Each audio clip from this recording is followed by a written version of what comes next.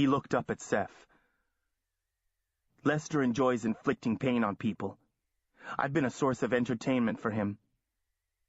He thinks he'll have me in the end. He can take his time. I'm an orphan like you. Nobody cares what happens to me. Just stay away from him. At least you can tell yourself you're not sure about Trevor, because you aren't. If you can't do anything about it, it's better not to know. Jason unfolded from his chair and began pacing, a cat in the small cage of the room. He could never stay still for long. If Trevor was killed because he was going to talk to your guardian, then Lester didn't want that to happen. I bet the whole story about them committing you is bogus, and Lester is worried about what might happen if you contact Sloane's. So maybe Sloane's is your key to getting out. With the death of Trevor Hill, the old guilt returned. Trevor had found a way to survive at the Havens until Seph had come along. Even though he was unaware, he'd risked everything for Seph. Now, Seph's nightmares were mostly about Trevor. Along with the guilt came a hatred for Lester that smoked and smoldered under his breastbone like a deep mine fire. He began wearing Trevor's pendant, along with the portal stone and Maya's cross. Images of revenge alternated with dreams of escape.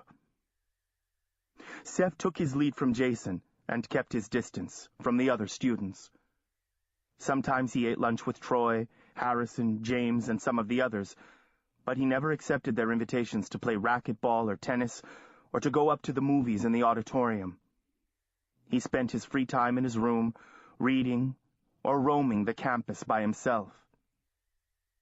Seph did his best to project the image of one whose hold on reality is tenuous. He let his appearance go. His hair grew long and curly for lack of cutting, and he rarely combed it. He still hallucinated during the day, checking in and out without warning. Sometimes whole chunks of time went missing. He mumbled to himself in the hallways, flinched away from phantoms, and sat through classes as if in a trance. Some of the other students seemed to regard him as they might a fly caught in a dangerous web. Get too close, and you might become entangled yourself. So they left him strictly alone. On the other hand, the alumni continued to take an unwelcome interest in Seph. Now it seemed that everywhere he went, Warren Barber turned up, offering help with homework, music downloads, pills and peppermint schnapps, and potent South American weed that might settle Seph's nerves. Bruce Hayes and Aaron Hanlon invited him to eat with them in the alumni dining room and to work out in the fitness center in the basement, on Lester's orders, no doubt. Seph went, hoping to glean information that might prove useful, but the alumni were more resistant to mind magic than the unaware. Now that he knew the stakes in the game they were playing, Seph was extraordinarily careful about using magic in the open. He kept his distance from Lester for fear the headmaster would see the truth in his eyes. He and Jason spent as much time as possible in the alumni library. Jason tapped volumes of notes into a tiny electronic organizer, while Seph used his knowledge of Latin to decipher the Middle English manuscripts. They spent hours trying out incantations in the hidden corners of campus, mostly attack charms and charms of protection and influence. As Seph became more self-aware, he emitted fewer sparks, as Jason called them. That is, unintentional releases of power. When Seph noticed the magical tension building up in his body, he found ways to use or dissipate it. Jason proved to be reckless, a risk-taker when it came to magical experiments. He would launch powerful combinations of charms without a clear notion of the consequences. Sometimes, Seph wondered if he had a death wish. Seph tried to fit the concept of magic into math and physics, the teleology that he had always taken as the truth. As far as he could tell, physical magic was not useful in generating energy. Light and heat and air currents, the movements of molecules that were loosely packed to begin with. The other important role of magic was in influencing others. As Jason said, the Anawir had little protection against wizards in that regard. Anawir women can't resist wizards, he said. All that barely controlled power, they can sense it, you know. The touch of a wizard drives women wild. That kind of direct physical magic is called persuasion. He grinned and laced his fingers behind his head. It can get very complicated. Jason apparently thrived on those kinds of complications. Seph thought of the way girls responded to his touch, the power that spilled from his fingers. He hadn't used it inappropriately. Had he? He was more comfortable with spoken charms because he could better control the outcome. Seph loved the cadence of magical language. He rolled the ancient charms off his tongue, conjuring words from the ancient magi. Sometimes the words came from within, like a spring bubbling up from a deeper pool. He had never been more convinced of the power of language, the leap from symbol to reality. He noticed Jason watching him as he drew the spells off the page and spun them out like shimmering flames in the air. "You really have a gift, Seph," Jason said once. "You're more powerful than I'll ever be. If you could find a teacher, I bet you could blow Lester away." Jason's strength lay in the area of glamours, deceptive images and visions that carried no firepower, save their ability to confuse, distract, startle, and scare. And that was enough. Sometimes out in the woods, Seph would walk into one of Jason Haley's fever dreams. He'd encounter a griffin grazing on ferns, or a satyr, or a phoenix perched in the branches of an oak, or a great ship sailing through the trees, crewed by impossibly beautiful mermaids. Seph asked about werebooks. "You have one somewhere," Jason said. "It was created by the Sorcerer's Guild when you were born, and it can't be destroyed. If you could find it, it would tell you all you want to know about your family." Jason showed Seph his own weirbook. Jason's name was recorded on the last page, along with his parents and grandparents. The genealogy went back to the 10th century. He kept it locked up, protected by a series of complicated charms. You don't want your weirbook to fall into your enemy's hands. Then they have your history, and they know your weaknesses and strengths. Seph was fascinated by the idea that somewhere out there his history lay between the covers of a book, if he could only lay his hands on it. By the end of April, spring was visiting the havens in frustrating fits and starts. The snow melted away to patches where the heavy drifts had been, and daffodils glittered among the trees. Gregory Lester had visitors also. Rental cars and cars with out-of-state plates appeared in the parking lot, feeding what appeared to be a series of small meetings. One morning, Jason intercepted Seph on his way to class, pulling him into a stairwell. "D'Orsay's here," he whispered. "Game master of the council. Let's go." Within seconds, they were both unnoticeable, loping across the grounds, heading for the administration building. This was a very private meeting. Just Lester and D'Orsay, held in Lester's office on the 3rd floor, with Hayes and Barber stationed in front of the door like bouncers at an exclusive club. Seph and Jason had to wait in the hallway for 2 hours until Martin Hall arrived with lunch. They managed to slip through the doorway behind him when he rolled the cart in. D'Orsay and Lester sat at the table by the window, bodies rigid, faces stony, like a quarreling couple interrupted mid-spat. Papers were spread out across the table, and a notebook computer sat between them. Claude D'Orsay was a tall wizard, with close-cropped gray hair and custom-tailored clothes. He wore a heavy gold chain around his neck, the emblem of his wizardly office. When the door closed behind Martin, Lester hissed, "I can't believe the dragon's that difficult to find. He puts up new messages every day. Listen to this." Lester pulled the laptop toward him and read from the screen. "One wonders what games the game master is playing.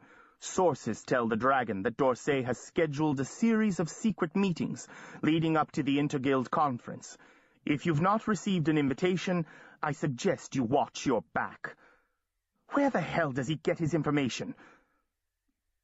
Guesswork and speculation, D'Orsay suggested, sipping at his wine. Really? He goes on to list the dates, participants, and locations of 3 of the meetings. Let me see that. D'Orsay turned the screen so it faced him, then swore softly and pulled out a cell phone. He punched in a number and spoke into it, low and urgently. Jason nudged Seph with his elbow. When D'Orsay put the phone away, Lester said, "We are running out of time, Claude. He's got the Roses murdering each other in the streets. How long before they come after us? He knows we're meeting outside of the usual channels. You promised you'd run him into ground before the conference. We almost had him in London. We'll get him the next time. Nora Whitehead's working on it." Lester frowned. "Nora? This is too important to hand off to her. Why aren't you handling it yourself?" "I am handling it. Nora's working for me." "She doesn't stand a chance. If it comes to a duel, if it's who we think it is, he'll cut her to pieces, and then where will we be?" Lester didn't seem to be as concerned about Nora as worried his quarry might get away. D'Orsay flicked imaginary lint off his trousers. "Don't be theatrical. I'm not planning on a duel. There's no one we could send against him, one-on-one." "Doesn't the man have a family? Someone we could use to draw him out of hiding?" "I was told they were all murdered back in the day," D'Orsay said, frowning as if this was most inconvenient. "Apparently that's the source of his fanaticism. But we think we may have found a vulnerability." "A vulnerability?" Lester raised an eyebrow skeptically. "What?" D'Orsay glanced about, as if there might be spies behind the stonework. The outing of his meeting had clearly rattled him. Let's see what comes of it. We should know fairly soon." "Fairly soon?" Lester rolled his eyes. "We've spent years on this project. They're too close to you as it stands. If they trace us back here..."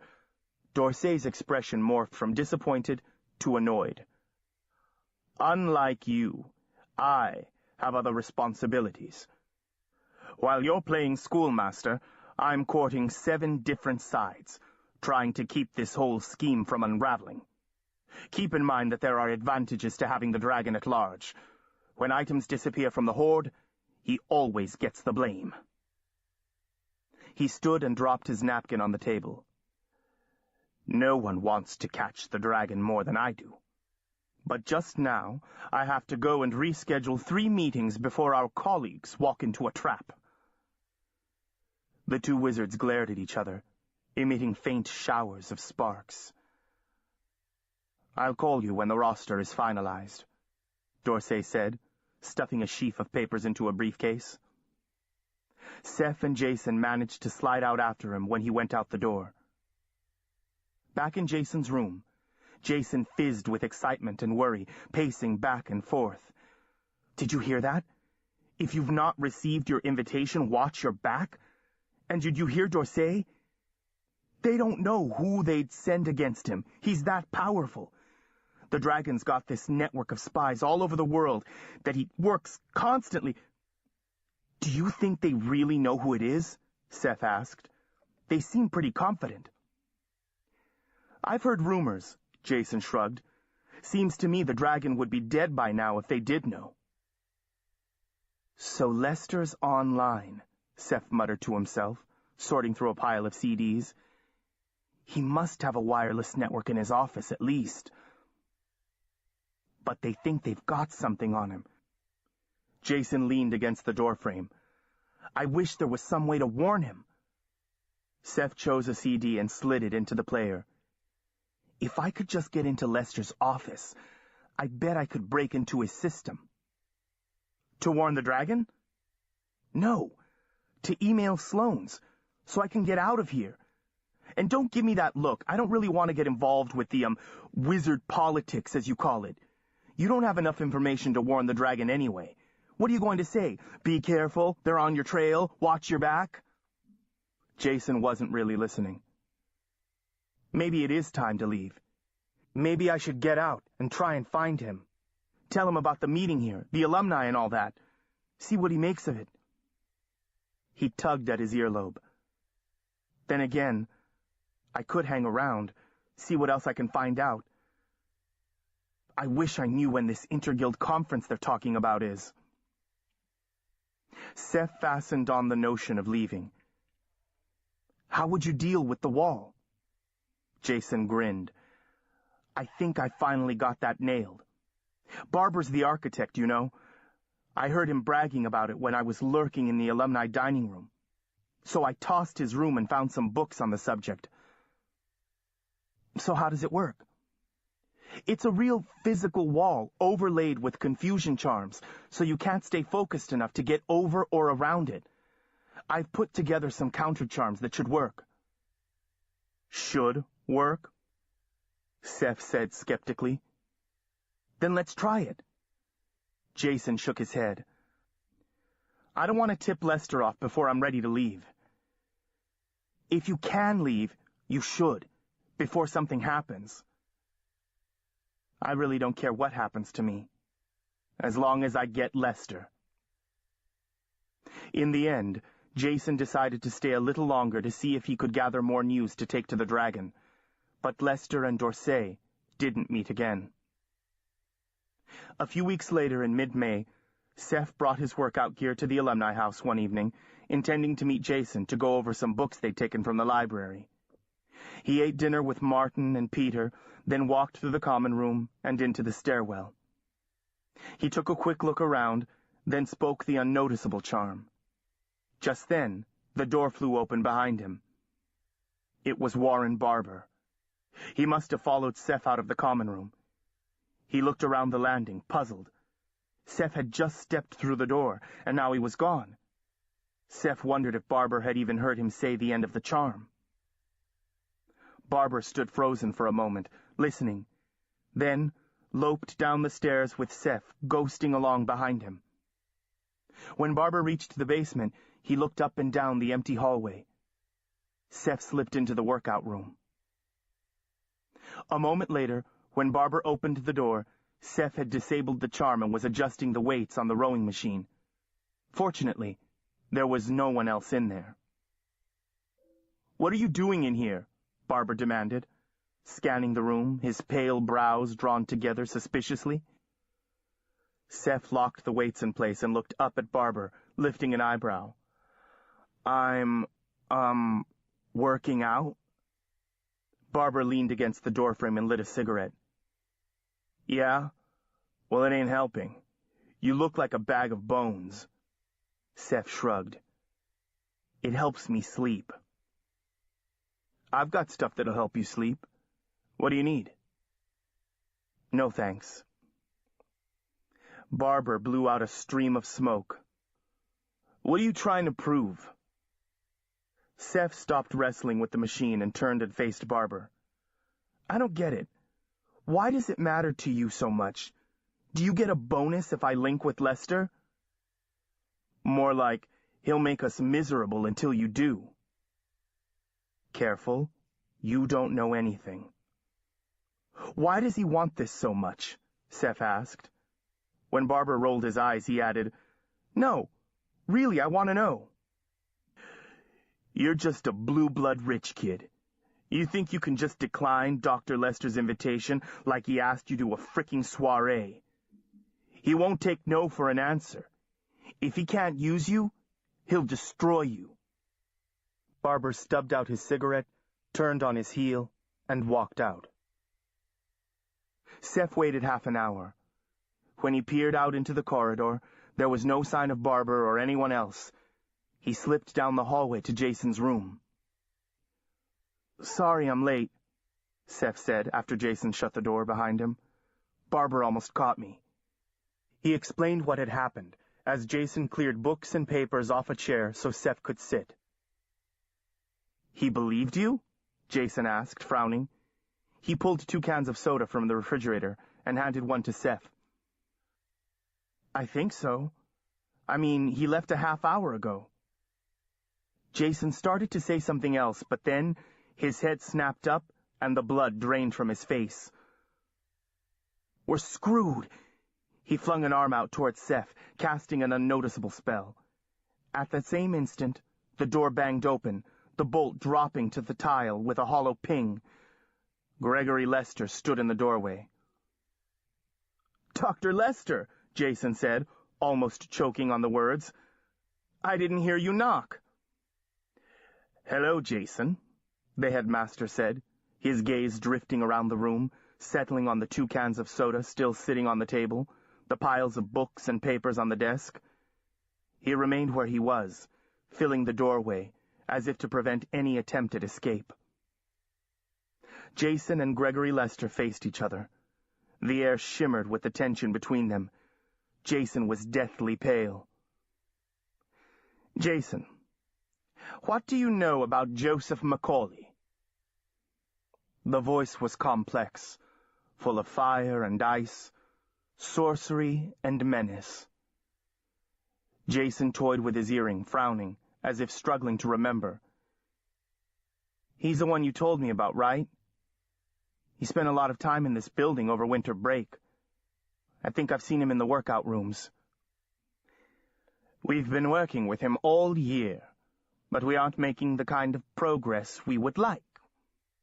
He's hallucinating, delusional, dangerously symptomatic, but refuses our help. And now there's a change in his behavior that makes me think perhaps he's been spending time with you." The voice was gentle on the surface, but there was steel underneath. "Do you remember our discussion about your negative influence on the other boys?" "I'm not stupid." "I hope you haven't been filling his head with a lot of talk about conspiracies," Lester continued. "He's extremely vulnerable right now." Jason stared at the floor. He didn't say anything. "Have you forgotten the consequences we had talked about, both to you and to him?" "I haven't forgotten," Jason replied. He looked up at Lester in the eyes. "Believe me."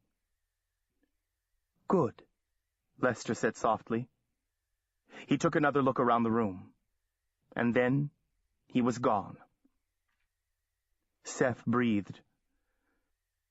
"Thank God," he said, half aloud. He waited a count of 5, then disabled the charm.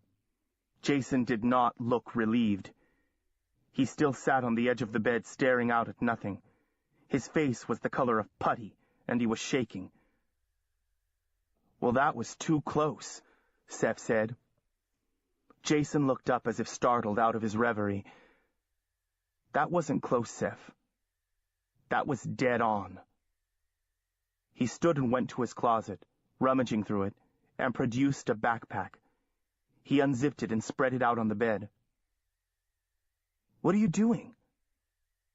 "I've got to get out of here." "What?" "He knew you were in the room, Seph. Barbara must have gone to get him as soon as he left the fitness center.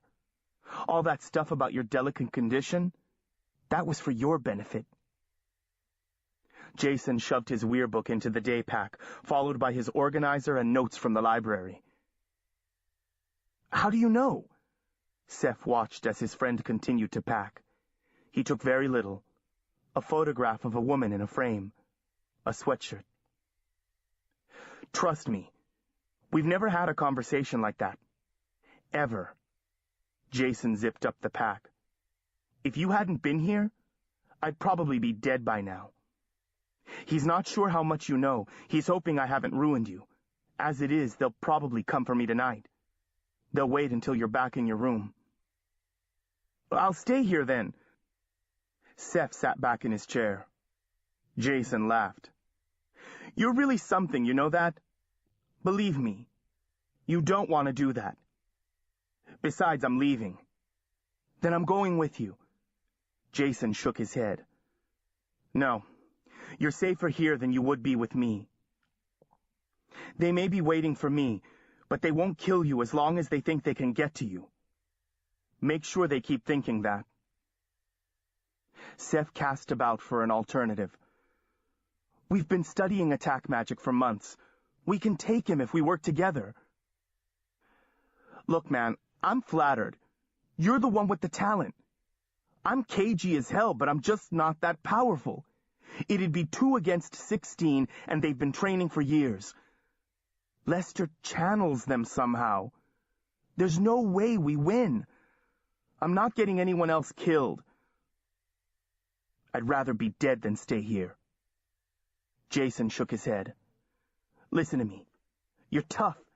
You made it on your own for 4 months, remember? I still don't know how you did it. And now you have the Dirna Seifa? He paused. Look. If I get out of here, I'll get you out. I promise. I'll contact Sloane's, whatever it takes. Seph swallowed hard. I'm sorry, Jason. I'm the one who got you busted. First Trevor, and now you. Seph, I'm afraid I haven't appropriately oriented you to your new role. What do you mean? Jason grinned. Wizards never say they're sorry. Not about anything. Jason embraced, then released him quickly. Whatever happens, it's been cool knowing you, Seph. Never think any different. Seph was speechless for a moment, his throat congested with grief. Then he said, Where will you go? How can I find you? If you get out, look for the dragon. If you can't get out, I'll come after Lester sooner or later. He pulled on his jacket, slung his pack across his back, spoke his charm, and was gone. Chapter 9. Desperate Measures. The normal cadence of life at the Havens continued after Jason's departure for everyone but Seph. For most of the students, Jason had never existed, so no one noticed his absence. Days passed, and there was no word from Jason, and no indication from Sloane's that he had contacted them. Seph was increasingly worried. Had Jason even made it past the wall? There was no clue from Lester or the alumni. They asked him no questions about Jason's disappearance, which Seph took as a bad sign. Seph continued to visit the alumni library, but it was an empty gesture. There seemed to be no future in it, no outlet for the magic he copied into his memory. Seph felt more alone than before. Jason had been his first teacher of magic. His only teacher. The weather continued to warm. Students clustered under the pavilions between classes, eagerly exchanging summer plans. Frisbees soared over tiny patches of lawn, and the school dress code was challenged on a daily basis. Seph checked the mail regularly, hoping he might at least hear something from Sloane's about arrangements for summer. Then, Gregory Lester called Seph into his office one afternoon after class. Seph went reluctantly. He assumed an audience with Lester could not bring good news. He was right. The headmaster rose from his computer when Seph arrived. "Come in, Joseph," he said. "Sit down." He gestured toward the same table where they had sat the night of Seph's arrival. Seph perched on the edge of the seat, bracing his palms on the arms, as if ready to launch. Lester sat down across the table. "We're concerned, Joseph," he said. "I had hoped that your continued deterioration might convince you to cooperate, to submit to treatment."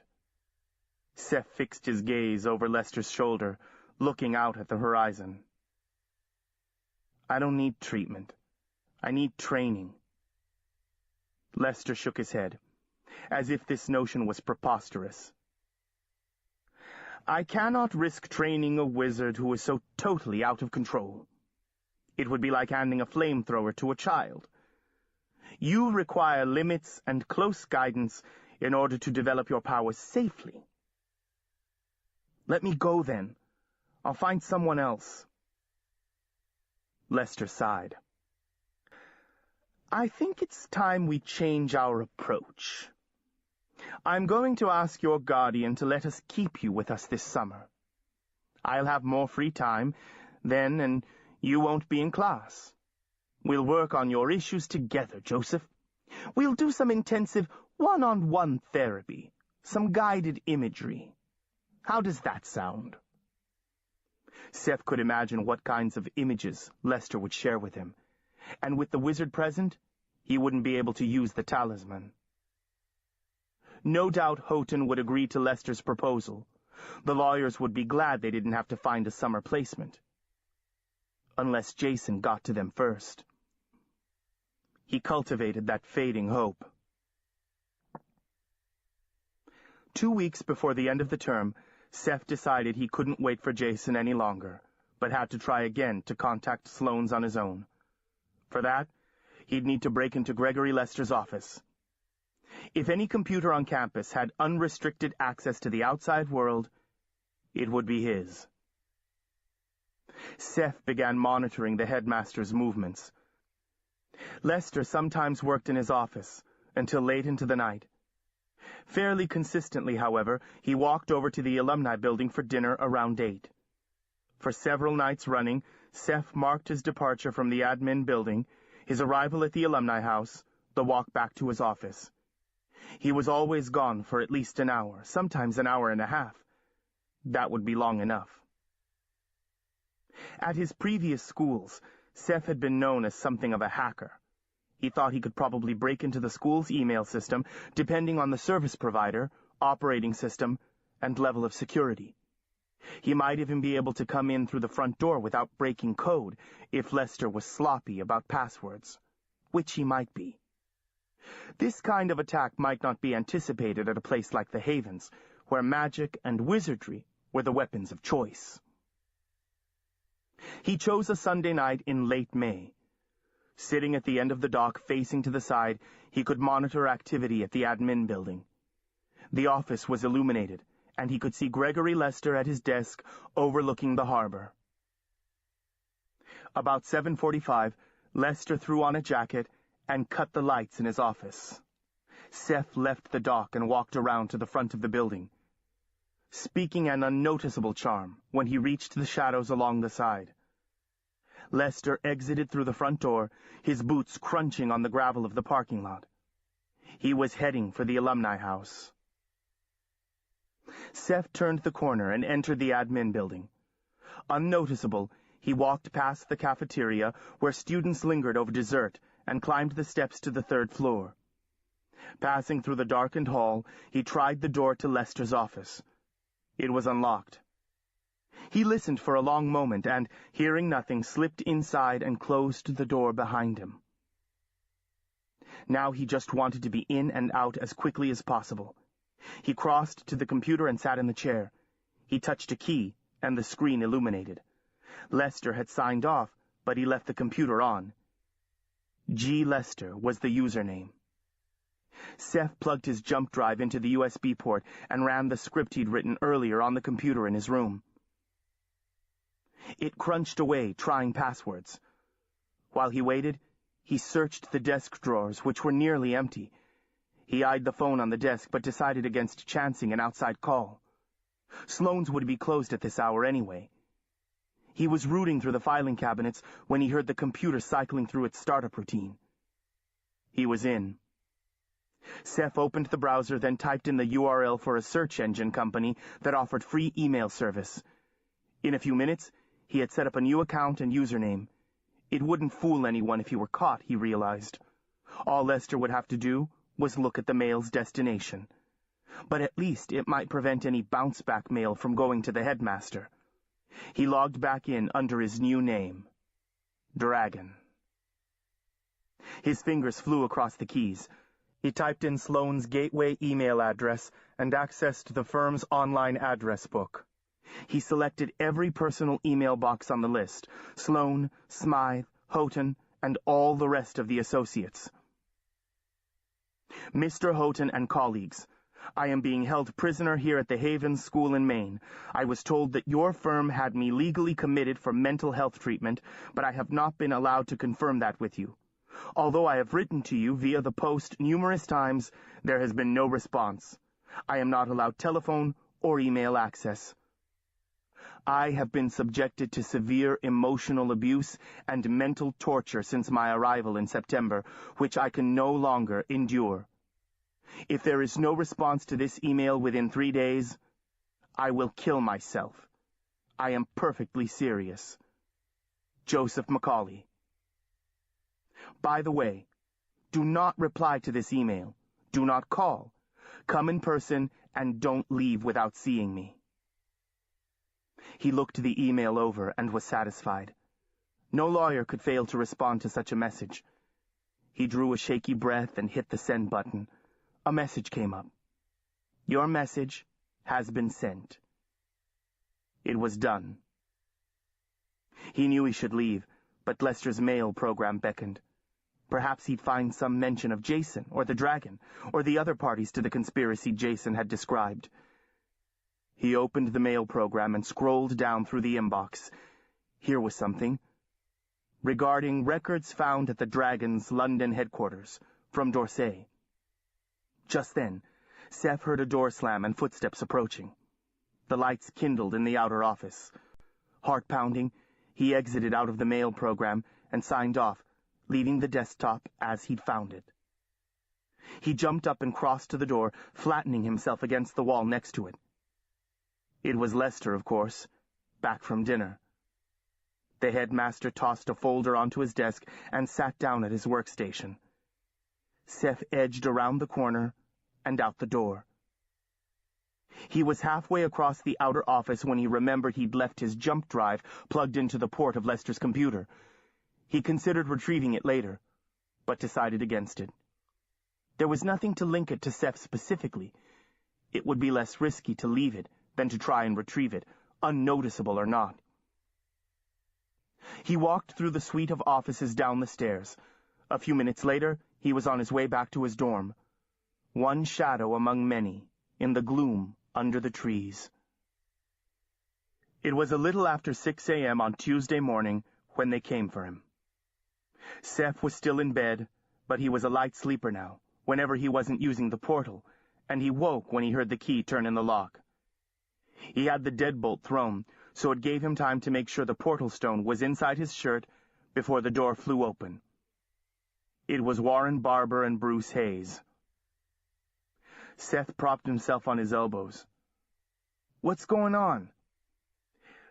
"Get up, Joseph," Warren said. "You need to come with us." "Am I late for something?" Seth looked from one to the other for a clue. They had their stone faces on. He swung his legs around and put his feet on the floor. "Is it okay if I get dressed?"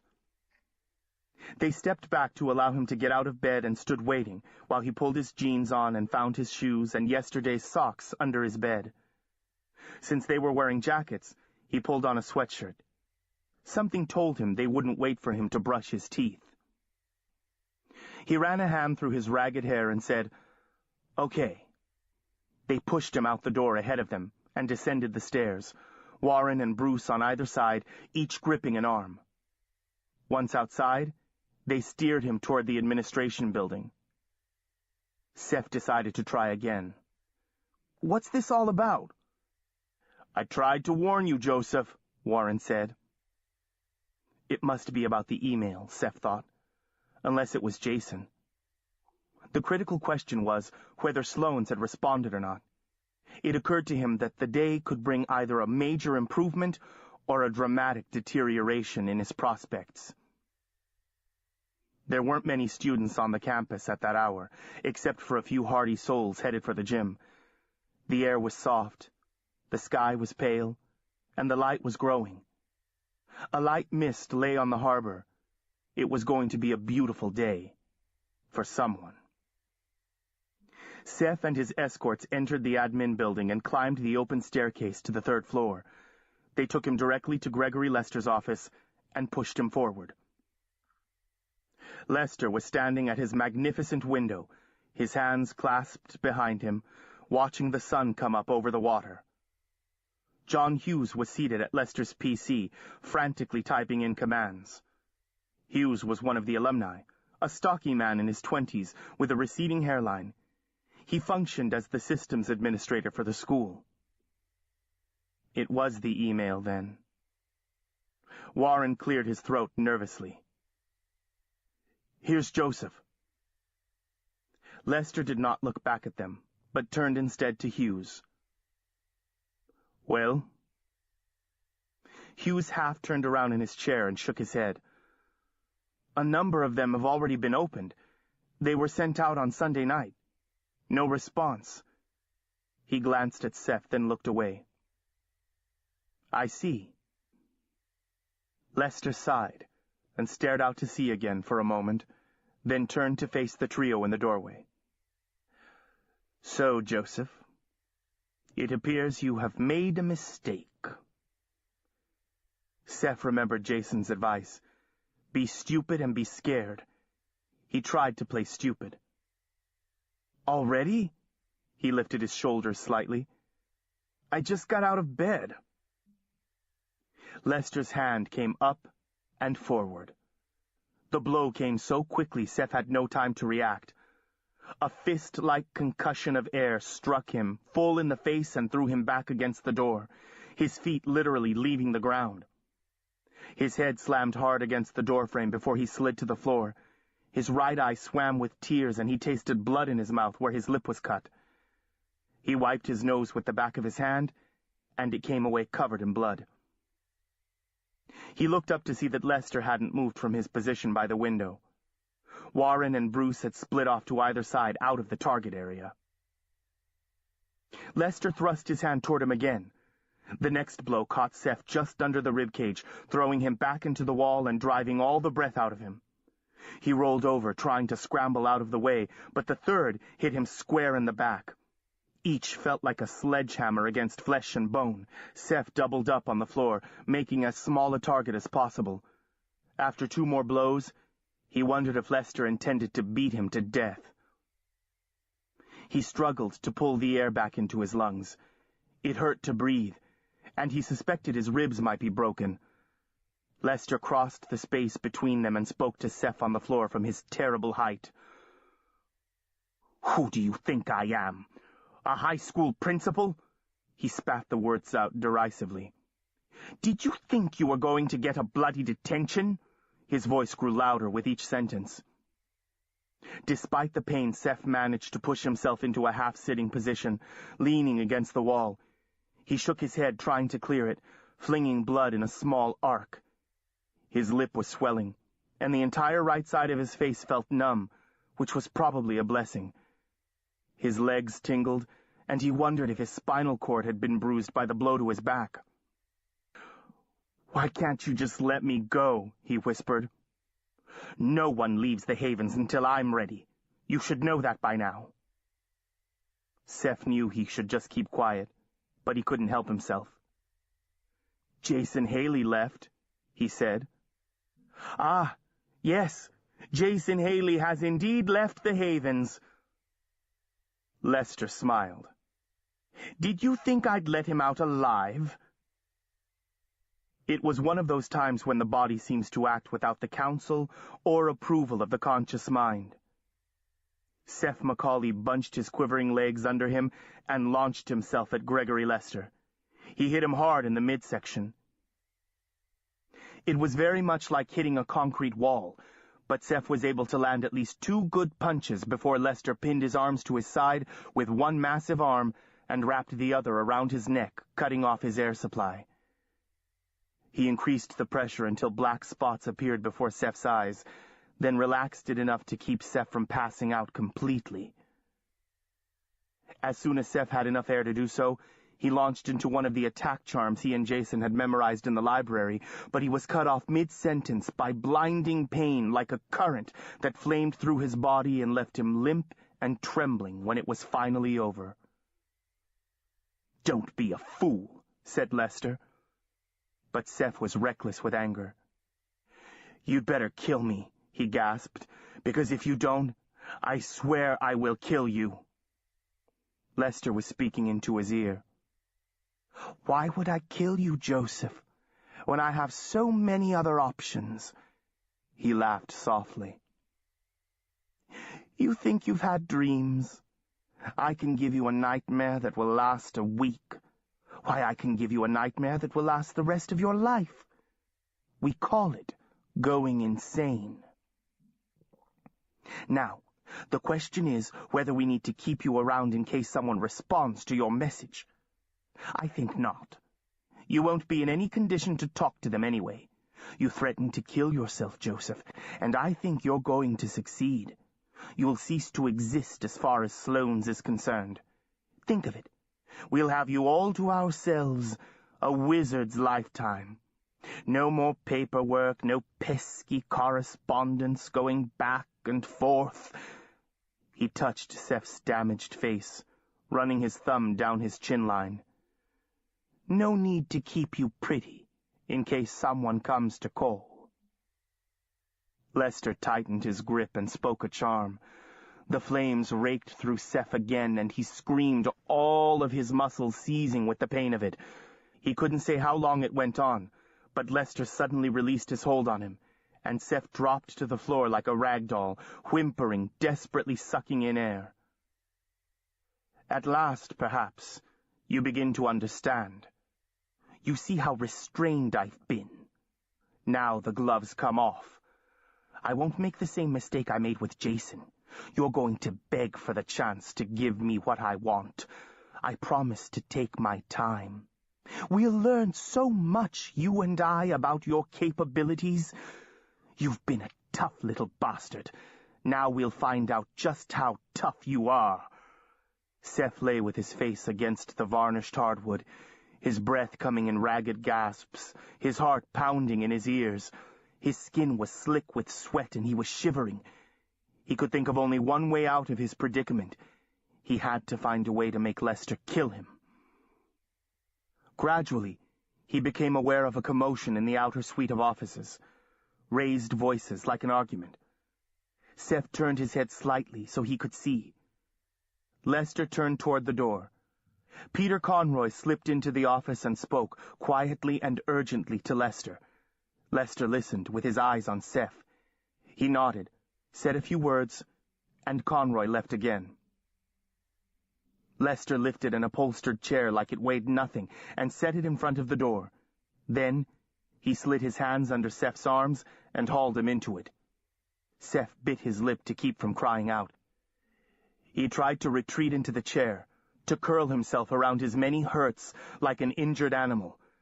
But the headmaster gripped his chin hard and lifted his head, so Seph had no choice but to look him in the eyes. "It appears there's been a response to your message. Sloane's has sent someone to inquire after you." Lester dropped his hot hands onto Seph's shoulders. Power roared into him again, different from before. Power that drove the strength from his muscles and bones, leaving him totally conscious but helpless, too weak to hold up his head. An immobilization charm. He couldn't speak or move a muscle. Lester arranged Seph's body in the chair, making no attempt to be gentle. He raked Seph's curls back out of his eyes and looked down at him, apparently satisfied. "Now you can listen while I send her away," he paused. "And when I return, I promise I will make you wish you'd never been born." Then he was gone, the 3 alumni following him. So, Sloane's had sent a woman. Seph had hoped they would send someone he knew, Dennis Houghton even. He didn't know any female associates of the firm. Seph swallowed down his despair. These wizards could outfox or overpower any lawyer.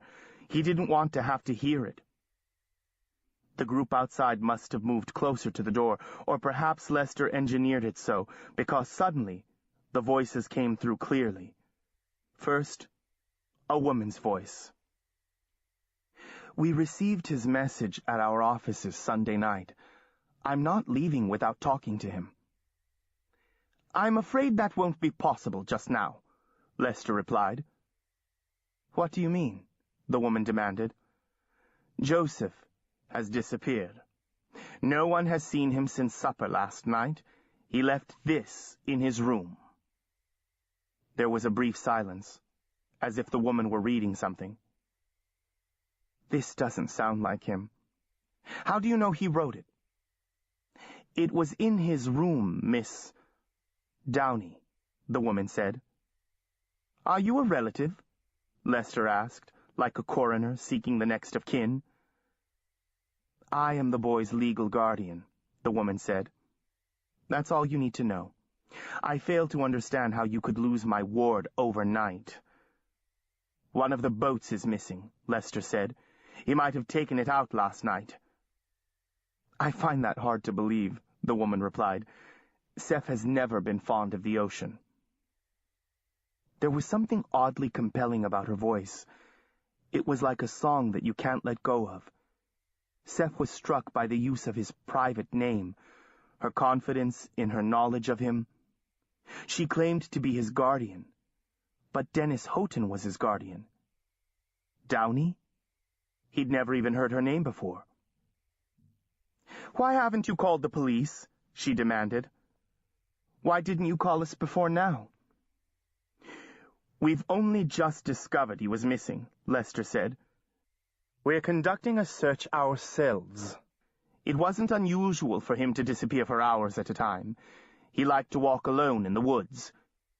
He was already speaking in the past tense. "First you imply he's gone boating in the dark. Now you tell me he's been walking in the woods all night. Do your students never stay in their beds?" The woman was persistent, but it wouldn't matter. She couldn't force them to produce him if they claimed he was missing, and Seph knew he would never be found. "Why don't you come down to the cafeteria and have some coffee?" Lester said.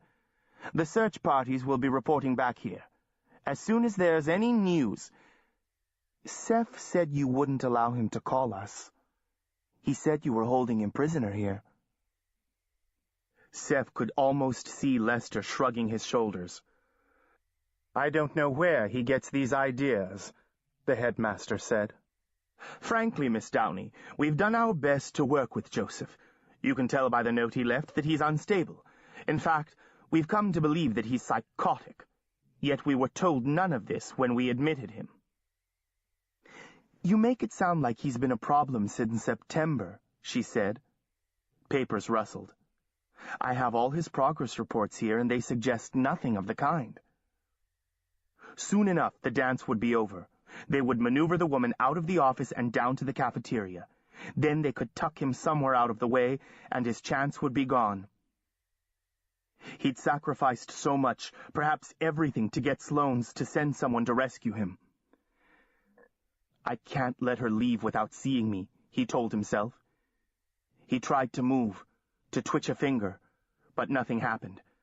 Frustration built up in him, and then something else, more familiar. He focused his attention on the door, concentrating, pushing energy into his extremities. And then it happened. A cascade of blue flame erupted from his fingertips and blew down the door between the offices with a bang like a gunshot. There was a brief, stunned silence. "What the bloody hell was that?" the woman cried.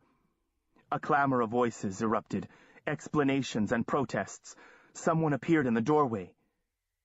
She was small, with short layered hair like silver and gold spun together.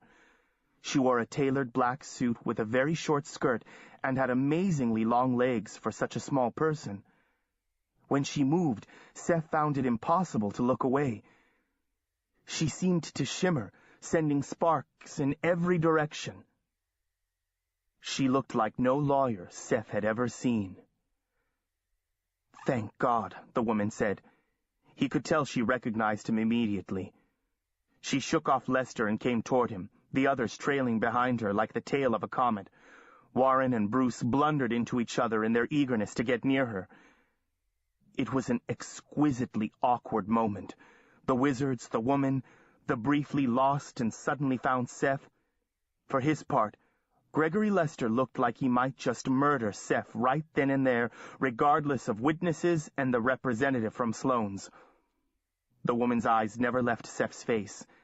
Now that she was closer, he could see that they were deep blue-violet, flecked with gold. Dear God, what have they done to you? Seph was desperate to reply, but all he could do was stare at her helplessly. Gregory Lester found his voice. We, didn't want you to see him like this. He's heavily medicated. He's been uncontrollably self-destructive these past few days. Lester looked disconcerted, something Seph had never expected to see. She was finally within arm's length of Seph, but now she looked back at Lester for the first time. I see what you mean. He's given himself a brutal beating. Most unusual. She looked upset, distressed, angry, yet she was not making as much fuss over his appearance as he might have expected. She's not shocked, he thought, not even surprised, like she knows what's up. And with that came a fragment of hope. Hello, Seph. I'm Linda Downey. Seph kept staring at her, spinning out silent pleas. Find a way to get me out of here. And then the tears washed over the great dam of his eyes and streaked down his face. Linda Downey nodded, almost imperceptibly, as if she'd heard and understood. She leaned in and gave him a light kiss on his forehead and whispered, so only he could hear, "Courage, Seph." Then she turned back to Lester and the others. Clearly, this placement has been nothing short of a disaster. I'm taking him back to see his regular therapist. I'm hoping he won't require hospitalization. Therapist? She gestured to Hayes and Barber. You two, help me get him into my car. They stepped forward obediently, but Lester shook his head. The boy stays here, he said. As you can see, he's in no condition to travel. The woman sighed and changed tactics. Dr. Lester, I think it's time we were frank with each other. I do believe you are all wizards and you have this boy under a spell. She might as well have said the law firm of Sloane, Houghton, and Smythe believed in fairies. Seph squinted at her in disbelief. The alumni stirred and muttered, but Lester seemed unimpressed. So, he said, letting the word drop between them like a gauntlet. He was making it clear that what Linda Downey knew or didn't know was irrelevant. She shook her head and regarded Lester with a look of pity. Do you have any idea who this boy is? Lester frowned, opened his mouth, and then closed it again, looking from Linda to Seph. Obviously you don't. She put her fingertips under Seph's chin and tilted his face upward. Look at him. Look at his eyes, the shape of his nose. Lester studied Seph, but his scowl said he was clueless as before. I find it hard to believe you can't spot it. She cleared her throat. Joseph Macaulay is the natural child of one of your colleagues on the Council of Wizards. A delicate matter, as he is married to someone other than the boy's mother. She paused again. His wife is a powerful wizard and has been unforgiving of such transgressions in the past. The boy has been kept ignorant of his background for fear the story would come out. But Seph's father takes a strong interest in his welfare and upbringing. Seph is his only son. She knows who my father is. Despite Lester and the alumni, despite his desperate situation, despite everything, Seph waited breathlessly for Linda Downey to say his name. Lester seemed to be rummaging through some kind of mental list. Who is it? He demanded. Tell me. Who's his father? Linda said nothing. You don't mean Ravenstock? The wizard's face transitioned from incredulity to cunning conviction. It is, isn't it? She hesitated, then said, It's really none of your business. But you'll find out soon enough if you don't unbind the boy and let him go.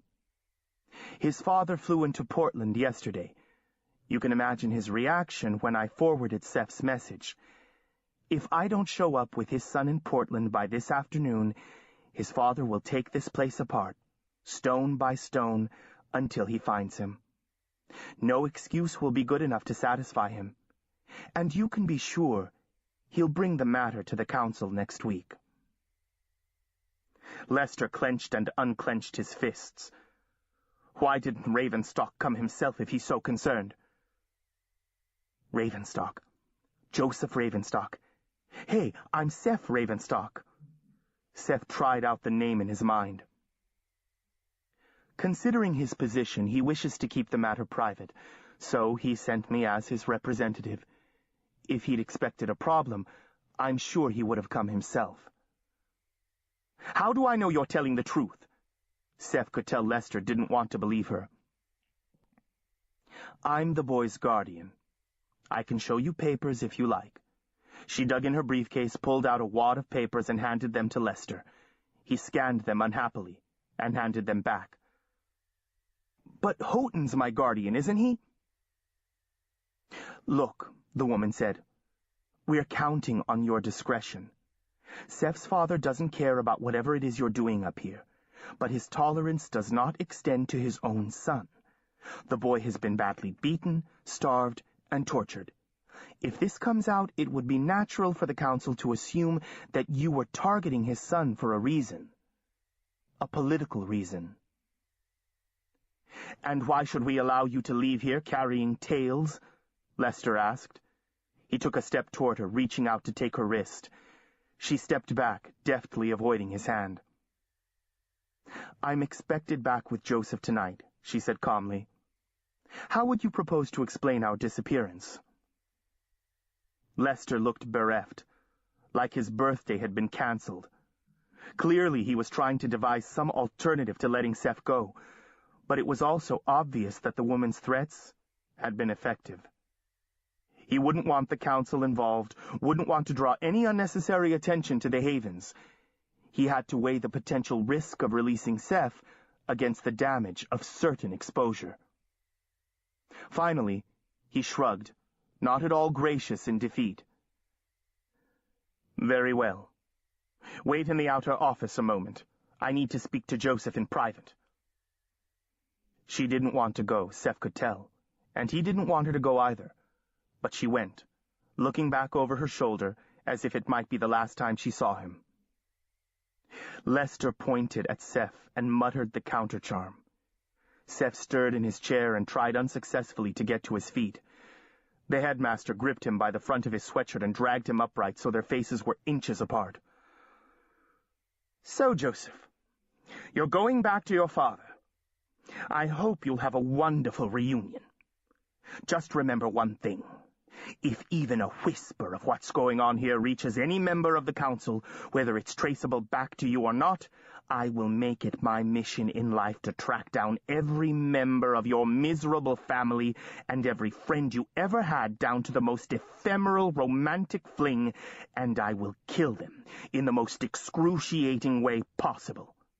And when I'm done with them, I will come after you, and we will resume where we left off.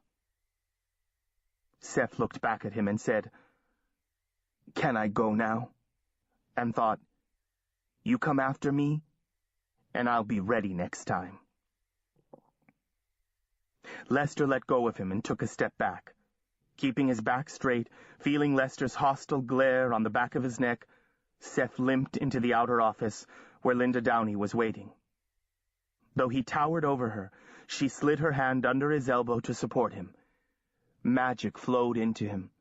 Powerful stuff that made his head spin, though somehow different from what he was used to. Lester and the alumni had followed him out.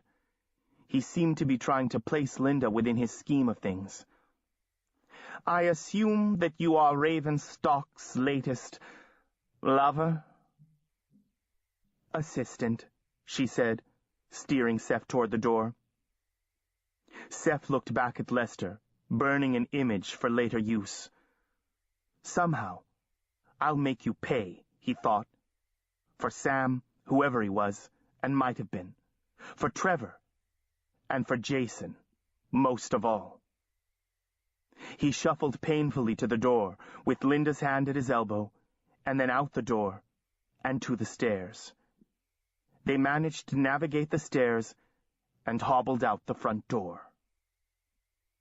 The BMW waited in the parking lot. Linda opened the passenger door for Seph, helped him in, closed it behind him, and climbed in behind the wheel.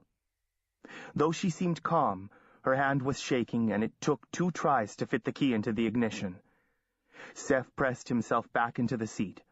Linda Downey drove fast and aggressively, ramming through the gears, jouncing down the dirt road at a reckless speed, reminding Seph of each and every injury. He looked over at her. There were spots of high color on her cheeks, and her eyes were alternately revealed and concealed in the shifting light under the trees. This was his father's girlfriend? Seph tried to get comfortable, still unable to believe that he was finally leaving the Havens. So, we're heading for Portland? He could hardly force the words between his swollen lips. His tongue explored a jagged spot where a tooth had broken off. She nodded.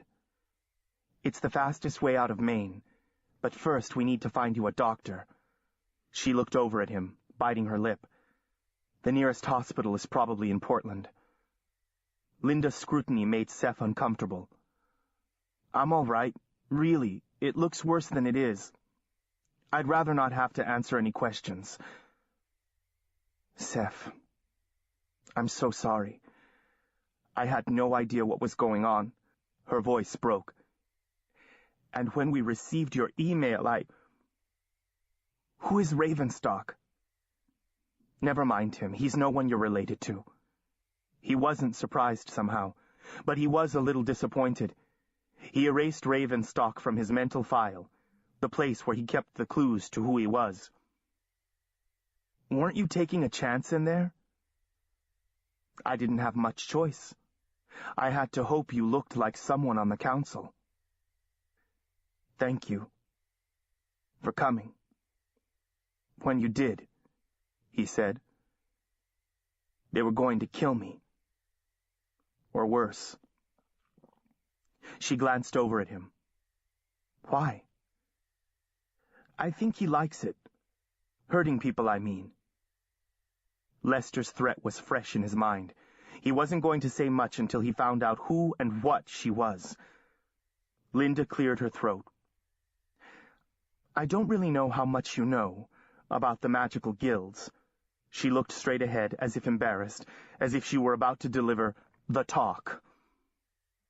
I know all about it, he said, rechecking the rearview mirror for the 15th time. We're Anna-Weir, wizards and spells, if that's what you mean. He'd surprised her. Who told you? Was it Lester? He shook his head. My foster mother told me a little. The rest, I learned here. He thought of Jason, and his breath came ragged when he drew it in. He closed his eyes, trying to remember how it had felt when he'd smashed into Lester, wishing he'd managed to get off a charm. Are you sure you're all right? I'm fine, Seph said. Perfect. He looked sideways at her. So, you're a wizard? She shook her head. No. Enchanter. She delivered the word quickly, as if unsure of his reaction. An enchanter? Jason had been fascinated by enchanters, but said he'd never met one. Seph remembered something Jason had said, and before he could think, he had blurted it out. Is it true an enchanter can bewitch any wizard, no matter how powerful? Then he clapped his mouth shut. Not a question to be asking someone he'd just met. Well, I suppose that depends on the enchanter, and the wizard, and how careful he or she is about being bewitched. Of course, as a general rule, wizards are more powerful than enchanters. But if I come on a wizard unawares... She let go of the wheel and flexed her fingers, like a cat, unsheathing its claws. But who are you? Do you really work for Sloane's? No. They work for me. What I said in there was true. I'm your guardian. Something told him she wasn't being completely honest. It was as if she were translucent, and every so often the light would shine through, illuminating her, revealing shards of the truth, like gold glittering in the sand. Do you know my parents? He wasn't sure what tense to use. I knew them. Years ago, she said. Another lie. He sat up straighter. Linda Downey knew the truth about him. He was sure of it. He would find a way to get it from her, no matter how awful it was. If you're my guardian, how come I've never heard of you? I became your guardian after your parents died. I travel a lot, and I wanted something stable for you, so Genevieve Leclerc agreed to foster you. But who were my parents? Seph persisted. What were their names? Where did they live? How did they die? Do I have other family? It was a cascade of questions, the questions of a lifetime. She ran her tongue over her lips. Surely Genevieve told you all that. Your father was a software engineer, there was a fire. Don't give me that fairy tale. I'm just a made-up person. My birth record is a fake. There is no news story about a fire, no social security, death records. I'm not stupid. No one ever said you were. She kept her eyes on the road, as if it would be dangerous to look at him. The truth is, I can't tell you what you want to know, so don't ask me anymore. Her tone was sharp, her knuckles white against the steering wheel. There was a brief, strained silence. Then she went on. I placed you with Genevieve when you were a baby, because I knew she would take good care of you. You liked it there, didn't you? The voice came in a rush, a plea for reassurance. I liked it there. Seph looked out the window. I loved Genevieve. I guess I haven't done so well the past 2 years. You see, my nephew was in trouble and, well, I got distracted. There's been a lot going on. Houghton assured me that you were doing well, until he called me about the email. Her voice trailed away. Where are we headed anyway? A town called Trinity. It's in Ohio, on Lake Erie, a college town. Trinity, Ohio. Jason had mentioned that name. An image surfaced, barns and silos, from the forest primeval to the Midwestern farm. He tried not to make a face. It hurt to make a face. Anywhere is better than where I came from, he told himself. Just then he wanted to burrow into the Midwest, to pull the farmland of Ohio over himself like a blanket. Why Trinity? He asked. Is there another school there? My sister lives there. Plus, it was designated as a sanctuary after the tournament at Raven's Gill. Right. Jason had said something about a sanctuary. In Ohio, of all places. Why a sanctuary? There's a lot going on, she said again, as if that explained anything. Are there any wizards in Trinity? He asked. She nodded. Yes, I know of at least 2, and there are probably more. Why do you ask? I need more training. She nodded. I suppose your lack of training is my fault. Genevieve was wonderful, but not very approving of wizards. She nodded again, as if confirming some unspoken thought. Yes, I imagine we can find someone in Trinity to train you. Good. He leaned back and closed his eyes, but he could still feel the pressure of her gaze. If you feel up to it, why don't you tell me what happened at the Havens? He kept his eyes closed. I really don't feel up to it. She fell silent. She had secrets. So did he. Gregory Lester's threat lingered in the back of his mind. It might be that the only person to tell this story to would be the dragon. Someone powerful enough to put it to use. Linda Downey had saved his life, and for that, he was grateful. If she wanted more than that, she'd have to earn his trust. Late that evening, Gregory Lester sat at the end of the dock, leaning against the cold metal of the boat lift. Not even the loveliness of the spring evening could soothe him. He was drinking Courvoisier again, and more than usual. The boy had made a fool of him. First, he'd broken into his office and sent the emails. Then, he had actually dared to attack him. And he'd walked away with hardly a scratch. Not a good lesson for the alumni who were there to see it. He consoled himself with the anticipation of the summer to come. There would be a meeting of the council the next week. He wondered if he could use the information about Ravenstock's bastard to direct his vote on the constitutional issue. Once the other students were gone, he'd need time to work with the alumni.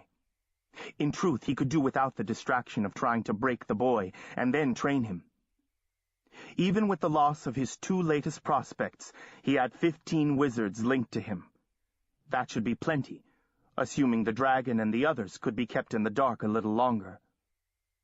He swirled the amber liquid in his glass, feeling better.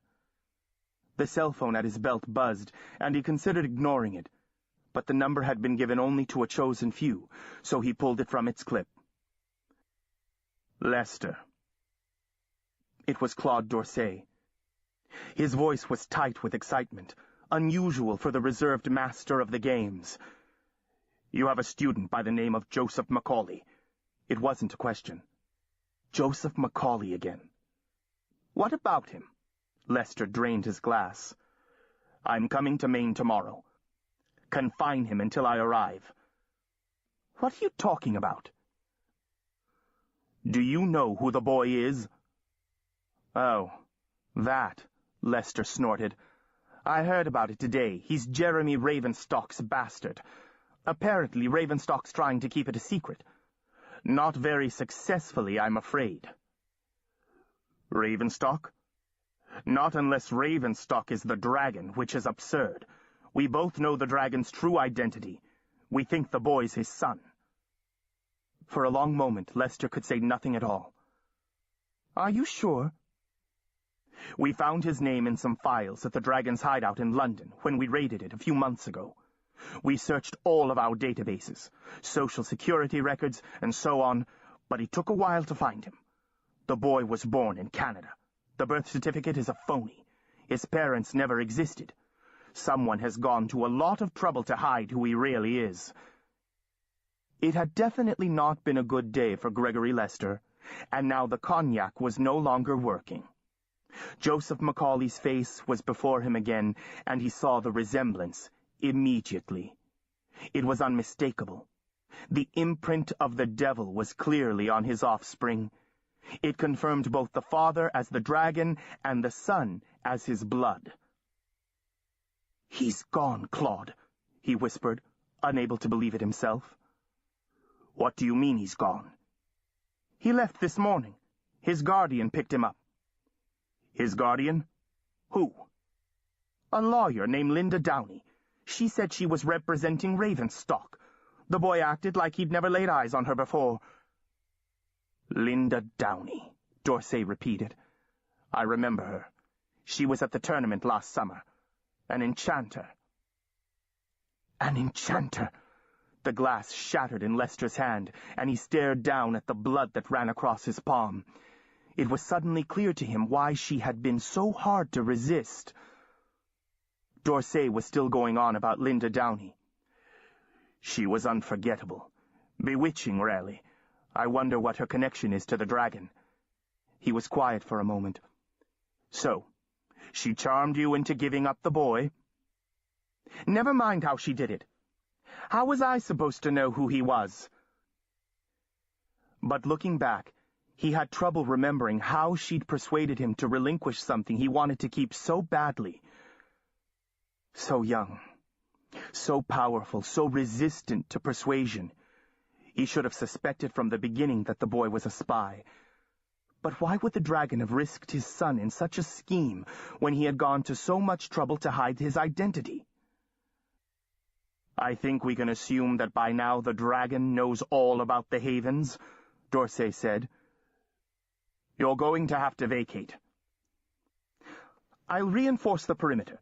We were leaving soon anyway. There's no reason to change our plans. The boy declined to link to me, so he doesn't know much. And if we can find him, we can use him to lure the dragon out of hiding. Did they say where they were going? Dorsey asked. No. Probably not Portland, Maine. Where is she from? I don't know where she lives, but I could find out. She has some connection with the sanctuary that was established after the disaster at the tournament last spring.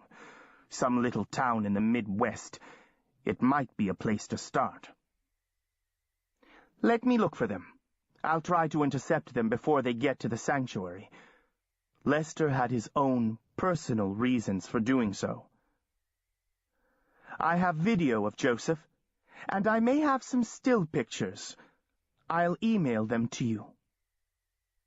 And so, it was agreed. Chapter 10. The Weirweb. Seph alternately watched the scenery and dozed in the brief, intensive catnaps that had become his custom at the Havens.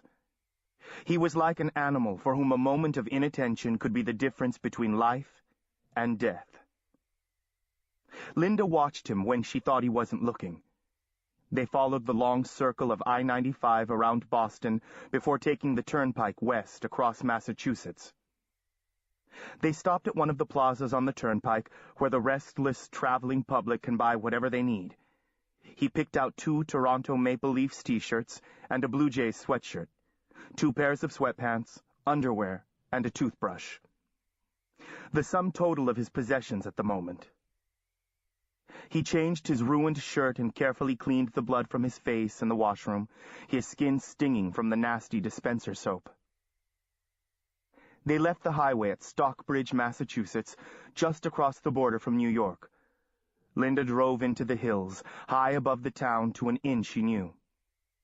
They ate dinner in a small dining room overlooking a tumbling stream and took 2 rooms under the name of O'Haran, because she happened to have identification in that name. He didn't question that, nor did he bother to call Dennis Houghton to verify Linda Downey's story. There didn't seem to be any point. Seph didn't use the portal stone when he climbed between the sheets that night. He was apprehensive, though, wondering if Gregory Lester could still reach out to him over the distance between them. He slept restlessly, but his dreams were the natural kind. The next morning, they left before the sun rose, while the inn was still clothed in the shadows of the mountains. They struck out across the state line into the long corridor of New York State, crossed the Hudson, and joined the New York Thruway near Albany. Linda could tell from the way Seph moved that he was stiff and sore. He kept his elbows down close to his sides, as if guarding his midsection. His lip was cracked and swollen, and the entire right side of his face was bruised. He didn't complain, though, and shook off Linda's questions. Linda liked being able to look over at him after so many years of watching him from a distance. She studied the dark curls, which were longer than usual and ungelled, the eyebrows that would be heavy when he grew to be a man, the bones of his face as the light changed. He needed healing, she knew, but she didn't know the remedy for what ailed him. She would ask Nick Snowbeard about it when they reached Trinity. She wondered how she could keep the gathering darkness away from him. The sanctuary would be safer than anywhere else, but it might also bring him to the attention of those who had overlooked him up to now. Hastings would know the news from the Wizard Council, but she would have to be careful with him, what she asked and how she asked it.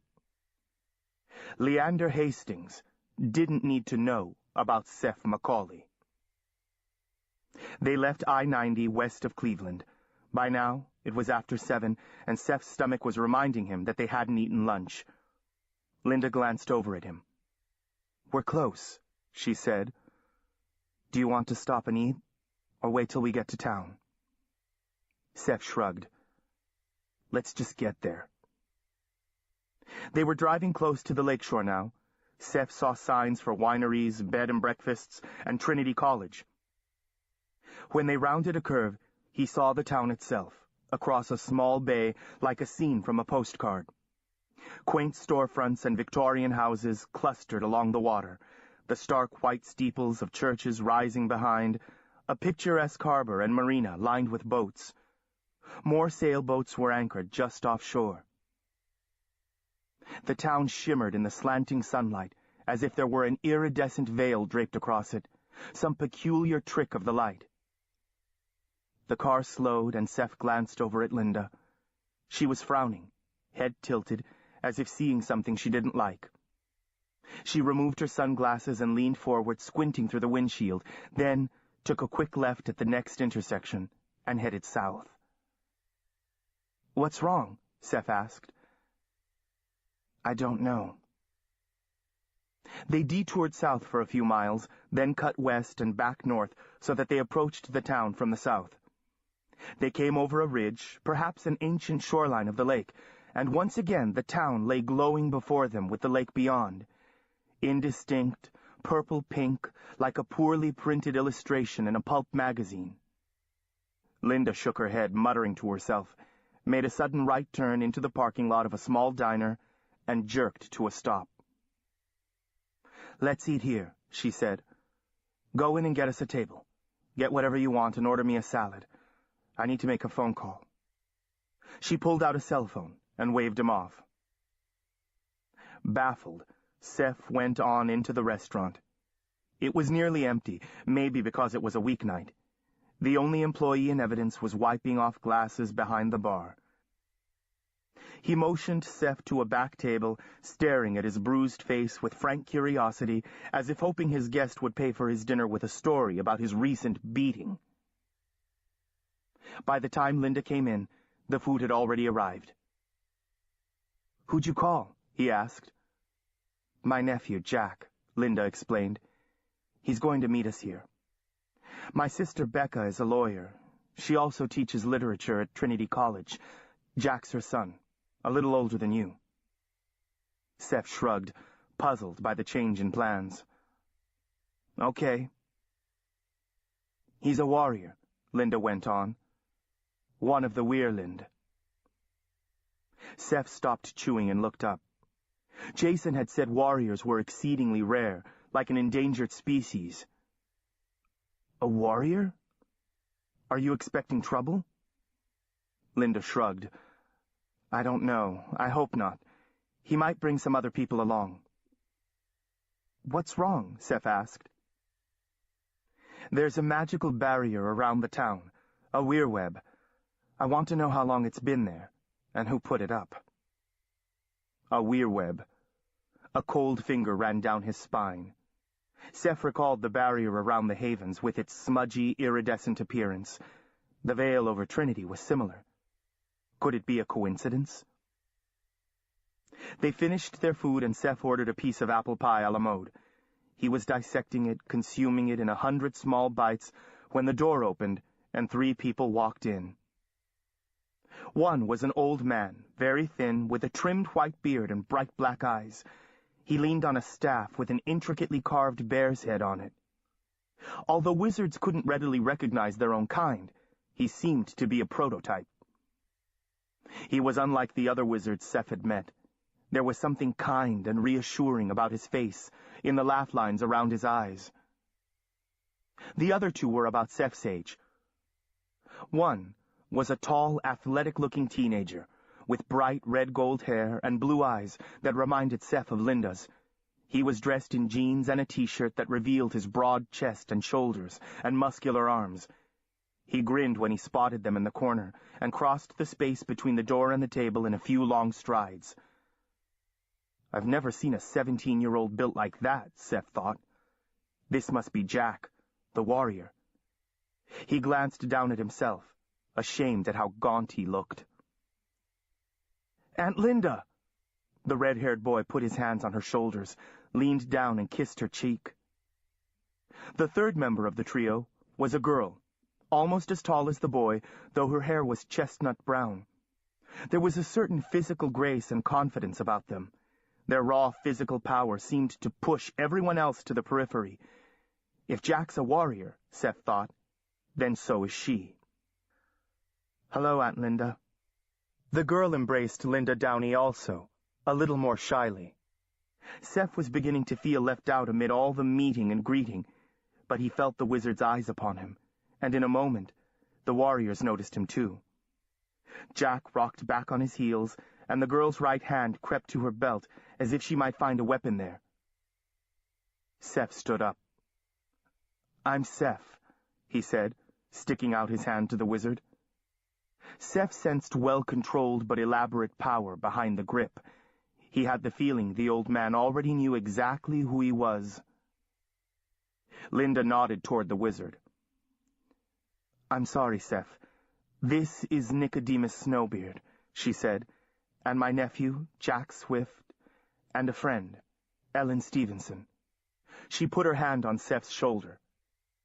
"This is Seph Macaulay." She didn't qualify him in any way. Jack Swift, Seph thought. Where have I heard that name before? "You never said he was a wizard," Jack said, not bothering to hide his surprise. They were all three looking curiously at Seph's cut and swollen lip, his battered face. Since when does a wizard need sanctuary? There was a degree of challenge behind the question. Seph lifted his chin and looked Jack in the eyes. He was almost of a height with the warrior, though Jack probably outweighed him by half. "Why? You the gatekeeper?" "Jack, you of all people should know it's not difficult to make enemies, no matter who you are," Linda said quickly. That was it. Jack Swift was the warrior who'd played in the famous tournament at Raven's Gill, the rebel behind the change in the rules, and he was Linda Downey's nephew. Seph remembered what she'd said in the car. My nephew was in trouble and, well, I got distracted. Seph studied Jack with new interest, like he'd suddenly discovered a celebrity sitting next to him in a movie theater. The newcomers pulled more chairs around the table. "How did you get through the barrier, Nicodemus?" Linda asked. Snowbeard nodded at the two warriors. "Jack and Ellen brought their blades. They were able to cut a path for us. And before we were through, we had company." Jack stretched his long legs into the aisle. "4 wizards showed up, all excited at first, but they lost interest when they saw who we were." "The wizards who put up the web can detect any disturbance in it, rather like a spider waiting for its prey," Snowbeard said. "Whoever did it has a real talent and an excess of power. It's incredible that it went up that fast." "What did the wizards look like?" Seph pushed aside the remains of his pie, no longer interested. "They were all pretty young, maybe a few years older than us," Ellen said. "They asked about an enchanter and a young wizard, matching your descriptions," Jack added, fixing Seph with a gaze that conceded nothing. "They were typical wizards, arrogant and pushy, but I guess they decided they didn't want to get into it." The warrior flexed his hands and rested them on his knees, as if he wouldn't have minded getting into it. "They ordered us to leave the web alone," Ellen added. "How does a weir web work?" Seph asked. The old man stroked his beard. "It's a soft barrier that selects for weir, for people carrying a stone.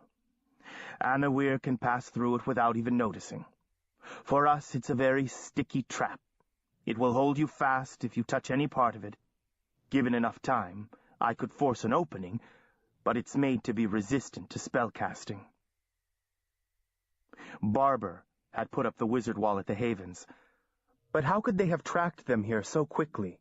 And why let him go only to come after him here? "The weirweb is an interesting choice of weapons," Snowbeard said thoughtfully. "It was commonly used in the wizard wars back in the 16th century. Wizards would trap weir from the opposing houses in the web and then pick them off at their leisure, or take them prisoner. It's fine work. I haven't seen anything like it in several hundred years." Seph blinked at the wizard. How old could he be anyway? Jason had said wizards lived almost forever, but Seph had thought he was exaggerating. Well, Snowbeard continued, we're going to have to assume that someone wants to keep you from reaching the sanctuary.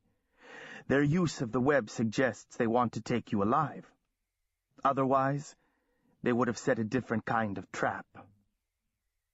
So, Jack said, leaning across the table, speaking directly to Seph, did you piss somebody off or what? Will you relax? Ellen said, frowning at Jack. Can't you see he's had a hard time? Seph shoved his chair back. Hey, if we can't get in, I'll just go somewhere else. I don't want to inconvenience anyone. Linda put her hand on his arm. No, I want you in the sanctuary. She glared around the table, daring anyone to disagree. What's so special about the sanctuary? Seph asked. Attack magic is not allowed within its boundaries, Snowbeard replied. He covered Linda's hand with his and murmured something to her. Now then, it will take some time to get through the web, and I don't think we want to have to entertain 4 wizards while we are doing it. So I suggest we create a distraction. He leaned forward. We'll spread out. Jack and Ellen will cut a path through for Seph. They're familiar with your car, Linda, yes? So you and I will create a diversion with the car. With any luck, they'll come after us.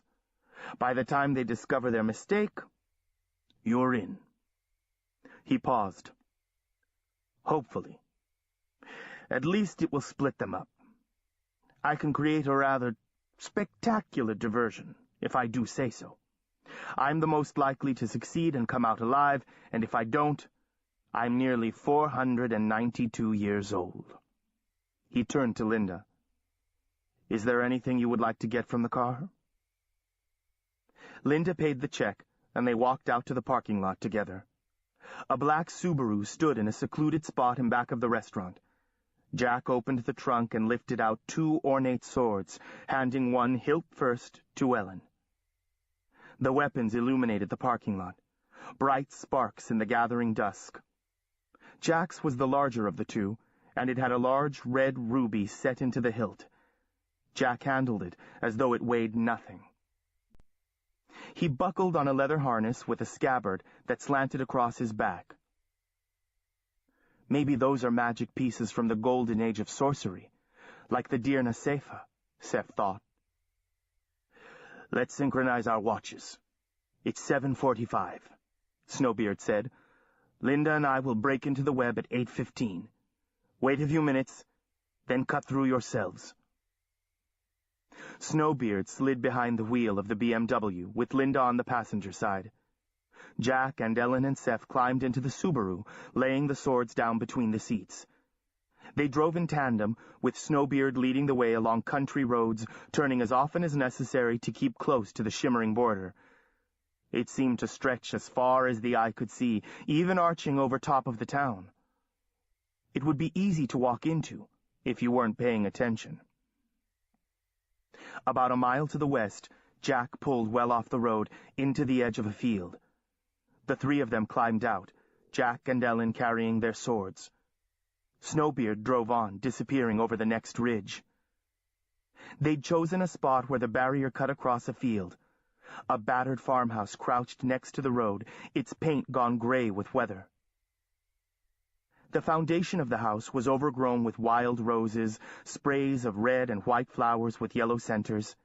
In the pasture, cattle wandered back and forth through the barrier, oblivious to it. The late-day sun slanted across the barnyard. They slipped past the house, moving behind the barn where they would be less likely to be seen from the road. Here, between the barn and the fenced pasture, the grass was nearly knee-high and concealed hidden hazards, rusty pieces of old farm machinery, and piles of cow manure. Up close, the barrier was revealed as an intricate network of nearly translucent cords, as thick as Seph's little finger. There was hardly an inch of space between them anywhere. There was something mathematical about the pattern, like the spokes of a spiderweb. It had a kind of malevolent presence, as if it were alive and watching them. He couldn't tell how thick it was. Jack paced up and down impatiently, swinging his sword like a scythe, clipping off the tops of weeds. Seph and Ellen sat down in the grass and waited. Biting insects buzzed around their faces. At 8:15 they queued up at the wall, Jack first, then Ellen, followed by Seph. "We'll only be able to hack a narrow path," Jack warned Seph. "This stuff is tough to get through, and it kind of fills in behind, so be careful not to touch any part of it." In the distance, they heard a boom and saw flames fountaining into the air like a series of gigantic Roman candles. The diversion had begun. "They'll be lucky if they don't draw the local police, too," Seph thought. Jack's blue-edged blade bit into the web, sending bits of cording flying. The net responded immediately, shrinking back before them. A muttering arose from the weir web, like the sound of an angry crowd. It grew until it became a great wailing clamor. Jack looked over his shoulder, making a face. "Hard to take, isn't it?" He turned back to his work. He flowed from stance to stance like a fencer, the sword a bright blur, singing as the web keened. The warrior's swordplay was poetry in flesh, although it wasn't long before his t-shirt was stuck to him and sweat poured down his face. Ellen followed behind, clearing loose tendrils and widening the path behind Jack. They swapped places every few minutes. Seph watched to the rear, looking for any sign of pursuit. They had cut a path about 30 feet into the net when it happened. One of the tendrils Jack had broken whipped back, and Ellen sidestepped to avoid it. Her arm brushed one of those loose tendrils at the side of the path. The web reacted swiftly, throwing 3 new cords around her waist. "Jack!" She hacked at the cords with her sword, but a line tangled around her legs and she fell. More strands wrapped around her sword arm, seemingly attracted by her violent efforts to free herself. "Will you hold still?" Jack plunged into the growth around her, slicing away at the bonds that held her whole body prisoner. He used his blade like a surgeon, slicing through the web, miraculously never drawing blood. Ellen sat stone still, unflinching, though swearing creatively. But the net responded by throwing out more cords. Jack had to be careful not to become entangled himself. He was making no visible progress. He yanked a blade out of a sheath at his belt and looked over at Seph. "Listen, are you any good with a knife?" Seph was no good with a knife at all, but he accepted the blade and began hacking at the thick tendrils, conscious of time passing, working as quickly as he could while trying to stay away from vital organs. All around them, the web seemed to be chuckling triumphantly. After 5 minutes, Ellen was wrapped up as securely as before. She looked up at Jack and Seph. "Go on," she said. "You've wasted too much time already." "No," Jack said stubbornly, slashing at the cords at her waist. His hair was plastered down with sweat. "Linda told us to get Seph to the sanctuary. Take him and come back for me. I can take care of myself." "Right," Jack growled. "Against wizards when you're trussed up like a—" "Whose fault is that? I mean, if you were a little less clumsy with that sword of yours—" "Don't think you can make me mad enough to leave you here." "I know these people," Seph said, chopping at the cord that bound her ankles. "We're not leaving you here." "That's brilliant. Let's all 3 get captured." When they didn't respond, she added, "You know I'm right." "Fine." Jack swiped at the sweat that streamed down his face. "You, come on," he said to Seph. "The sooner we get through, the sooner I can be back." Jack pivoted away from Ellen and began hacking away again with a vengeance, sending tendrils flying. The keening wail started up again. They moved forward rapidly. It was probably another 20 yards to the inner wall of the barrier and half a mile beyond that to the edge of the town. When they broke through, Seph turned and looked back at Ellen. She was sitting quietly, no longer struggling. She scowled and waved him off when she saw him looking at her. "Go back for her," Seph said. "I'll go the rest of the way on my own." Jack shook his head. They would be in the open from the edge of the barrier to the city limits. Let's go. He started across the field at a run, his long legs covering the distance in great leaping strides. Seph followed, determined to keep pace despite the complaints of his tortured muscles and bruised body. Once they passed the edge of the barrier, Ellen could no longer see Seph and Jack or hear the sounds of their progress, only the gloating whisper of the web around her. She tried to ignore it. She was uncomfortable, but she kept still, because the web around her tightened every time she moved. A cow passed through the barrier and stopped a few feet away, staring at her curiously. The cow lifted her head and looked back down the pathway. Ellen heard something, too. Someone was coming. It was one of the 4 young wizards they'd encountered on their way out of town. He had back-combed, white blonde hair and a stubble of beard so pale as to be almost translucent. His eyes were diluted color, like whitewash spread too thin over blue. He looked surprised to see Ellen, as though it was inconceivable that she would disobey his orders. "You again. I told you not to touch this." The tendrils making up the wall responded to his presence like snakes to a charmer, curling over his shoulders and sliding between his feet, murmuring excitedly. "I was just trying to get back to town and I got tangled up." Ellen assumed what she hoped was a blank, stupid expression.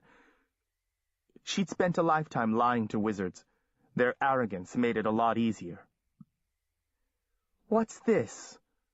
The wizard gently freed Ellen's sword from the tangle of vines and examined it, turning it to catch the light. He took a few practice swings, handling it like a golf club. "This is awesome. Where'd you get this?" "I bought it off a dealer." "Do you have any more pieces like this?" Ellen shook her head, watching the wizard brandish the sword and wishing she could get her hands on it. "What are you? A sorcerer?" "I don't know what you're talking about." The wizard rolled his eyes. "Right. What's your name?" Not a good idea to give a wizard identifying information. "Nikki, with 2 K's and an I. What's yours?" "Warren Barber." He eyed her suspiciously. "Look, sweetheart, I know something's going on. Fires, explosions, people running around with magical swords, old men in sports cars. It's been like this ever since they set up the sanctuary. It attracts all kinds of riffraff. It used to be a nice little town." She looked up at him. "Now, could you get me out of this web?" Barbara carefully set the sword down out of Ellen's reach, then began crooning charms, coaxing the cords away from Ellen's body until her legs were freed. He left her hands securely tied. She extended her bound wrists. "What's with this?" "I have a feeling you know more than you're saying. I think, with a little persuasion, you'll tell me what it is." He smiled and extended his hands. Ellen knew well how painful a wizard's touch could be. So much for peaceful coexistence. She bunched her legs under her and rammed her head into Barber's face, feeling his nose crunch at the impact. She landed, rolling, and gripped the sword hilt with her bound hands. Swinging the blade upright, she thrust it at the wizard's midsection, flames dancing eagerly at the tip. But he leaped back out of range, spinning additional cords from his hands that snaked around her body, despite her efforts to cut them to pieces. They constricted until she was totally immobile, and then Barber yanked the sword from her hand and set it aside. He knelt and leaned over her, blood streaming from his broken nose, pale face spotted purple with rage. He wrapped his hot wizard hands around her throat and squeezed. She twisted and turned under his weight, but couldn't free herself. Spots danced before her eyes, then coalesced into darkness. Something thudded into them, and then the wizard's weight was gone, and her airway was miraculously open. Ellen sucked in great lungfuls of air until her vision cleared. She looked up to see Jack and Barbara circling like fighters being paid by the round.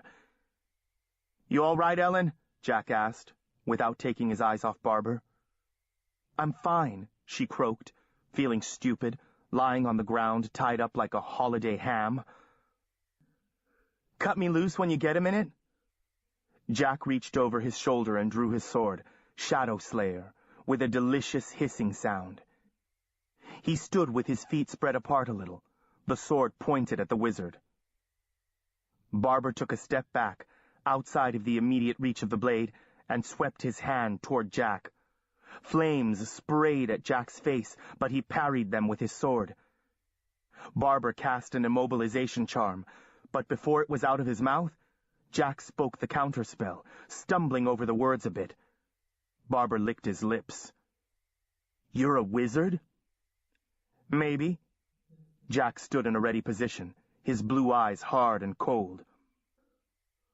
Barbara feinted toward Jack, then launched a gout of flame at Ellen. Jack threw himself into the path of the attack, shoving Ellen aside. Tongues of flame engulfed his sword arm. Shadow Slayer slipped from his grasp, landing with a thud in the tall grass. Swearing, Jack leaped after his blade, but Barbara spun out long cords that tangled in his legs and wrapped themselves around his body. Almost lazily, Barbara raised his hands to deliver a killing blow. Suddenly, a peculiar expression spread across his face. He swayed, then toppled forward into the grass and lay still. Finally free, Jack retrieved his sword and stood over the wizard, both hands wrapped around the hilt, the tip of the blade pressed into the back of Barbara's neck. But Barbara was out cold. Seph Macaulay materialized before their eyes, as if out of the air, holding a large branch like a baseball bat. When he saw that Barbara was truly down, he tossed the branch aside. "Best I could do," he said apologetically. "I can't cast charms while I'm unnoticeable. Anyway, I don't know a lot of magic." "Well, obviously you've learned something," Ellen said, extending her wrists so Jack could cut them free. "Not that I'm ungrateful, but what the hell are you doing here?" Jack demanded of Seph. "I told you to stay where you were." Seph swept his hair out of his eyes. "Did you? I must have misunderstood." He nudged Barbara with his foot. No response. He looked around. "Hey, the wall's down." Ellen looked up. The wall was disintegrating, dissolving into tattered wisps of mist. "I guess it needs some sort of conscious attention from Barbara to keep it intact," Seph shrugged. "The other wizards will know he's down. Now would probably be a good time to get going." Reluctantly, Jack lifted his blade away from Warren Barber's neck and shoved it back into his baldric. He was pale and sweating, and obviously in pain. His forearm was blistered from wrist to elbow where Barber had flamed him. "That arm looks bad," Ellen said. "Maybe Nick can take a look at it before your mom sees it." They began walking toward town, this time crossing the fields and orchards unimpeded. Jack swiped sweat from his brow with the back of his good hand. "Who was that guy?" he asked Seph. "I went to school with him," Seph said, "at the Havens." "Must be a great place, the Havens," Jack said sarcastically. He seemed to be in a foul temper, probably not improved by the pain in his arm. He glanced sideways at Seph. "I can't understand why we're getting involved in a fight between wizards." "We're going to be involved, whether we like it or not," Ellen said. "You know that." Seph scowled. "I don't expect any of you to get involved. If I have my way, I won't impose on you any longer." It was fully dark by now. They began walking along the highway toward the town center. They had walked perhaps a mile when they saw a car slow down and pull onto the shoulder. It was the black Subaru, with Nick Snowbeard behind the wheel and Linda next to him. "Hey," Jack said, pulling a set of car keys from his back pocket. "How'd you start my car?" he demanded in mock amazement. Do you even have a driver's license?" "If I did, they would probably take it away after tonight," Snowbeard replied. They drove to a pavilion in a park along the lakefront and gathered around a battered picnic table for the debriefing. Snowbeard kindled a wizard light in the center, casting a soft illumination over all of the participants. Linda leaned forward and squinted across the table, then reached out and gently touched Jack's hand. "What happened to your arm?" They told Snowbeard and Linda about the encounter with Warren Barber. "Can you do anything for him, Nick?" Linda asked. Snowbeard studied the injury, then leaned toward Jack and gripped him at the wrist and shoulder, careful not to touch the blistered area. Power rippled between the old wizard's hand, like a cool stream flowing over Jack's skin. The blisters subsided, though the area was still angry red. Jack released a long breath and managed a grin. "Thanks, Nick. That feels a lot better." "Less chance of infection now, Jack. But the area will be very tender for the next few days," Snowbeard said. He looked at Ellen. "What about you, my dear?" Ellen had a necklace of purpling bruises around her neck, but she brushed off Snowbeard's question. Seph was getting the impression that she was not the kind of person who enjoyed being rescued. Jack turned to Snowbeard. "What happened with the other wizards? Where's the beamer?" Snowbeard smiled, rolling his staff between his hands. "I managed to bore quite a way into the web with wizard flame and whatnot.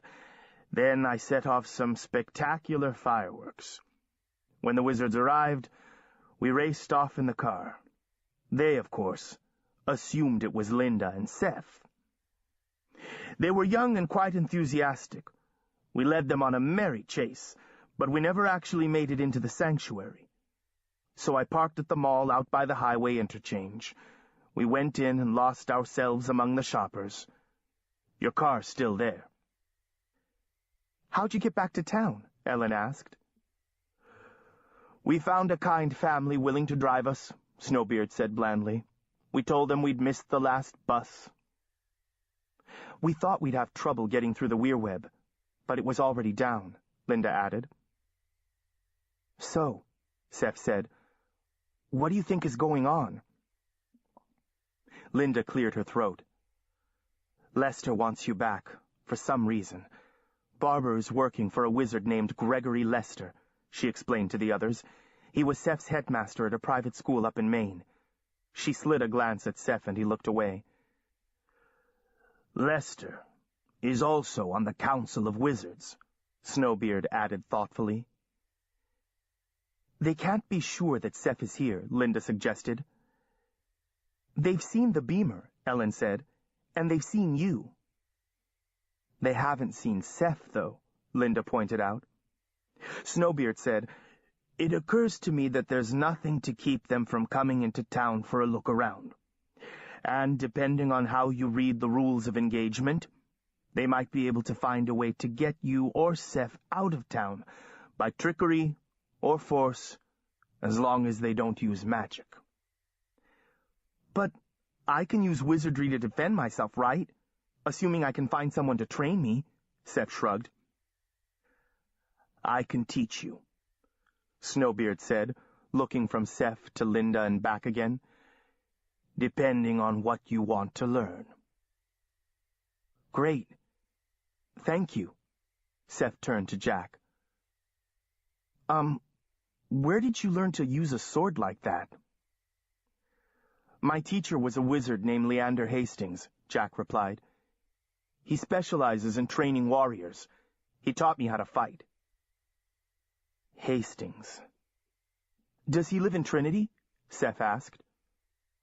"No," Linda answered for Jack. "I'd love to learn how to fight like that," Seph said. Linda put a hand on his arm. "Seph, you're not a warrior, you know." "Most wizards can get what they want without fighting anybody," Jack said. He looked at his watch and shoved back from the table. "I'd better get home. I've got exams tomorrow." "What are you two going to do?" Ellen asked.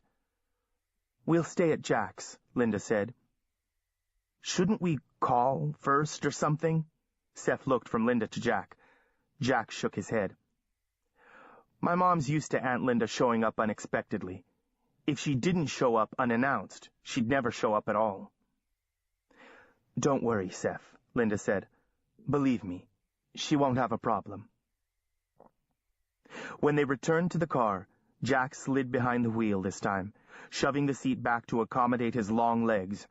Snowbeard sat next to him, and the others climbed in back. "Snowbeard lives in an apartment over Jack's garage," Linda explained. "He's kind of a part-time caretaker. He was Jack's wizardry teacher, too. He's been with Jack since he was a baby." "If wizards don't need to learn how to fight, what does a warrior need with a wizardry teacher?" Seph asked. "I guess you could say I'm kind of a mongrel," Jack said, rolling his eyes. "A wizard with a warrior's stone, or a warrior with a wizard's body." Another long story, apparently. Jack and Ellen lived 2 doors apart on Jefferson, a brick street lined with tall shade trees and huge old homes set back on big informal lawns. They dropped Ellen off first. The Subaru coasted to the curb, and Ellen climbed out and retrieved her sword from the trunk. A shadow detached itself from the darkness on the front porch of the house and came toward them. "Hey, Will," Jack called. "Waiting up for Ellen?" "Hey, Jack." Will leaned into the passenger window. "When I see Ellen charging out of the house with a big smile on her face carrying a sword, I know it means trouble." He was built like a football player, maybe a lineman. He had close-cropped dark hair and wore cutoffs and a tank top. "Aunt Linda!" Will had spotted her in the back seat. "I should have known. There must be sorcery afoot." "Hi, Will," Linda said. "This is Seph McCauley," Linda went on, resting a hand on Seph's shoulder. "He's going to be staying at Jack's this summer." She said it as if it were a done deal.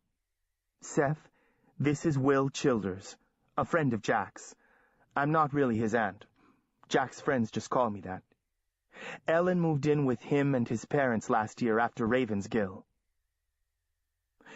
Okay, Seph thought. Maybe that's the way it is in small towns, everyone related to everyone else, living in each other's houses. Maybe Trinity is just one big commune. He would try to relax and go with it. "Good to meet you, Seph," Will was saying. "See you tomorrow, Jack. I'll be by around 7. Will and Ellen walked back toward the house. They drove past 2 more houses and pulled into a gravel driveway. Circling around to the back of the hulking Victorian house, they jolted to a stop in front of an old, detached garage. Jack shut off the ignition. Linda turned to Seph. "Jack's mom, my sister, is Anna Weir. She doesn't know anything about this wizard and warrior business, okay?" Seph nodded. "Got it." Jack retrieved his sword from the trunk. Snowbeard said goodnight and slowly mounted a staircase to the 2nd floor of the garage.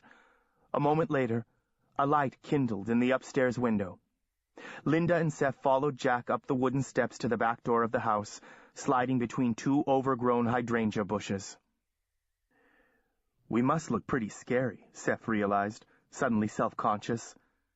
Though his arm looked much better than it had, Jack was all muddy and grass-stained, and Seph looked like he'd been on the losing side of a fight. His change of clothes was still in the BMW. A narrow back staircase ascended into darkness just inside the back door. Jack put his finger to his lips and disappeared up the steps, returning empty-handed and without the baldric. Then he called, "Mom, are you presentable? I brought guests." "I'm in the study," a woman replied. "Is it anyone I know?" "Yes and no." Linda and Seph followed Jack into the kitchen. It was huge, with a ceramic tile floor and a large farm-style dining table. Takeout containers crowded the counter next to the sink, unwashed dishes stacked next to them. A tall, strawberry-blonde woman entered the room carrying a coffee mug. It was clear where Jack got his coloring.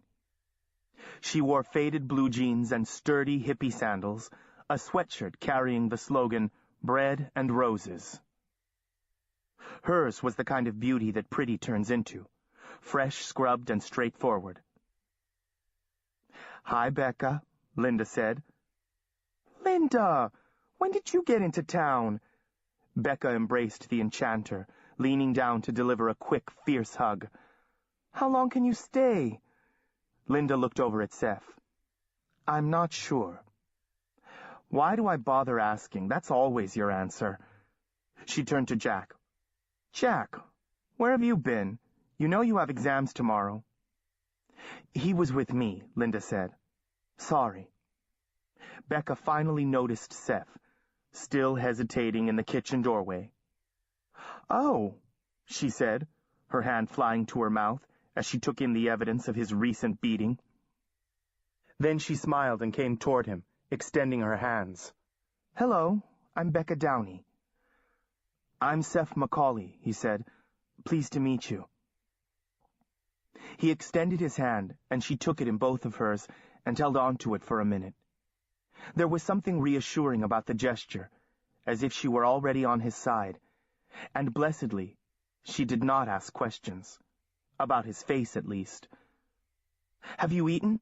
Becca looked over her shoulder at the debris on the counter. "Oh, yes, plenty," Seph said, feeling awkward again. "Then I'll get you something to drink at least. I have some soda down in the cellar." "I'll go with you," Linda offered. Both sisters disappeared down the stairs. "You might as well sit down," Jack said wryly, pointing to the chairs gathered around the table. Seph sat.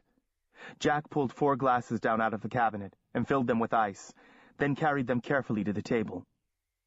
He turned a chair around and straddled it, resting his arms on the back and gazing at Seph. There was an awkward silence. "Is it just you and your mom?" Seph asked. Jack nodded. "My dad lives in Boston. They're divorced. I think when they bought the house they thought they'd be here forever." He rubbed his chin. "Where are you from?"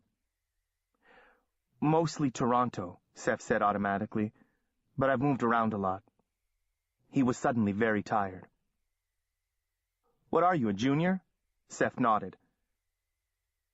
"Aunt Linda said your parents are dead?" "She did." Seph ignored the implied question, which he couldn't answer anyway, but fortunately, just at that moment, Becca and Linda emerged from the cellar with bottles of old-fashioned root beer, glistening with condensation. They lined them up on the counter and opened them. As Becca set a soda in front of Seph, she smiled at him and rested a hand on his shoulder. Seph wondered what they'd been talking about downstairs. He didn't have to wait long to find out. "Seph, Linda says you could use a place to stay this summer. Jack and I would love to have you here. It'll give us an excuse to finish the wallpapering in the 3rd-floor room." Seph felt blood rush to his face. "Really, Becca plowed on undeterred. "It'll be great. We'll get to see more of Linda since I know she wants to spend some time with you, and Jack can introduce you to his friends." Seph glanced at Jack, who probably knew better than to object. "I don't really want to impose. If it would make you feel better, you can help Nick with the wallpapering. There's always plenty of work to do around here. Please say you'll stay." Wordless, Seph nodded. Jack's mother was hard to refuse. "Then it's all settled." She smiled at Seph. "Why don't you bring in your things?" Seph looked at Linda for help. She jumped in quickly. "We don't have much because we're in a hurry. We'll get you some clothes tomorrow, Seph." "I bet some of Jack's old clothes will fit him," Becca suggested. "The ones from before that growth spurt last year?" She laughed. "We have clothes in 3 sizes upstairs. They're scarcely broken in." They changed the subject. Linda asked about Becca's work and people Seph had never heard of. Their voices gradually faded to a kind of buzzing sound. Seph opened his eyes to find everyone staring at him. He'd actually fallen asleep at the table. "Sorry," he whispered, mortified. "It's not that you're boring, really. They all laughed. "Jack, why don't you show Seph upstairs and help him make up his bed?" Becca suggested. "And you need to get to bed also. I hope you found time to study before your aunt came." Jack carried his glass to the sink, then nodded toward the back staircase. They climbed the narrow stairway to a landing on the second floor. Jack scooped up an armload of sheets and towels from a linen closet in the hall, and they ascended another flight of stairs to the third floor. There were 4 rooms on the third floor, 3 of which were crammed floor to ceiling with old furniture, filing cabinets, and boxes of books.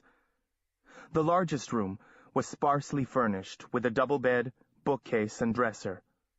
1½ walls were papered in a William Morris print. More rolls of paper and a wedding tray leaned against the wall. There was a bathroom off to one side. The bed was stripped, and everything was covered with a fine layer of dust. It was suffocatingly hot and stuffy. "I planned to move up here if it ever got finished," Jack explained.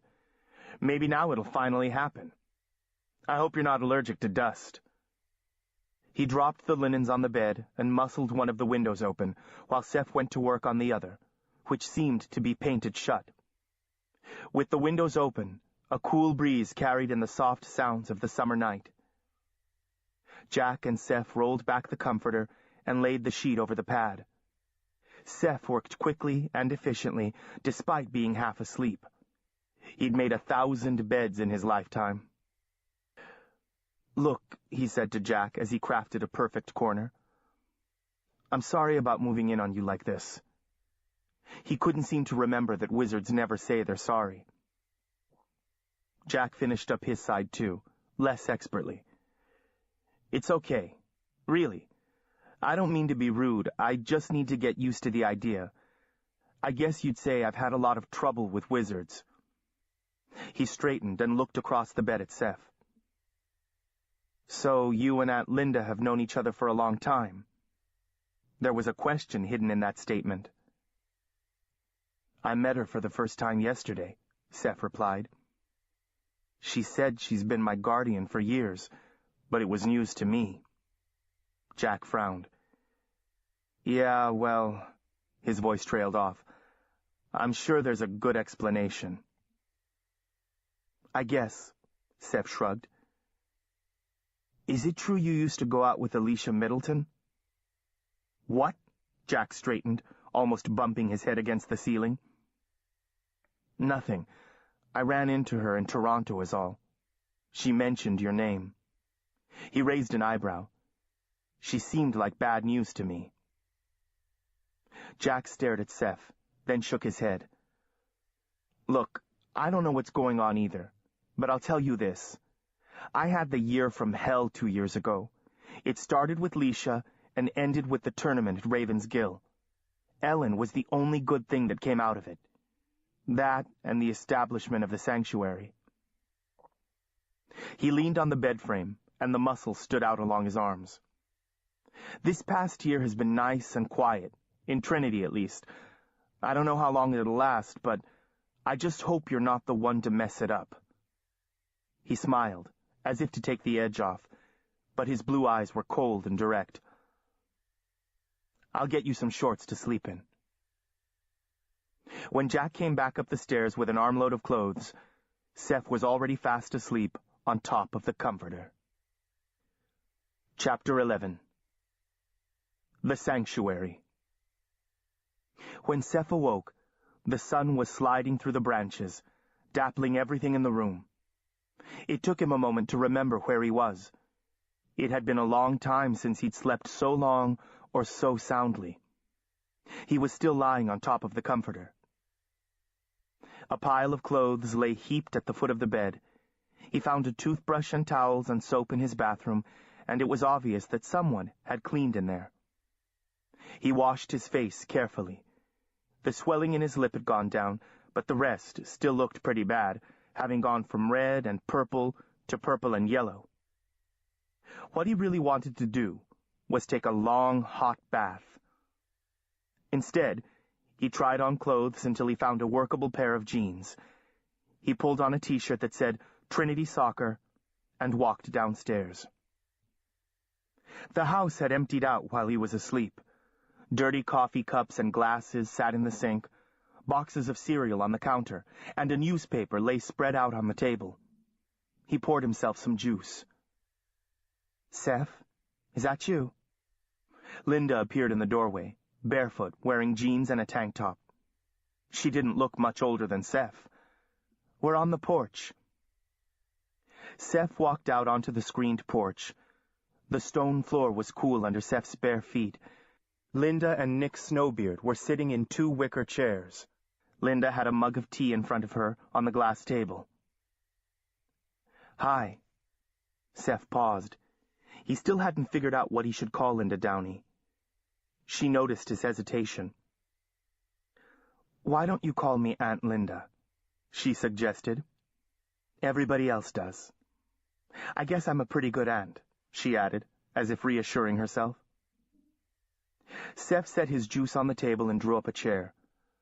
"Where is everybody?" he asked. "Jack's at school, Becca's at the university." Linda drew her feet up under her and settled the mug of tea onto her lap. "So it's just us." Seph took a sip of juice. His lips and tongue still felt swollen and clumsy. "What did you tell your sister about me?" "I told her you were hiding from an abusive family. Your parents beat you, and I was unable to get you removed from the home, so I spirited you away." "Isn't that illegal?" Seph asked. "Becca doesn't always play by the rules. She has a soft heart for children in trouble. I knew she would take you in. I finally get a family, and they beat me up." Seph looked at Linda out of the corner of his eye. "Well, if I'm going to be here all summer, I'd like to find some kind of part-time job." She frowned. "If you need money, I'm used to working. I'd like to earn my spending money at least." Seph wanted a source of income that didn't go through Linda Downey, that wouldn't involve questions and explanations and contacting Sloanes. "Maybe he could work for Harold Fry," Nick suggested. "Jack's crewing for him this summer, so he might need someone at dockside and in the office." "Who's Harold Fry?" Seph asked. "He runs fishing charters to the western basin of Lake Erie," Nick explained. "He's one of my chess partners. I could put in a word." "Could you? I don't know much about fishing, but I'm willing to learn." "Thanks." Seph was pleased the old wizard was willing to help him. He turned back to Linda and continued his gentle interrogation. "So Jack was the warrior who fought in the famous tournament at Raven's Gill?" "It was Jack and Ellen Stevenson." "Jack and Ellen fought each other? Aren't those tournaments to the death?" "Well, they refused to go along with killing each other. That started it all." She smiled wryly at the expression on Seph's face, then went on. "The judges of the field made the mistake of trying to amend the rules during the tournament, the first time they'd been opened in nearly 1,000 years. They didn't realize that breaking the covenant made them vulnerable. They were forced to make other changes as well. The old rules codified the rule of wizards over the weir. Warriors, enchanters, and sorcerers may be powerful relative to the Anawir, but we have always been at the mercy of wizards, treated as playthings, gladiators, and slaves. The new rules do away with the old hierarchy and require the participation of all the guilds in decision-making." She shrugged. "That's why there's so much turmoil. No one's sure how to implement that. There's considerable mistrust among the guilds. The other weir aren't eager to sit down in a room with a bunch of wizards.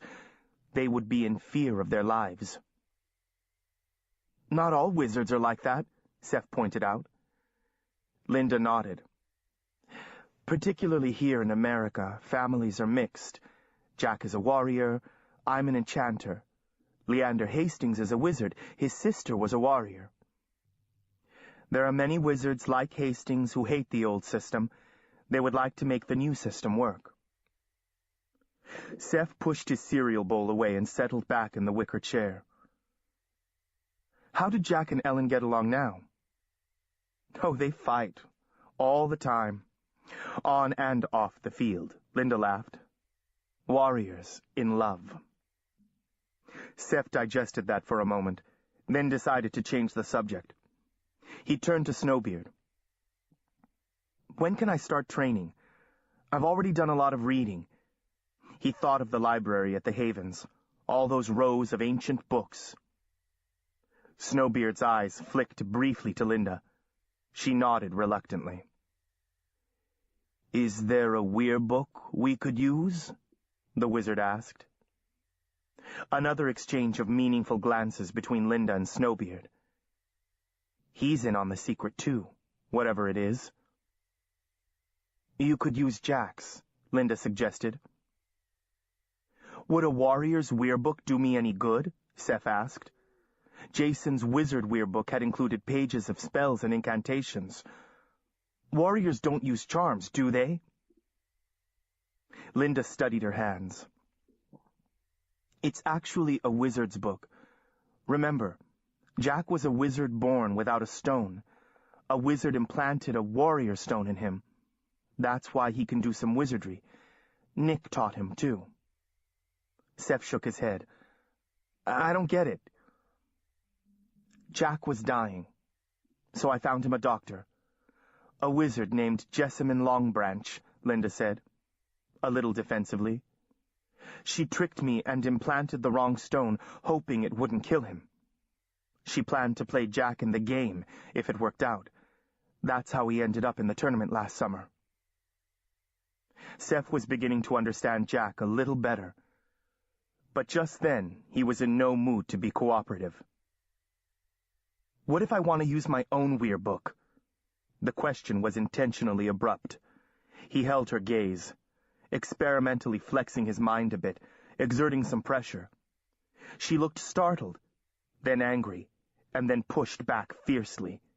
She was a master of mind magic, no doubt about it. Don't try that with me, she snapped. You'll have to work with what we have. She knows where the book is, Seph thought.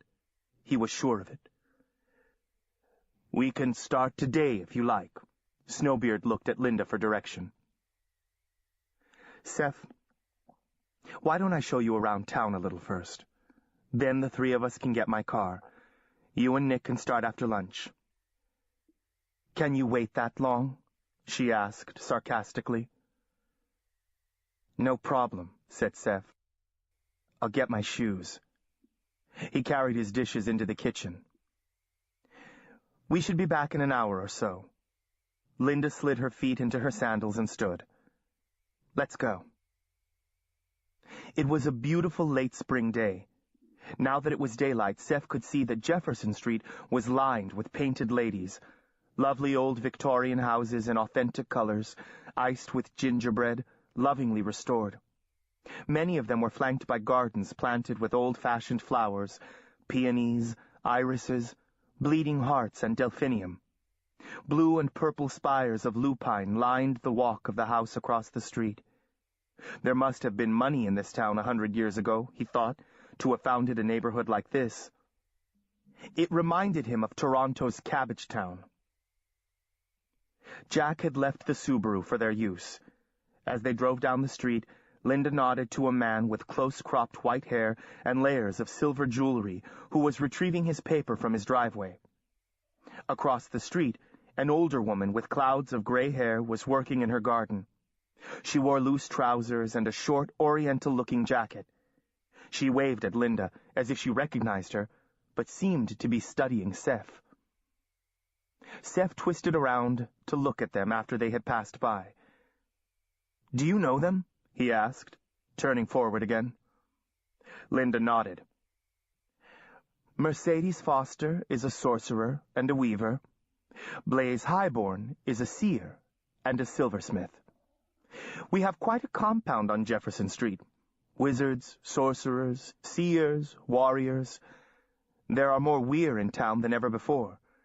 The establishment of the sanctuary has made Trinity attractive to Ana-Wizard Weir, the non-wizard guilds that used to be controlled by wizards. She braked to allow a fat gray tabby cat to saunter across the street. Trinity has always been a refuge for artists and counterculturalists associated with the university, so the Weir fit in quite well. She showed him the high school, a relatively new building at the western end of town. Because it was exam week, groups of students hung out in the parking lot, talking or waiting for rides. Seph thought of the Havens. School would be in session for another week, and then the Ana-Weir would disperse to wherever they came from, leaving the wizards behind. He wondered what story, if any, had been concocted to explain his disappearance. The town center had a familiar European look. It was anchored by a large town commons surrounded by the 19th century stone buildings of Trinity College. Small businesses crouched along the edges of the campus, art stores and bookshops, galleries and restaurants. Linda explained that both Blaze and Mercedes had shops in the area. They parked in an angled space along the green.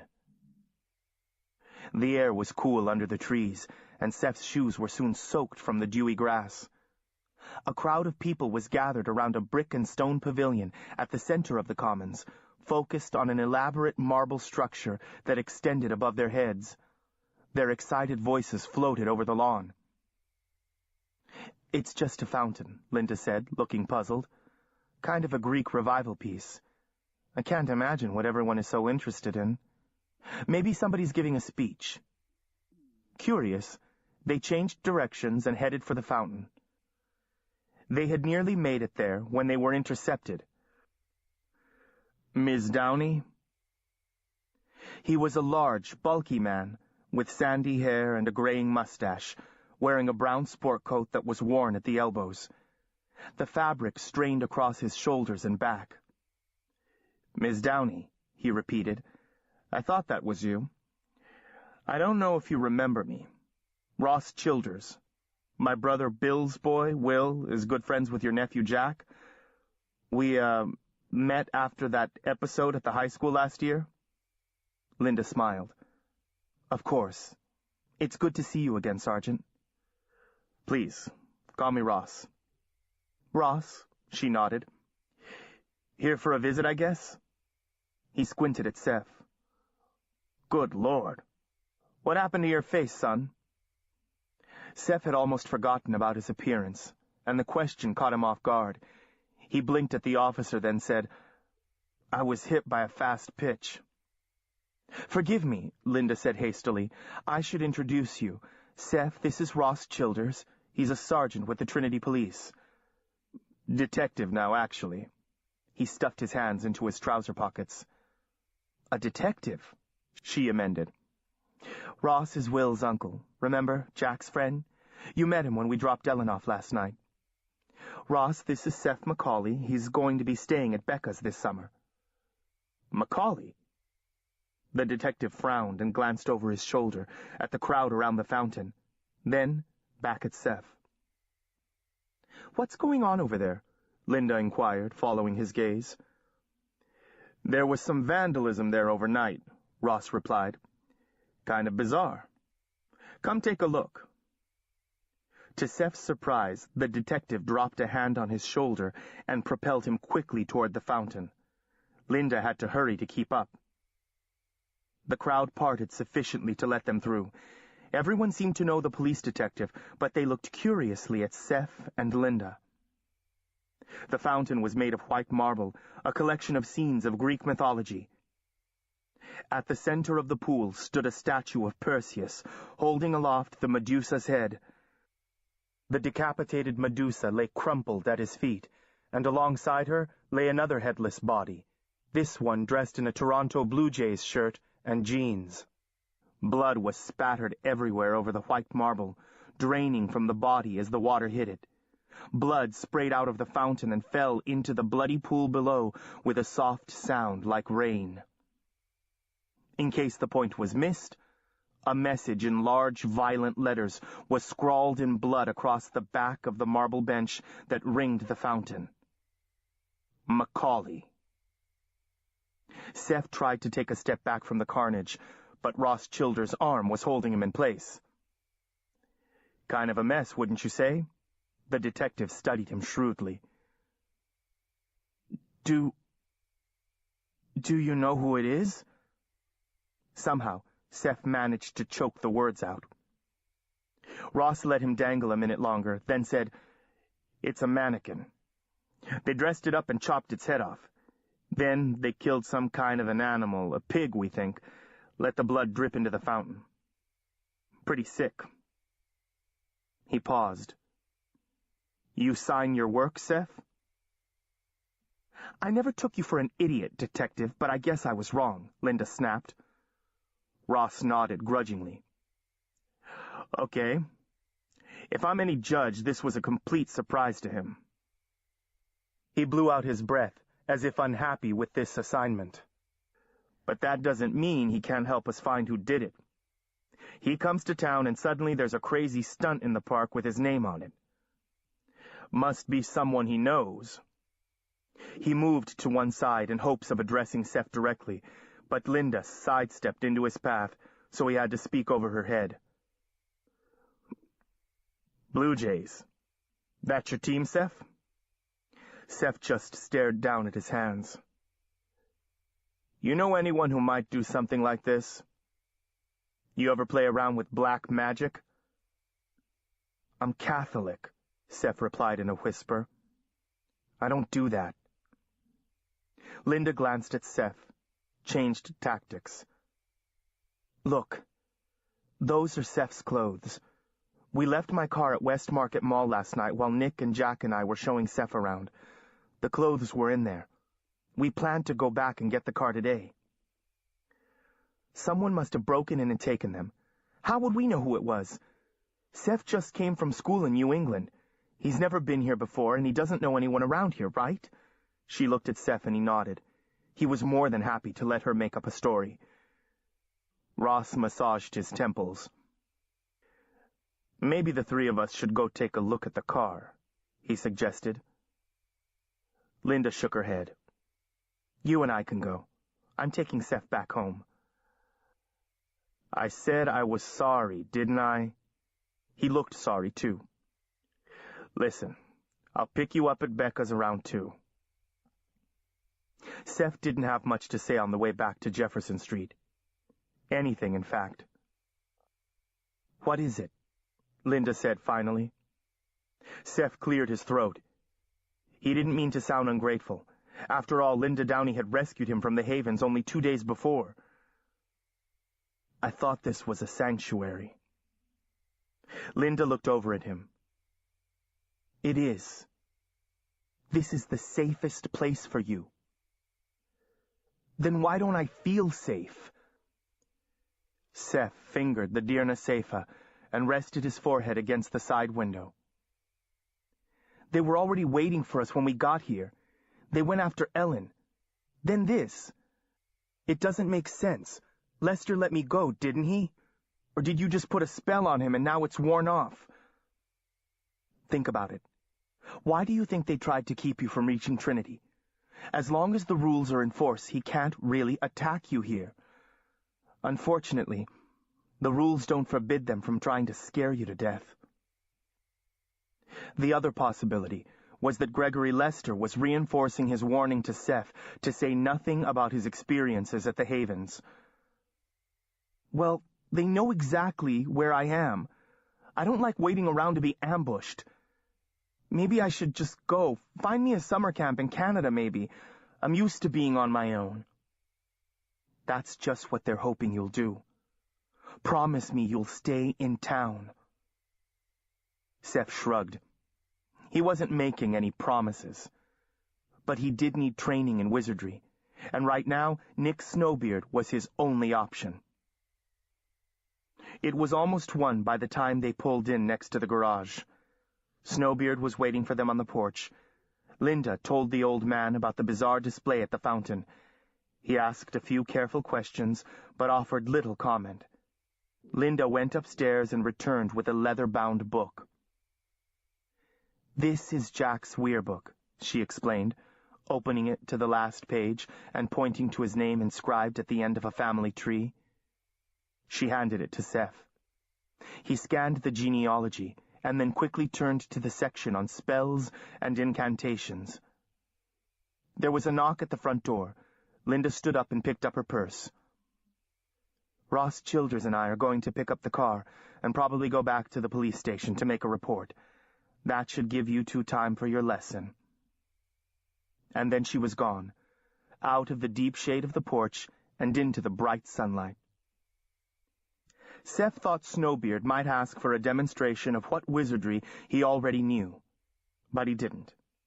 Instead, the old wizard steepled his fingers together and spoke in a soft voice, quite formally. "You may call me Nick. Shall I call you Seph?" Seph nodded. "Let's start at the beginning, Seph, and lay the foundation. You may know some of this already, but it bears repeating. This is not the kind of education that should come to you piecemeal, as it has." He paused a moment, as if sorting through a myriad of mental files. "Wizards can call upon magic in three ways. Corporeal, through the body. Incorporeal, through the mind. And langue du charme, through words of power. Incantations. Wizards have long dominated the other magical guilds by virtue of a covenant forced on them by deception at Raven's Gill in Britain centuries ago. With the exception of wizards, each guild operates in a selective realm of magic, and each is supreme in his own realm. For example, warriors like Jack and Ellen dominate in the physical, corporeal world of warfare.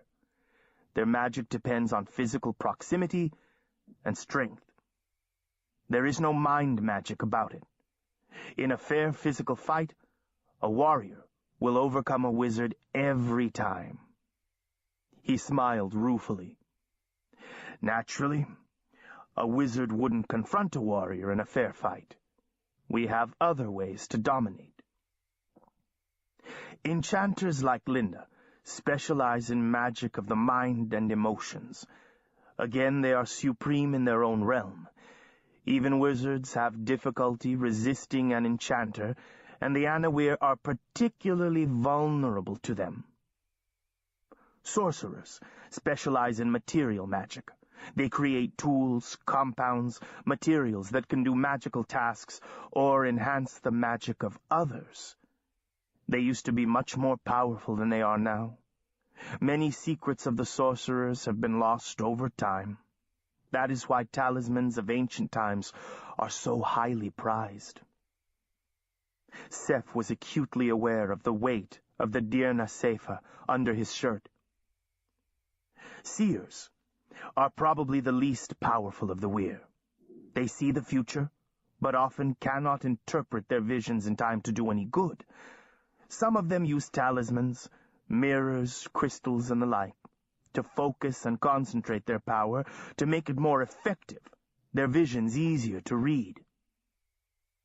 If a wizard comes after you, he may use any of the three realms. For example, he may use mind magic to influence you to do something foolish. It's a subtle trick in the hands of wizards, most effective on the Anawir. Or he may use physical power. Wizards can inflict pain with a touch. Seph lifted his hand to his face, thinking of Gregory Lester. You can be trained to resist a physical attack, and you are powerful enough to do it, I believe. That leaves the use of charms. You told me you had received some training in that regard? The wizard raised his eyebrows. And so Seph went through his meager repertory, demonstrating those charms he knew he could perform flawlessly. Small, rough magics that could be practiced in a dormitory room. Nick nodded in approval when he was done. There are two components to a wizard's power when it comes to charms. the strength of the stone he carries, and the power of the articulated word. Have you had any training in counter-charms? Seph shook his head.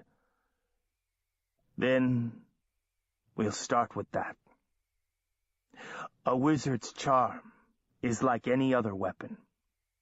You must be alert for it at all times. And when the attack comes, you need to counter it before he draws blood, so to speak. If he completes it, it may be too late. Nick marked a few passages in the Weirbook. Spend some time studying those charms. We'll review the charms and the counter-charms tomorrow. You mean we're done? Nick smiled. It's nearly 5 o'clock. I'm surprised Jack isn't home already. I have a question. Seph had been leafing through Jack's Weirbook, and it still lay open on his lap. What is it? Everyone says the same thing about wizards. We take advantage of the Anawir. We treat the other guilds like dirt. We're always plotting against each other. What I want to know is it some kind of inborn trait? If it is, why aren't you like that? I had a friend at school, and he wasn't like that either. Nick sat back in his chair and thought a moment. The problem with wizards is that their power manifests while they are still young. Young people shouldn't have so much power because they lack wisdom and discipline. They grow up spoiled, used to having their own way. He paused. You can compare wizards to wine.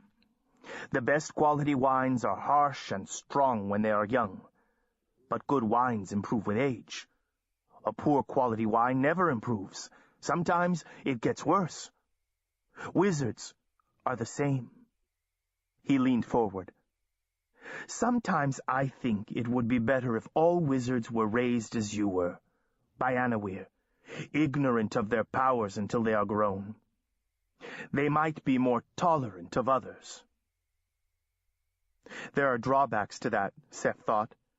The Anawir are not always tolerant of wizards. Somehow it was easy to talk to Nick. He was like the earth, wise and ancient and non-judgmental. Do you know Gregory Lester? Seph asked. He looked down at the Weirbook to avoid the old wizard's eyes. Nick nodded. I know him. He's one who hasn't improved with age, but he's very powerful. He murdered 2 of my friends. It was my fault. Seph added, recalling his months of torture at Lester's hands, Trevor's death, and the final capstone tragedy of Jason. Why do you think it was your fault? Nick asked gently. They were trying to help me. If it hadn't been for me, they would still be alive. Perhaps that was their choice, not yours. They didn't choose to be murdered. Seph traced the names in Jack's genealogy with his forefinger, envious of his links to family. Nick studied him. And now you mean to take revenge on Dr. Lester. Seph didn't respond, but embedded himself deeper into the chair. A high-risk enterprise, certainly. Nick smoothed down his mustache with his thumb and forefinger. To Seph's surprise, the old wizard appeared to take him seriously, but he didn't lecture him or try to talk him out of it. What about the dragon? Do you know where to find him? Seph asked. A risky admission to make these days, Nick said. Seph noticed he didn't really answer the question. I have information that might be helpful to him. Nick cleared his throat. Perhaps you should think of the dragon as more of an icon, representing a movement, than as an individual. Fine. I'd like to talk to the icon who's been ripping off magical weapons from the Roses, freeing members of the underguilds, and posting Lester's secrets on the internet. Just then, they heard a door slam elsewhere in the house, and someone's noisy progress through the kitchen. "Hello?" came the familiar voice. It was Jack. "We're on the porch," Seph called back. A moment later, Jack joined them. "Hey, Nick. Hey, Seph. I think I aced my government exam, even though I didn't get to study." He sprawled into one of the Adirondack chairs, seeming to fill up the porch with his raw physical presence. "Hey," Jack said, "did you hear there was some kind of satanic sacrifice on the Commons?" They filled Jack in on the news. "So Will's Uncle Ross thinks you're a practitioner of the old religion?" "Old religion?" Seph looked from one to the other for explanation. "Is that like old magic?" "No. This is a kind of blood magic that predates wizardry," Nick explained. "It goes back to the polytheism that existed before the Anglo-Saxons came to Britain. Their ceremonies focused on animal sacrifice, sometimes human sacrifice." Seph shuddered, and the old man smiled reassuringly. "Don't worry, Seph. Like the other gifts of the Weir, wizardry is not a religion. It's a gift, and a talent, and a calling. It's compatible with Catholicism or any other faith. You would be surprised how many well-known defenders of the faith have been Weir." Maybe. But when Seph thought of the display on the Commons, it reminded him of the ritual at the amphitheater at the Havens, Trevor's neck chain in the ashes. It didn't help when Ross Childers brought Linda home in the late afternoon to report that the BMW was a total loss. "I've never seen anything like it," he said, shaking his head, watching Seph for a reaction. "They slashed the seats to ribbons, and then they set the thing on fire. How they got it to burn, I have no idea. It burned so hot the tires were melted to 4 puddles on the asphalt. It would have been hard to even tell what make it was, but they wrote your name on the pavement, just like they did at the fountain." He whistled like he was glad it wasn't him. "You got any enemies, Seph?"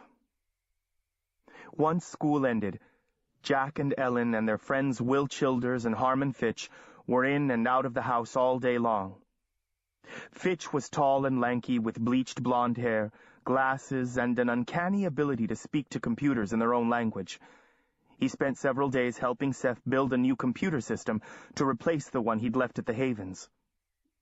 Fitch had his own computer consulting and web page development business, counting among his customers the school board, Trinity College, the town government, and Chamber of Commerce. He also had several major corporate customers in Cleveland. Seph began working for Fitch part-time, writing basic HTML code, taking digital photos for the sites, and calling on clients, since Fitch's edgy thrift shop attire freaked some of the corporate customers. They worked for several weeks installing the hardware for the first citywide wireless network. Fitch danced on rooftops like some kind of manic digital maestro in a Wi-Fi headset, waving his arms and crying, "More power! Need more power!" Fitch rented space on the second floor of Blaze's shop, since his 4 younger brothers and sisters made it impossible to work at home. The room was lined with servers and flat screens. On Monday nights, he hosted a multimedia Monday monster movie megafest, 5M. While Fitch wasn't a member of any of the magical guilds, Seph was reminded that there are many kinds of gifts. Fitch had the ability to turn out the lights on the entire county or change any grade at Trinity High School. Seph also worked part-time for Harold Fry down at the docks, helping in the charter office and filling in dockside. He found he enjoyed the physical labor at the harbor. His skin resisted the sun, as always, but his body filled out, morphing from gaunt to lean and muscular. One night, Jack and Ellen invited Seph to something called a plaisance at heavily wooded Perry Park. Jack parked the Subaru in a secluded spot, and he and Ellen retrieved their swords from the trunk. The three of them hiked more than a mile through the woods to a hidden meadow. Jack paced the perimeter, throwing up a kind of magical barrier with quick, impatient gestures, while Seph trailed behind, making mental notes on the charms he used. Ellen stood, relaxed, waiting at the center of the field, the late-day sun glinting off her blade. When Jack was finished, he strode toward her, stopping a short distance away, facing her. They both inclined their heads, grinning like they were about to be married. Seph had his instructions, and when he saw they were ready, he said, "Go to." It was the remarkable dance of two gifted athletes, evenly matched. They covered the meadow, moving furiously forward and back, thrust and parry, attack and then retreat, calling challenges to each other, trading insults and promises. The forest rang with the clash of their blades, and flames spun and sparkled among the trees. Seph called time every 15 minutes, and they battled to a draw after 4 bouts. Although the heat of the day had gone, they were both soaked in sweat, practically steaming. Ellen drank long and deep from her water bottle, and wiped her mouth with her gauntleted arm. "Are you feeling all right, Jack? Your play's flat, all in all. I was hoping to give Seph more of a show." Jack tested the edge of his blade with his thumb. "Actually, Ellen, I wondered if you were coming down with something. You were downright lethargic. I nearly dozed off once or twice." "Well, that explains it. You looked like you were asleep." With that, they threw down their weapons, and it dissolved into a wrestling match. In the end, they were kissing each other. It was certainly a different kind of courtship, but there was a chemistry, an understanding, a kinship between Jack and Ellen that Seph envied. The Weir colony of Jefferson Street embraced him, and he made the most of the opportunity, marshalling weapons for a battle that might never take place. Mercedes Foster, weaver and sorcerer, invited him into her garden, being careful to warn him away from the poisonous plants that grew there. In the kitchen of her cottage, she made dyes and love potions and memory cures. Soon, Seph was helping her with potions and extractions, scanning through her recipes for poisons and hypnotics, committing them to memory. He asked questions about talismans, like the Dirna Sepha, and borrowed her books on the subject. She was less cooperative when he asked about Flame, the drug Alicia had used on him in Toronto. They were in her kitchen, drying trays of plants in her oven. "I hear sorcerers make it for the trade," Seph said. "It's also called Mind Burner." Mercedes fixed him with her sharp bird-like gaze and put her hands on her bony hips. "I don't know how to make it, and I wouldn't tell you if I did. I don't believe in trading away your future for a little extra power in the present." She wouldn't say anything more about it, but he found several recipes for it in old texts, written in Latin. Blaze Highborn, seer and silversmith, demonstrated the art of lost wax casting, and showed Seph how to make silver wire jewelry. He also explained the irony of prophecy, the fact that it is always true, but often misleading. Iris Ballingame, wizard and glass artist, showed him how to capture space with blown glass, to wrap bits of glass with copper foil and solder them together. She also shared charms and incantations from her own Weirbook. While Nick carefully edited the information he shared with Seph, Iris did not. It wasn't long before a walk down Jefferson Street was like running a gauntlet. Mercedes had a new plant to show him or berries to send back to Becca. Blaze wanted to share a book with him, and Iris had another trick of wizardry for him to try.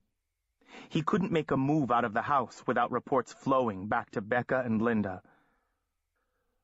"Welcome to life in a small town," Jack said dryly, "where everybody makes it their business to put their nose in yours." The perpetrators of the sacrifice on the commons were never apprehended.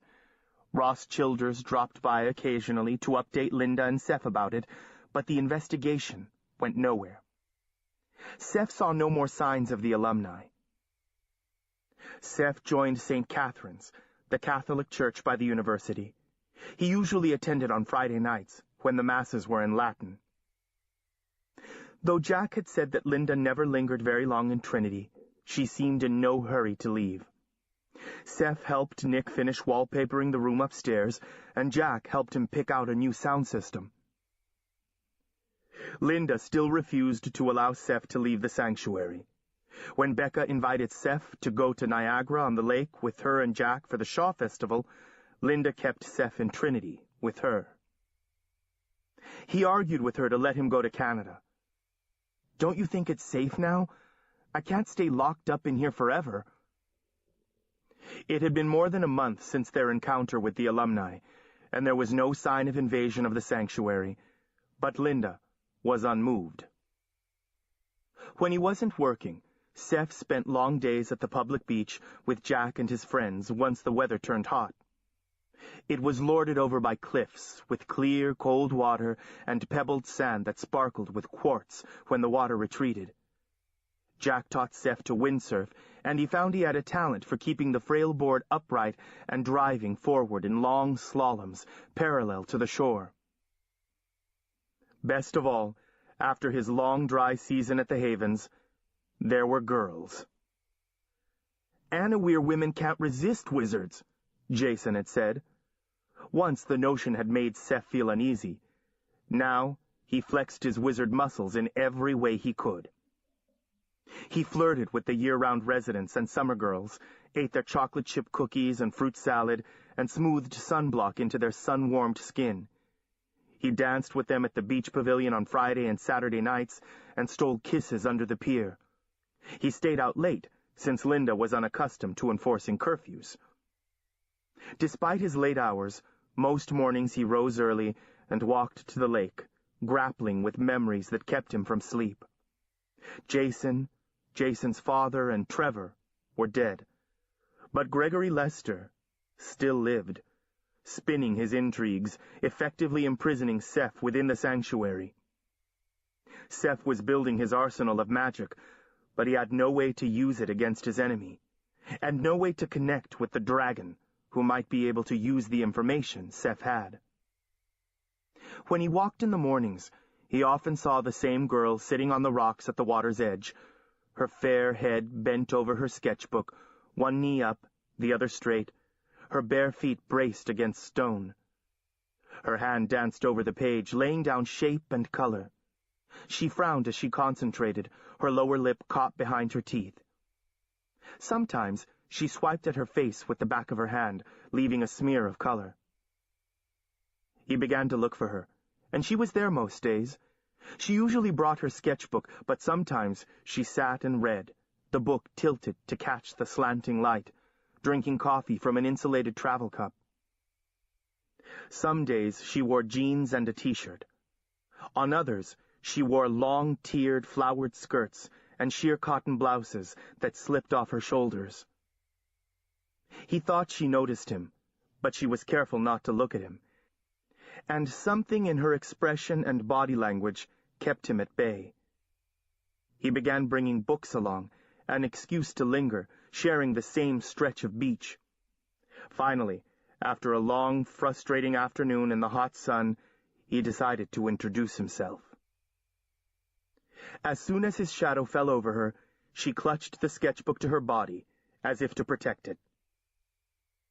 "You're in my light," she said, without facing around.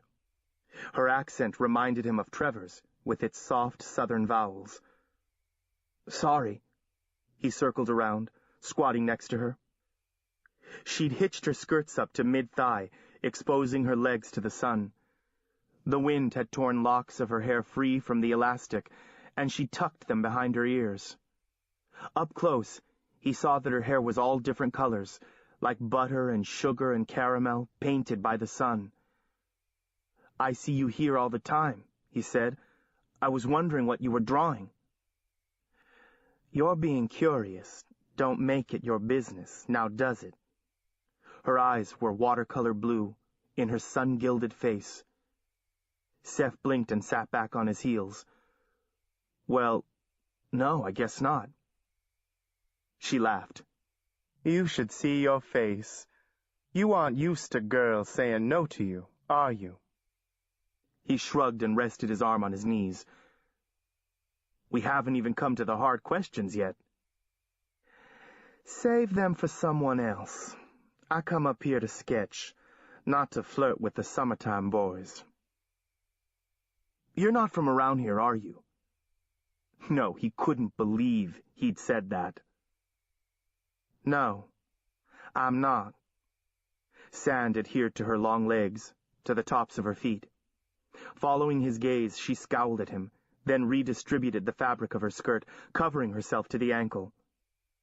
She wore a ribbon with a familiar cameo around her neck, and he suddenly realized where he'd seen it before. You work at the Legends? The Legends was an inn and restaurant in a Victorian mansion overlooking the lake. Linda and Becca liked to go there for brunch. I'm waitressing there, okay? I'm from Colton County, a place I'm sure you never heard of. She snatched up the case of pastels and snapped it shut, shoving it into her tote bag, following with her sketch pad. Seph watched this, unsure what he'd done wrong. Look, I'm sorry. I didn't mean to run you off. Why was he always apologizing? Never mind. The light has changed. My mood is ruined. And my shift is about to start. She stood, brushing sand off the back of her skirt. A pile of drawings sat nearby, anchored by a large rock. Seph reached for them. No! Leave them alone! She shoved him hard, and the pages went flying, caught by the shore breeze. Bewildered, he scrambled after them, snatching some of them practically out of the waves. When he had them all, he turned and found she hadn't waited for him. In fact, she was already a good distance away, striding down the beach, shoulders hunched, head thrust forward. What the... He looked down at the wad of papers in his hand. The drawing on top was a face in charcoal, a 3/4 profile, long, curling dark hair, high cheekbones, a Romanesque nose, half smile, eyes set under a smudge of dark brows. His own face. He pawed through the others. Seph Macaulay sprawled on his back in the sun in his bathing trunks, muscles picked out under the skin of his chest, one arm flung over his eyes. Seph walking along the shore, a tall, angular figure silhouetted against the bright water. Seph sprawled on the rocks at the water's edge, looking toward Canada. Studies of his back and shoulders, his arms and hands, tendons and muscles faithfully rendered. In each, he was surrounded by a nimbus of light, as if illuminated from within, like images of the saints in the old manuscripts. They were all of him, save a few still lifes of shells and rock at the bottom.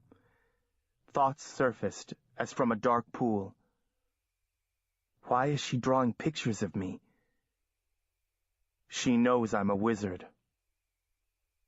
And then he was running, pounding down the beach after her, leaping over boulders and half-submerged driftwood.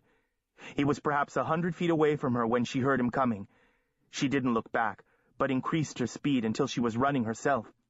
Her hair escaped from its elastic and streamed out behind her as she dodged around tree stumps and late-day beach strollers. He ran faster. He'd almost caught up with her when she tripped over a tree root and went sprawling, sliding forward in the sand. He fell to his knees next to her. He put his hand on her shoulder and she flinched at his touch. You okay? She didn't reply, but folded into herself, as if she wanted to disappear. He rolled her over onto her back and wiped the sand from her face with the hem of his t-shirt.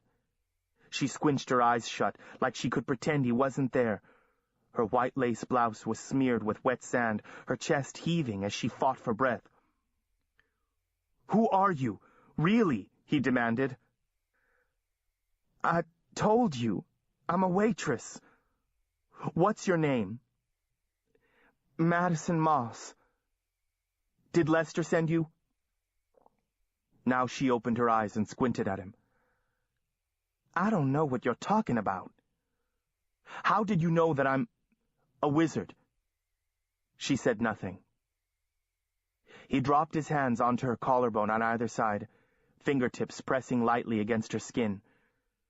Her stealing of his image somehow gave him permission. "Now you're going to tell me the truth," he muttered. He released power into her, gentle persuasion.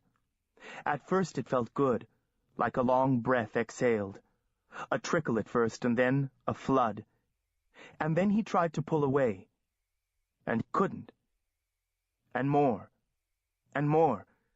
until he was drained and nauseous and dizzy, like his very essence was being pulled out through his fingertips. Finally, she reached up and pulled his hands away, then rolled him over on his back, folding his hands across his chest like a corpse laid out on a bier. Black spots circled through his vision like vultures, blotting out the sun.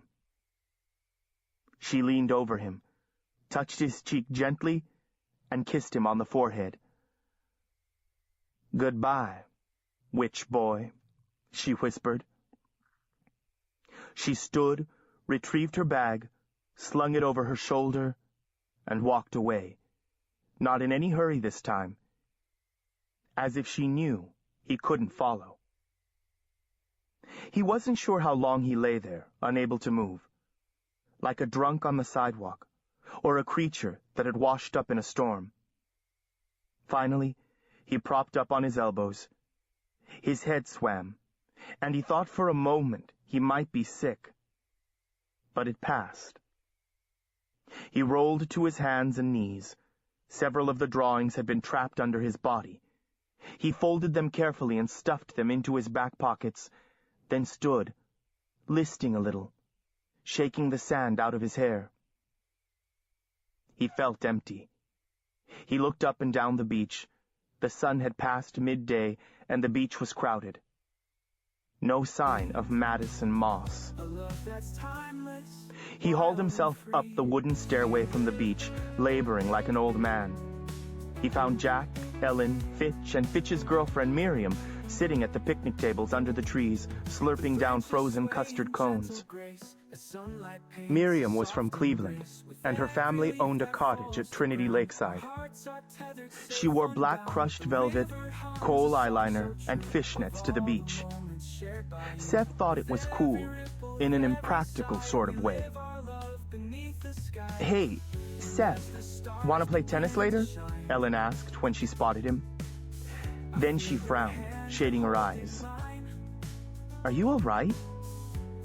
You look like you got sunstroke or something." Seph dropped onto the bench next to her, exhausted by the climb from the beach. "I'm okay. Here, have some." She handed him her cone. He licked off half and handed it back. "Who was that girl you were dancing with at the pavilion last night?" Fitch asked. "Christy Laraway. She's taking classes at the Institute." He closed his eyes, trying to remember her face. "Dude, I thought you were going out with Julie Stedman." "I've hung out with Julie a few times," Seph said, without opening his eyes. "I'm not going out with her." Jack finished his cone and licked his fingers. "The local girls are just thrilled to meet somebody they didn't hate in second grade." "Come on, Jack. It's more than that," Ellen said. She switched to a ditzy high falsetto. "He's so hot. He's practically European. I mean, he's lived all over the world, and he speaks French." She nudged Seph with her shoulder. "And have you seen his eyes? They change colors, and he has these long, dark lashes, and the way he kisses." She rolled her eyes. "Shut up, Ellen," Seph said. Their conversation was necessarily edited because of the presence of Miriam, who knew nothing of the magical subtext. "So, what's the secret of great kissing, Seph?" Jack asked. "Is it technique, duration, intensity, or power?" Seph sighed theatrically. "Oh, all right, Jack. I'll kiss you, but just this once. He rolled sideways to dodge Jack's half-hearted swipe at him. Somehow, Jack always came off sounding critical, like he thought Seph was taking advantage of persuasion. Guys are grumbling about the out-of-town competition, Jack went on. He stripped off his t-shirt and mopped his face with it. Seph shrugged. Don't you think everyone brings something to the game? What do you mean? We all use our assets. For instance, some people are really buff. Seph glanced sideways at Jack. Or they're great conversationalists. They play football, or they're in a blues band. They write poetry, or they paint, or they're good listeners. They have great hair, great legs, a boatload of money, and a boat. Or they have that je ne sais quoi. Or that je definitely sais quoi, as the case may be, Jack replied. Shut up, Jack, Seph said, grinding the heel of his hand into his forehead. His head was pounding. Some people would say love isn't a game, Ellen mused. I never bought that all's fair in love and war bit. Seph shrugged in surrender. Anyway, I can't do tennis tonight. I'm working for Harold this afternoon, and tonight I'm meeting someone at the Legends. Another date? Miriam asked. Seph stood to go. Not exactly. She doesn't know I'm coming. The manager at the Legends Inn was happy to tell Seph what time Madison Moss got off work. He was even willing to let her off early, but Seph said no. He would just wait. He bought coffee at the carry-out counter and found a bench in the park across the street that afforded a good view of the entrance. She came out of the front door right on time, looking up and down the street as if she hadn't decided what to do next. She jumped and let out a squeak of fright when he stepped out of the shadows and touched her shoulder. "Oh, it's you," she said, when he turned toward the light. "You about scared me to death." She'd rebraided her hair, but was still wearing the beach-stained blouse and skirt. "I need to talk to you." "Oh, well, sorry, I have plans. I have to go." She made no effort to be convincing. "It won't take long. Promise." He took her elbow, careful not to let the slightest dribble of magic escape. He wasn't sure he had any to spare anyway. "Do you want to talk here or somewhere else?" "I'm not going anywhere with you." "Okay." He towed her back into the coffee house and out onto the terrace overlooking the lake. He chose a remote table overlooking the gardens. The waitress drifted over, grinning and raising her eyebrows at Madison. "May I help you?" Madison just stared straight ahead, scowling and tapping her fingers on the edge of the table. Her nails were painted purple. "2 coffees and biscotti," Seph said. "I wanted tea," Madison said when the waitress had departed. "You were drinking coffee on the beach." "Right now I feel like tea." "Next time speak up." "What makes you think there'll be a next time?" Seph pulled her drawings from his jeans pocket and flattened them out on the tabletop. Madison pursed her lips and looked out at the lake. "Do you know I got chastised for the state of my uniform, witch boy?" "My name is Seph." "What kind of a name is that?" "Short for Joseph." "Is that a family name?" "I have no idea." The scent of jasmine wafted up from the gardens, and fireflies sparkled in the lawn. "I don't really know my family." She wrinkled her nose. "Sometimes that's not a bad thing." "Who do you stay with?" "Rebecca Downey. She's my guardian's sister." "Oh, I know her. She comes into the inn a lot." She gave him an appraising look. "She's very nice." The subtext being, unlike you. "What about Madison? Where's that from?" "I'm named after a county in Kentucky, where my parents first, met." The waitress set down coffee cups and plates of biscotti. "Hey, those are good," she said, pointing from the sketches to Seph. "Will you put those away?" Madison gestured at the crumpled pages. Seph said nothing. "Look," she said, wrapping her fingers around her cup. "I'm sorry I sketched you without asking permission." Seph waited. "That's it?" "What do you want?" "Well, to start, what did you do to me on the beach today?" "You mean after you attacked me?" He nodded grudgingly, conceding the point. "I'm sorry about that. It's just that I thought you might have a hidden agenda." He couldn't very well say, "There are wizards after me, and I thought you might be conspiring with them." "Well, you came up to me, I was minding my own business." "I know, but what did you do to me?" he persisted. "I kissed you." The corners of her mouth twitched. "Before that, you left me on my back." Now she grinned flat out. "Sounds improper." "This isn't a joke. I want to know who you are and what you're up to." Seph waved a hand at the drawings. "What's with the aura? Why do you call me Witch Boy?" "Because that's what you are." "What makes you think so?" She gave him a look that said he wasn't fooling her one bit. "There are people in this world who can get whatever they want, who can talk the money right out of your hand and make you glad you gave it up.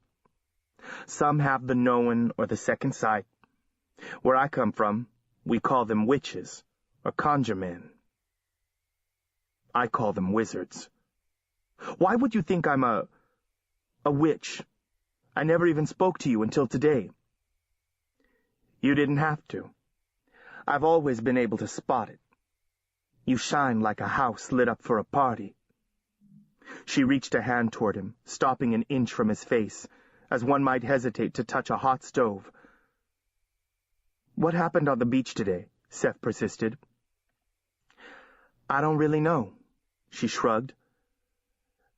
"I just don't seem to be susceptible to spelling." Seph leaned forward. "It was more than that. It's like you wrung me out or something." Madison took a bite of her biscotti.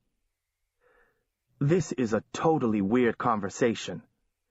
Seth or Seph or whatever your name is." "So can you use it? The power, I mean, after you drain it out of a person?" He reached out and gripped her hand. She snatched her hand back. "You're the witch, not me." She looked at her watch. "Listen, I'm working breakfast tomorrow. I need to get some sleep." Seth ignored the hint. "Why do you sound like you're from the South?" "Because I am. Colton County's down by the river, southern Ohio." "Why are you working here, then?" "My cousin Rachel owns the Legends. She needed a waitress, I needed the money, and I thought I could add some beach landscapes to my portfolio." Seph laid some bills on top of the check. "But you're not sketching landscapes. You're sketching me." She turned a deep red and looked away. I thought you'd make a good subject. You have an interesting face, and challenging. I mean, you actually make your own light." She stood, signaling that the conversation was over. Seph followed Madison back through the coffee house. In the entryway, she turned and stuck out her hand to him. "Well, good to meet you, Seph Macaulay. And thanks for the coffee." He took her hand, but she didn't react to his touch the way other girls did. "Where are you staying?" he asked. "Me?" She nodded toward the stairs. "Right here, at the inn." "If you work breakfast tomorrow, does that mean you get off early?" She pulled her hand back. "No, I'm working a double shift." "When's your day off? Maybe we could hang out." "I've seen you at the pavilion. Seems to me you're pretty booked. Small towns. I'm trying to cut back. She lifted her chin. What am I? A challenge to you or something? He shrugged. You're the one who kissed me. He knew he'd said the wrong thing when she pivoted away from him and headed for the stairs. Hey, Madison, I'm sorry, okay? Can't we just hang out? You don't have to sign anything. We'll do whatever you want. Well, she paused, one foot on the first step, her hand on the railing. She turned back toward him, considering. It's been a long time since I've been on a picnic. Chapter 12. Hastings. The next day was miserably hot. Seph left the beach early and stopped at the market on his way home. Madison had agreed to a picnic, and Seph had agreed to provide the food. He meant to keep it simple: focaccia, cheese, antipasti, fruit. That and a burnt sugar pecan tart that would steal anybody's soul. At first he thought no one was home, but as he pulled a bottle of iced tea from the refrigerator, he heard voices on the porch.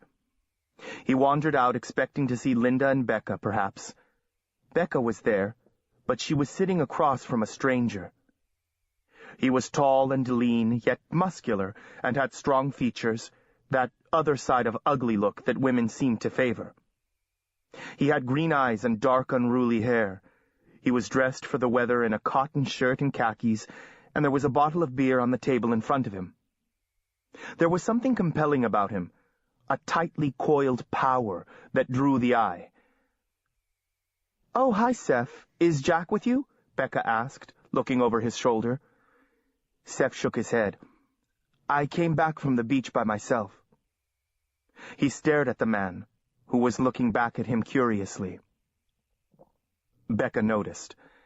"Seph, this is Leander Hastings, a friend of the family. He's visiting from out of town. Leander, this is Seph Macaulay. He's been staying with us this summer." Seph stuck out his hand to Hastings, and there was that usual electrical exchange between wizards. "I've been looking forward to meeting you," Seph said. "I've heard a lot about you." Hastings smiled. "Don't believe everything you hear." His eyes were fixed on Seph, taking his measure. There was something about him that reminded Seph of Gregory Lester. He had that same ability to intimidate, to overwhelm. But just now he looked a little puzzled. "Are you a friend of Jack's?" "No," Becca explained quickly. "He was Linda's guest originally, though we've managed to steal him from her. He comes from a complicated family situation." "I see." Seph needed to find a way to talk to the wizard, to ask questions in private. This was likely to be someone who could lead him to the dragon. "Are you going to be staying in Trinity long, Mr. Hastings?" Seph asked, hoping for a yes. Hastings shook his head. "Only a few days, I'm afraid, and a few days in Trinity is never enough." He paused. "Where do you come from, Seph?" The wizard had a trace of accent, as if he were British or had learned English overseas. "I was born in Canada," Seph replied, "but I moved around a lot." Becca looked at her watch. "Oh my, I'm sorry, Leander. I need to be down at school in half an hour. Jack should be home soon, though, and I hope you'll stay for supper. Will you and Seph be okay for a little while?" She seemed flustered, her face rosier than could be accounted for by the heat. "I'm fine on my own, Becca. You know that. It's my fault for dropping in. I'll stay for supper if you'll have me, but I'm sure Seph has other things to do besides entertaining me. I can do some reading." He rested his hand on a stack of books on the table. "Oh, it's no problem, really," Seph said hastily. Becca gathered up her laptop and papers, kissed Seph on top of his head, and then she was gone, banging the screen door behind her. Hastings looked after her for a moment and then turned his attention to Seph.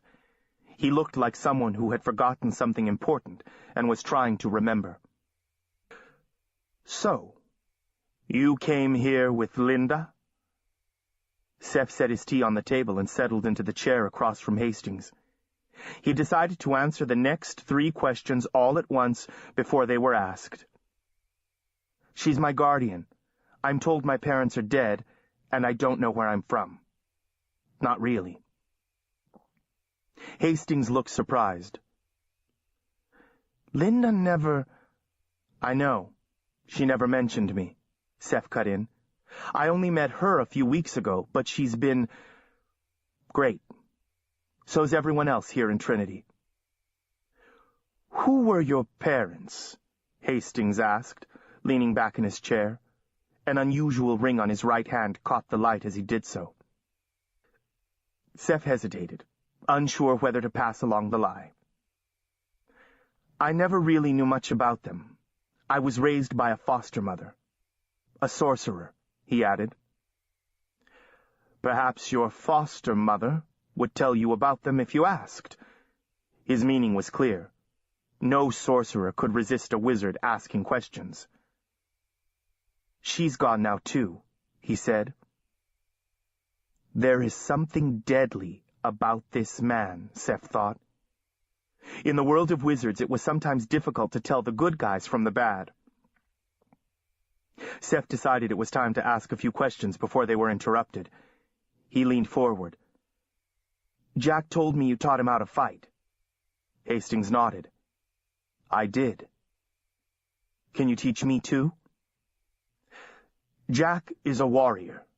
That's his gift. You're a wizard. You're not allowed to fight under the rules. But not everybody plays by the rules, do they? Seph said quietly. Hastings picked up his beer and drained it. Why do you want to learn to fight? He asked, rolling the bottle between his hands. I have enemies. Who? Gregory Lester, Seph said, watching Hastings for any reaction to the name. There was none, not even a flicker, though the wizard paused a moment before he spoke again. What do you have against Gregory Lester? He asked, as if they were talking about the weather. He murdered 2 of my friends. Hastings didn't seem surprised by this news. I'm sorry to hear that, he said. Were they wizards? One was a wizard. One was Anawir. Can you prove that he killed them? Seph thought about it. Probably not. Hastings sighed and ran a hand through his hair, leaving it more tumbled than before. Does Dr. Lester know you are gunning for him? He's making fun of me, Seph thought, although there was no trace of humor in Hastings' voice or manner. I told him I'd kill him, Seph admitted. Hastings shook his head and leaned forward. Let me give you some advice, Seph. If you really want to kill a man, don't tell him what you're about. And don't tell everyone else either. It sounds too much like you are trying to convince yourself. He smiled, and it was not unkind. For all you know, Gregory Lester and I are old friends, he said. But you're not, Seph said. Are you? We're not, Hastings agreed without stopping to think about it. But I know him well enough to suggest you reconsider tangling with him. It's not my choice. Seph moved on to his primary question. Do you know where I can find the dragon? He asked. The dragon? The leader of the wizard faction opposing Gregory Lester. Lester is in league with someone named Claude Dorsey. And how do you know all this? Seph realized suddenly that he was still the one who was answering most of the questions, and despite spending the day at the beach, he was already sticky with sweat again, while Hastings appeared cool and relaxed. How does he do that? I was at a school called the Havens all last year, up until June, Seph said, irritated. The friends he killed were students there. Lester was the headmaster. So do you know the dragon or not? Now Hastings studied him with more interest than before. I've heard of the dragon, of course, although I'm new to the Wizard Council. The dragon's not actually on the council. He keeps his identity hidden, but has considerable influence. Why do you ask? I want to find him. I have some information that could help him. Seph meant to make Jason's mission his own. Only he was even younger than Jason, as Hastings immediately pointed out. You're too young to get involved in wizard politics. It's not a game for children. I already have the reputation of being careless with the lives of children, Hastings added, rubbing his chin. I'm not a child, Seph said hotly. I'm sure you are not. Not after a year at the Havens. Hastings was about to say more when there was a choking sound, like a gasp from the doorway, and Seph realized they were no longer alone. They both looked up to see Linda Downey standing there. Lee, what are you doing here? She demanded. She was looking from Seph to Hastings and back again. Hastings rose easily to his feet. It's good to see you too, Linda. He stepped forward, extending both hands, but she stepped back, so he let them drop after a moment. He towered over the enchanter, and the air shimmered between them like two weather fronts meeting. Seph filed the information away. I hadn't heard you were coming, Linda said finally. What a surprise. Her voice was flat. Hastings nodded. I didn't know you would be here either. I showed up unannounced, but Becca was kind enough to invite me to dinner.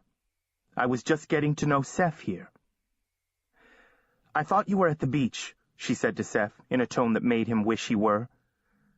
I came back early, he explained hastily. Jack should be home pretty soon. As he spoke, they heard someone at the back door. Seph, you hiding out in here? I have 5 messages for you. Jack was laughing as he came onto the porch. He stopped short when he saw Hastings. Mr. Hastings, I didn't realize you were here. I would have come home sooner. This was one wizard he seemed pleased to see. Does Mom know you're here? I already saw her, Hastings said. I brought her some old books from the UK that I thought she might enjoy. Seph looked from Jack to Hastings to Linda Downey. He was already sure that dinner would be interesting. Dinner was interesting. Becca put salmon into the smoker, and there were grilled vegetables, warm bread from the bakery, and fresh sweet corn. She had bought raspberries and whipping cream, so Seph made crepes for dessert. Aside from the food, dinner was a feast of secrets, and all of them revolved around Leander Hastings. Linda was brooding about something and had little to say to anyone. Seph realized quickly that Jack and Hastings had a history Becca knew nothing about. She and Hastings got into a spirited discussion about Celtic archaeology that lasted through most of the meal, yet Becca seemed tentative, unsure of herself where the wizard was concerned, and Seph noticed Hastings looking at him intently several times. If he was hoping for more private time with Hastings after dinner, he was disappointed. The adults sat on the porch talking and drinking wine until late. Finally, Hastings thanked Becca for hosting him and said goodbye to Jack and Seph. When he came to Linda, he took both her hands firmly and lifted her to her feet. Can you walk me out, Linda?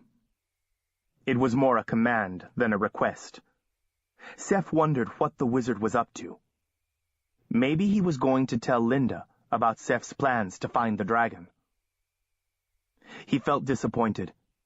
He was convinced that Hastings knew where to find the dragon, but obviously he wasn't going to share that information with Seph. The air outside was soft with the exhalation of the lake. When Linda and Hastings reached Hastings' car, he opened the passenger side door. Get in, he said, and walked around to the other side without waiting for a response. Fine, she thought. It would give her a chance to speak her mind to Hastings. She got in. Hastings climbed in the driver's side, but he didn't put the key into the ignition. "I want to talk to you about the boy," he said. "If you mean Seph, I have something to say to you, too." She looked him in the eyes. "Stay away from him, Leander.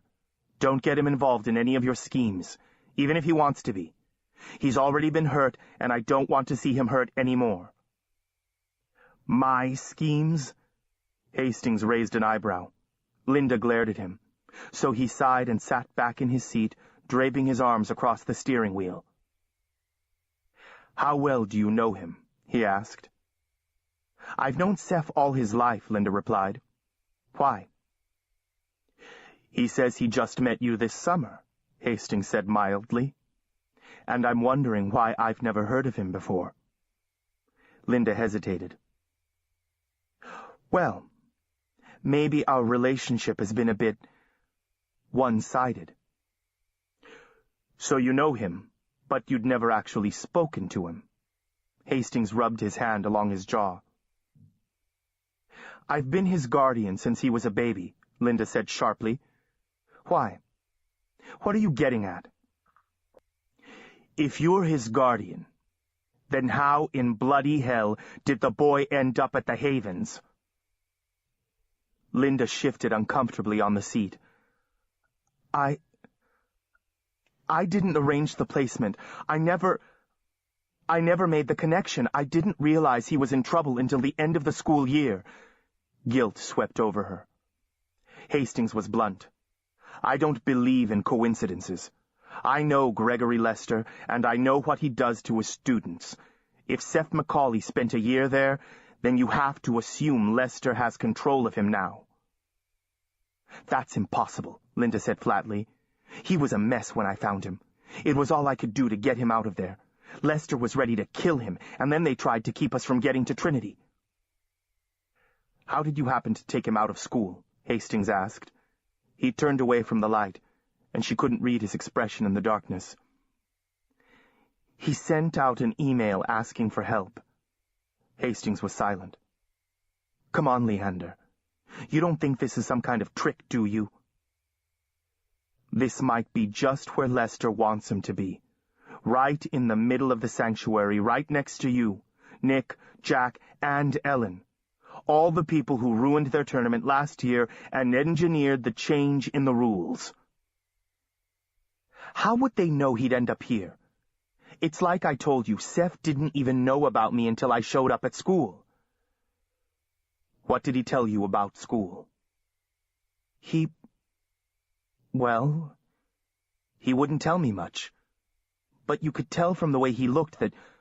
Don't be naive. Look, as soon as he met me, he was asking about the dragon and where he could find him. Said he wanted to help him. The boy's just a child, but he's powerful enough to overwhelm you. Don't you see? It's too risky to leave him here." Linda made an irritated sound. "You're right about one thing. He is a child. He's just an untrained boy who's been through hell this past year, and now he needs to heal." Hastings turned and took Linda's hands. She flinched and tried to withdraw them, but he held tight, exerting pressure of his own. "Let me take him with me. I promise I won't hurt him. Given a little time, perhaps I can undo the damage. It might help us learn more about what Lester is up to, and how to help his victims." "That's what it's all about, isn't it?" she said bitterly. "You're hoping to use Seph to help you win." "We have to win, Linda," Hastings said softly, urgently, searching her eyes. "You know that as well as I do." She withdrew her hands. "Yes, we do," she agreed. "But not over the body of this boy. I'm not letting him leave the sanctuary." When she saw his expression, she squared her shoulders, and her chin came up. "Don't try to bully me. And don't try to go behind my back, either. If you lay a finger on him, or talk him into anything, there will be a war between us. I promise you." She pushed open the car door and slipped out into the darkness. The next morning, Seph was awakened by a tapping at his bedroom door. He pulled on his shorts and went to open it. It was Linda. "Let's go get some breakfast," she suggested. Seph shrugged. "Okay." She had dark circles under her eyes, as though she hadn't slept well. He wondered why. He'd been sleeping better and better as the summer progressed, and memories of the Havens faded. He pulled his t-shirt over his head and picked up his flip-flops, padding downstairs barefoot. They slipped out of the back door, and he sat down on the stoop to put on his shoes. He could tell it was going to be another hot day, but the morning was still and cool and fragrant with the scent of the hydrangeas that crowded the foundation of the house. They stopped at a coffee shop down by the university and picked up bagels, juice, and coffee, and then drove to the beach. It was nearly deserted, save a few early morning walkers, and the snack bar sat silent at the top of the cliff. They picked their way down the ancient stairway to the sand and walked out to the end of the pier. There they sat, took off their shoes, and dangled their feet over the water. Seagulls wheeled over their heads, hoping for a handout. Way off to their right, the sun gleamed over the horizon, turning the tops of the waves to gold. The air carried with it the scent of Canada, fresh and clean across the water. He thought about Toronto, far to the north and east. He wondered who was living in his old house now, if they still took in guests, if they kept the big commercial range and the tiny print wallpaper. "How do you like it here in Trinity?" Linda said finally. "Well," Seph said, "I never thought I'd like living in a small town, but I do. Mercedes and Blaze and the other neighbors mind your business too much, but I like them. Jack and Ellen are really cool. They take me with them when they go out with their friends, and I've been meeting a lot of people at the beach." He added, thinking of Madison. "Nick is awesome." Linda gave a quick nod, as if satisfied. "I'm wondering about school in the fall." She gazed down at the water percolating around the rocks. "I'm sure I'll be okay wherever I go," Seph said, "now that I have more training." "Do you always have to be so damn agreeable about everything?" Seph said nothing. He couldn't recall anyone applying that particular term to him before. "What would you think about going to school, here in Trinity?" He looked up, startled. "That'd be okay, sure." His only contacts with the Wizard Guild were Leander Hastings and Gregory Lester, and his connection with Hastings ran right through Trinity. "But how could I? I can't stay with Becca forever." "You probably could. Becca is absolutely taken with you, Seph." She paused. "I could get a house here, too. I can't promise to spend all my time in Trinity, but you could stay with me when I'm here and with Becca when I'm not." Seph couldn't hide his surprise. He'd had the impression Linda never stayed in one place for long, never even wanted to say how long she would stay when she visited. He'd been thinking she might be ready to get back to London, that only her concern for him was keeping her in Trinity. "That'd work. Only—" He paused and then rushed ahead.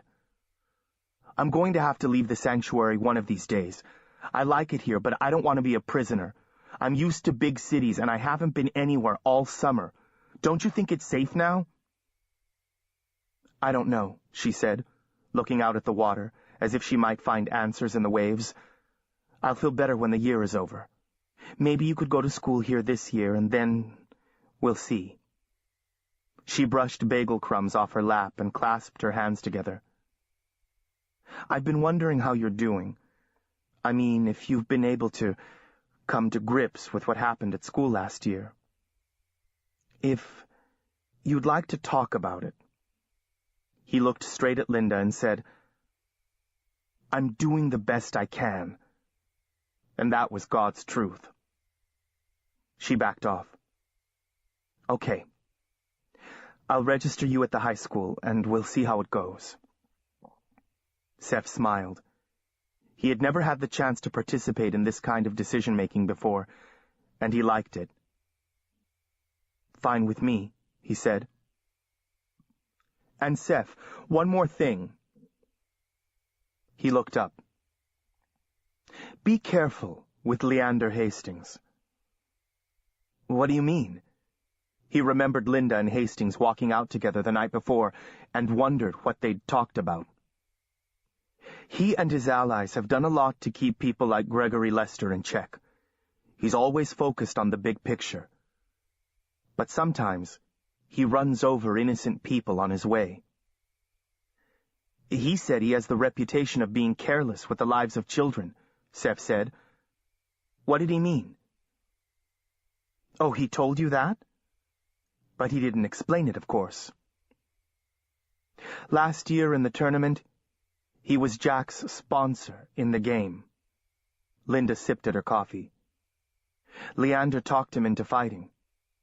In the end, it turned out well, but he's a gambler. He takes chances with other people's lives. Linda put her hand under Seph's chin and turned his face so she could look him in the eyes. You could be next. Oh, I don't think so, Seph said. He didn't seem too interested in me. Linda shook her head. You're wrong. You don't know him like I do. Just remember what I said. Later, during his wizardry lesson, Seph had a question for Nick. Why does Linda Downey dislike Leander Hastings so much? The wizard glanced up at him sharply. What gives you that idea? They were sitting in the kitchen of Nick's apartment. A large floor fan whirred at their feet. She warned me to watch out for him. She doesn't trust him. Nick sighed. Linda's feelings for Leander are complex. She doesn't entirely trust him, that is true. He paused, as if considering how much to share. Linda and Leander were, involved. Years ago. What? Seph looked up at his teacher in surprise. You wouldn't know it. Well, yes, Seph, you would know it if you were older and just a bit wiser. Their past makes it difficult for them to deal with each other in the present. Seph remembered the tension between the wizard and the enchanter, the spark and energy. He thought about Linda's warning. Is Hastings a bad man? No, I wouldn't say he's a bad man. He is one of those wizards who has improved with age. He was quite dangerous and impulsive when he was young. Still dangerous, I suppose. Nick fell silent for a moment, frowning at some old memory. Leander's father was a wizard, and his mother Annawir. His older sister, Carrie, was a warrior. The family did its best to keep her out of the tournaments, but the Roses eventually tracked her down and she was killed. Her father died defending her. His mother was never the same. Leander was 10 at the time. By the time he was your age, he was already fighting a personal war against the wizard-dominated hierarchy and the tournament system. He has never been afraid of a fight. Never afraid of dying, either. But if Aunt Linda and Mr. Hastings agree about the tournaments and all, Seph persisted, wanting to understand. Nick smiled. These are difficult times. Linda and Leander may agree about the ends, but often disagree about the means. He put his hand on Seph's shoulder. They are both very powerful people in their own way. They will pull you, Seph, whether you like it or not. Eventually, you'll have to decide for yourself. Chapter 13. A Picnic on the River. Seph saw no more of Leander Hastings, reinforcing his belief that the wizard had no particular interest in him. The next day was Thursday, Madison's day off, the day of the picnic. She said she knew of a good place and she was the one with the car. She suggested he bring his swimming gear, so he assumed it would be somewhere up on the lake. The house had emptied out early. Jack had gone to play soccer with Will and Harmon, trying to beat the heat of the day. Becca was in court, and Linda was actually out looking at real estate. Seph was just loading the cooler when Madison tapped on the screen door. "Come on in," he said. "I'm just about ready." She wore a green tie-dyed sundress over her bathing suit, a wide-brimmed hat and sandals. Her glittering hair was partly braided and beaded, partly hanging free, like rivulets down her back. "This is a great neighborhood," she said. "I'd like to paint this entire street. It's like a whole shelf of wedding cakes, each fancier than the last." She looked around the kitchen, at Seph's bags and parcels. "Who else did you invite?" she asked in amazement. She helped him carry it all out to her old pickup. They loaded the food into the back, under a tarp. "Do you come from a big family that you live in such a big house?" she asked. He shook his head, sliding into the passenger side and buckling his seatbelt. "There's just me. Like I told you, that's Becca's house. I'm staying here for the summer, at least." She turned left on Jefferson toward downtown, ramming up through the manual gears. Seph liked that she drove stick shift. "What are you, a senior?" she asked. He nodded. "Will be. What about you?" "I'll be a senior, too, but I'm going to be taking classes at Trinity in the fall, at the Art Institute." She ducked her head away as she said it, as if he might question her right to be there. "Wow. Congratulations. I hear it's hard to get in. But how do you take classes at the college if you're still in high school?" "I'll be there as a post-secondary student. Here in Ohio, you can take college classes for free while you're still in high school. The school district pays for it."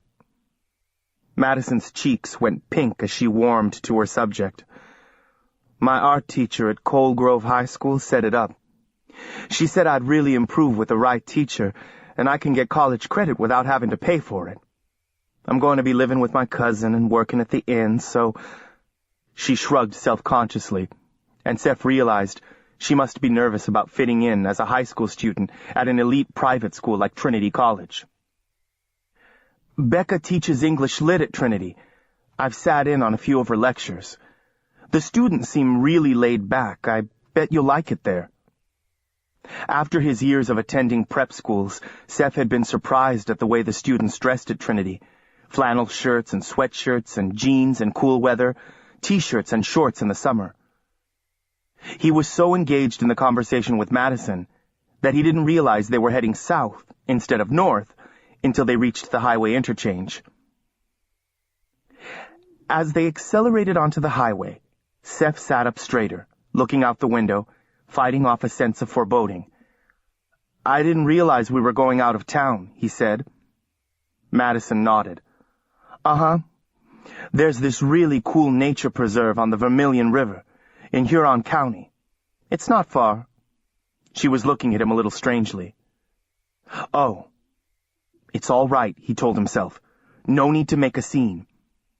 He hadn't seen a strange wizard all summer. There was no way the alumni could be waiting at the city limits to intercept him, watching all the routes out of town. Besides, he was unlikely to be spotted riding in an unfamiliar car. They passed the city limits without incident. The park was about a half-hour away. It was remote, thickly wooded, embraced by a great loop of the river gorge and embroidered by rocky streams that flowed into the river.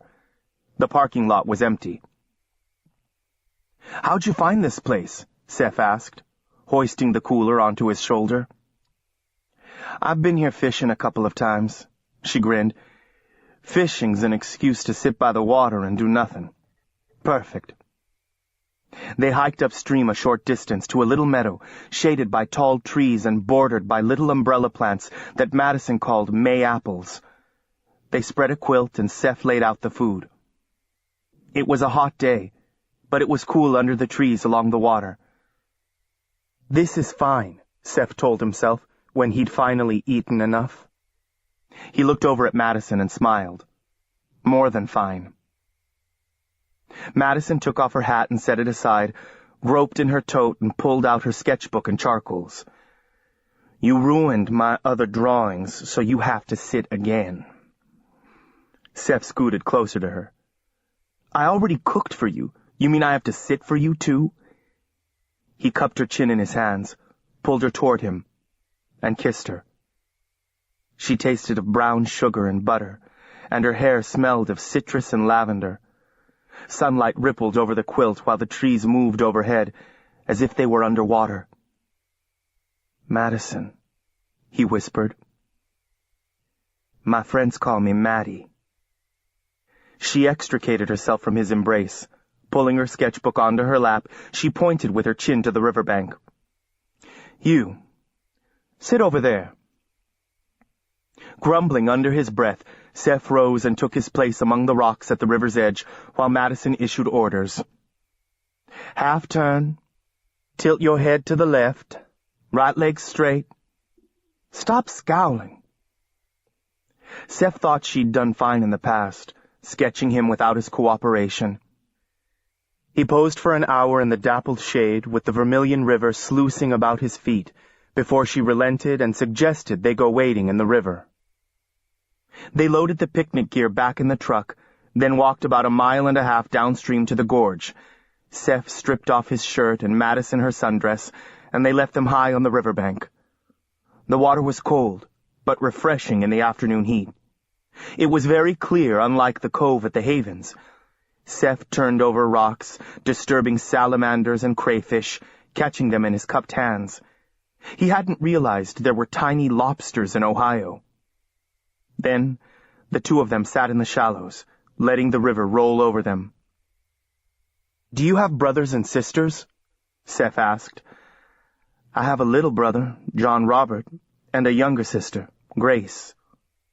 She spoke about them with a fierce affection, as if they needed defending. "Your parents were okay with you coming up here on your own?" "There's just Carleen, my mom. She wasn't too thrilled about it, mainly since I'm the babysitter. But I can make more money working for Rachel than anywhere in Colton County, and Rachel watches me closer than Carleen ever has." "So," Seph said, trying to understand, "at home, do you live on a farm?" "I live on Booker Mountain. My family's been there since before Ohio was a state. It's a beautiful place, but I'm afraid it's not much of a farm unless you want to grow rocks." She skipped a stone across the river, so it landed on the opposite bank. "I guess you've lived all over." "I guess." "What's Europe like?" She rolled her eyes. "I suppose that's like asking, what's the ocean like?" "Yeah." He thought a moment. "There's less room in Europe. It seems like everything's packed together compared to Canada or the U.S., but you have to pay closer attention. It's layered, like a tapestry, woven with lots of colors and very small stitches, or an impressionist painting," he added, pleased to have come up with examples from art. "Have you been to the Musée d'Orsay in Paris?" She studied him, like he was an exotic species. He nodded. "It's a feast, if you like the Impressionists." "I'm going there someday," she said with conviction. "I'm going to visit every gallery in Paris and every church in Florence and eat gelato every day." When they were numb and shivering, they climbed out onto the rocks and sunned themselves like turtles. Madison ran her fingers over the Dirna Seifa that hung around Seph's neck. "What's this?" "A friend at school gave it to me," Seph replied. "I guess you could say it enhances magic. It lets the gifted do things they couldn't otherwise." The memory of Jason brought pain, as it always did, but just then the Havens seemed far away. "You mentioned that you'd met witches at home." "Well, there's a strong tradition of magic around there. The folks that settled that area came from Ireland, England, and Wales. My grandmother was a reader and advisor. People used to come to her to have their fortunes read." She fell silent for a moment, as if lost in a memory. A seer, Seph thought. Were there also wizards in Colton County? She considered this a moment. There are people with auras, like you. People with power. Trinity's full of them. What kind of power I couldn't tell you, and I'd guess most of them don't know they have it. Were there others like you? She laughed. It'd be pretty hard to tell. I don't have an aura and I don't have magic. I just kind of swallow it up. When they were sun-baked and drowsy, they pulled their dry clothes on. The shadows were deeper than before when they headed back. They followed a path upstream along the riverbank until they reached a place where the sides of the ravine swept steeply up on either side, forcing them back into the river. Seph had just taken Maddie's hand to help her across some slippery stones when he looked up and saw someone standing in the riverbed ahead, between them and the sun. The contrast between light and shadow made it difficult to see, but there was something familiar about the silhouette. When Seph shaded his eyes against the light, he saw that it was Warren Barber, and behind him, Kenyon King, from the Havens. Madison stepped up even with Seph and looked curiously at Barber, who was standing, smiling, right in their path. "Hello, Joseph," Barber said. His voice was marbled with sorcery, meant to sedate and cloud the mind. Seph looked around. On the other side, the banks were too steep to climb. Behind them, 2 more wizards were picking their way down the riverbed, Bruce Hayes and Aaron Hanlon, who taught social studies. "Who's that?" Madison began, but when she saw Seph's face, the words died away. She looked over her shoulder at Hayes and Hanlon, and back at Seph. "We thought you'd never leave your little nest," Barber said. There must have been an unspoken question on Seph's face, because he added, "I used a different kind of web this time. Something to let you out, but tie a line to you. Something that made you easy to track." Seph brushed at himself as if trying to dislodge the invisible tether. Barber flexed his fingers, readying them for use. "We've come to take you back, Joseph," he said. "It hasn't been the same since you left." Seph spoke to Maddie without taking his eyes off Barber, acutely aware of the wizards behind him. "It's okay, I went to school with these people. Go on back to the truck." "What's going on?" Madison looked over her shoulder. Hayes and Hanlon had stopped a short distance away, as if waiting for a signal. "Just go. If I'm not there in half an hour, go on without me." When she didn't move, he pushed her hard, and she stumbled a few steps forward. She looked back at him, her face still full of questions.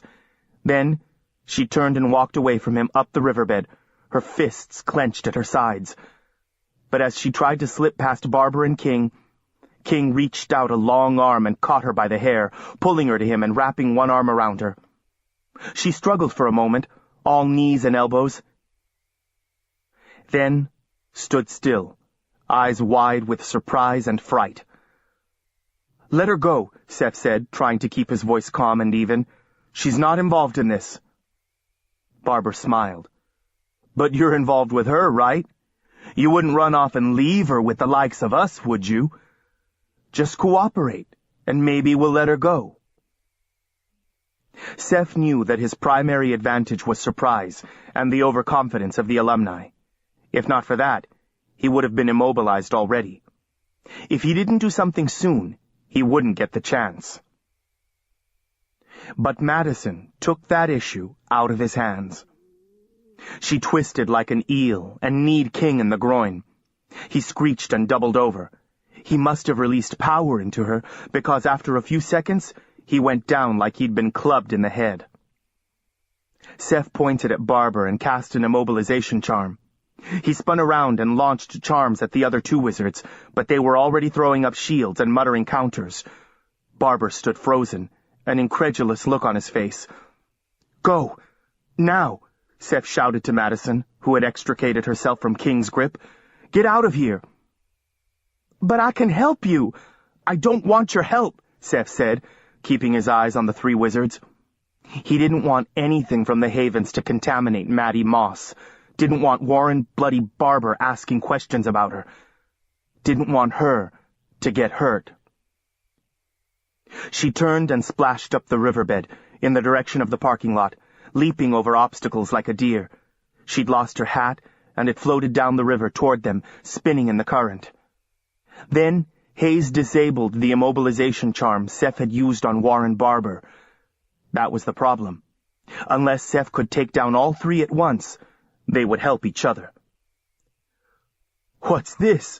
Barber said, looking more amused than worried. "I believe the boy's been studying out of school." He looked after Madison as if debating whether to go after her, then shrugged. "Pity," he said. "I was taking a liking to her." He nudged King with his foot, frowning. "What's up, Ken? You going to be singing soprano from now on?" King lay on his back, still stunned. Barber signaled to the others, and the remaining wizards separated, advancing toward Seph from 3 different directions. Seph climbed partway up the side of the rocky gorge and turned to face them. The way to the parking lot was blocked, and he had no hope of climbing the rest of the way without being overtaken or disabled. It was eerily silent in the gorge. The birds were quiet, and he couldn't even hear the sound of water cascading over the rocks. All he could hear was the harsh breathing of the 3 wizards as they advanced on him. "You may think you're a wizard now, Joseph," Warren said, "but we think you have a lot to learn, and we can teach you back at school." His voice turned soothing. "Tell you what, you won't have to mingle with the other students anymore. We'll let you stay in the alumni house. We'll be best friends." Seph extended his hands. "Back off. I don't want to hurt you, but I won't let you take me."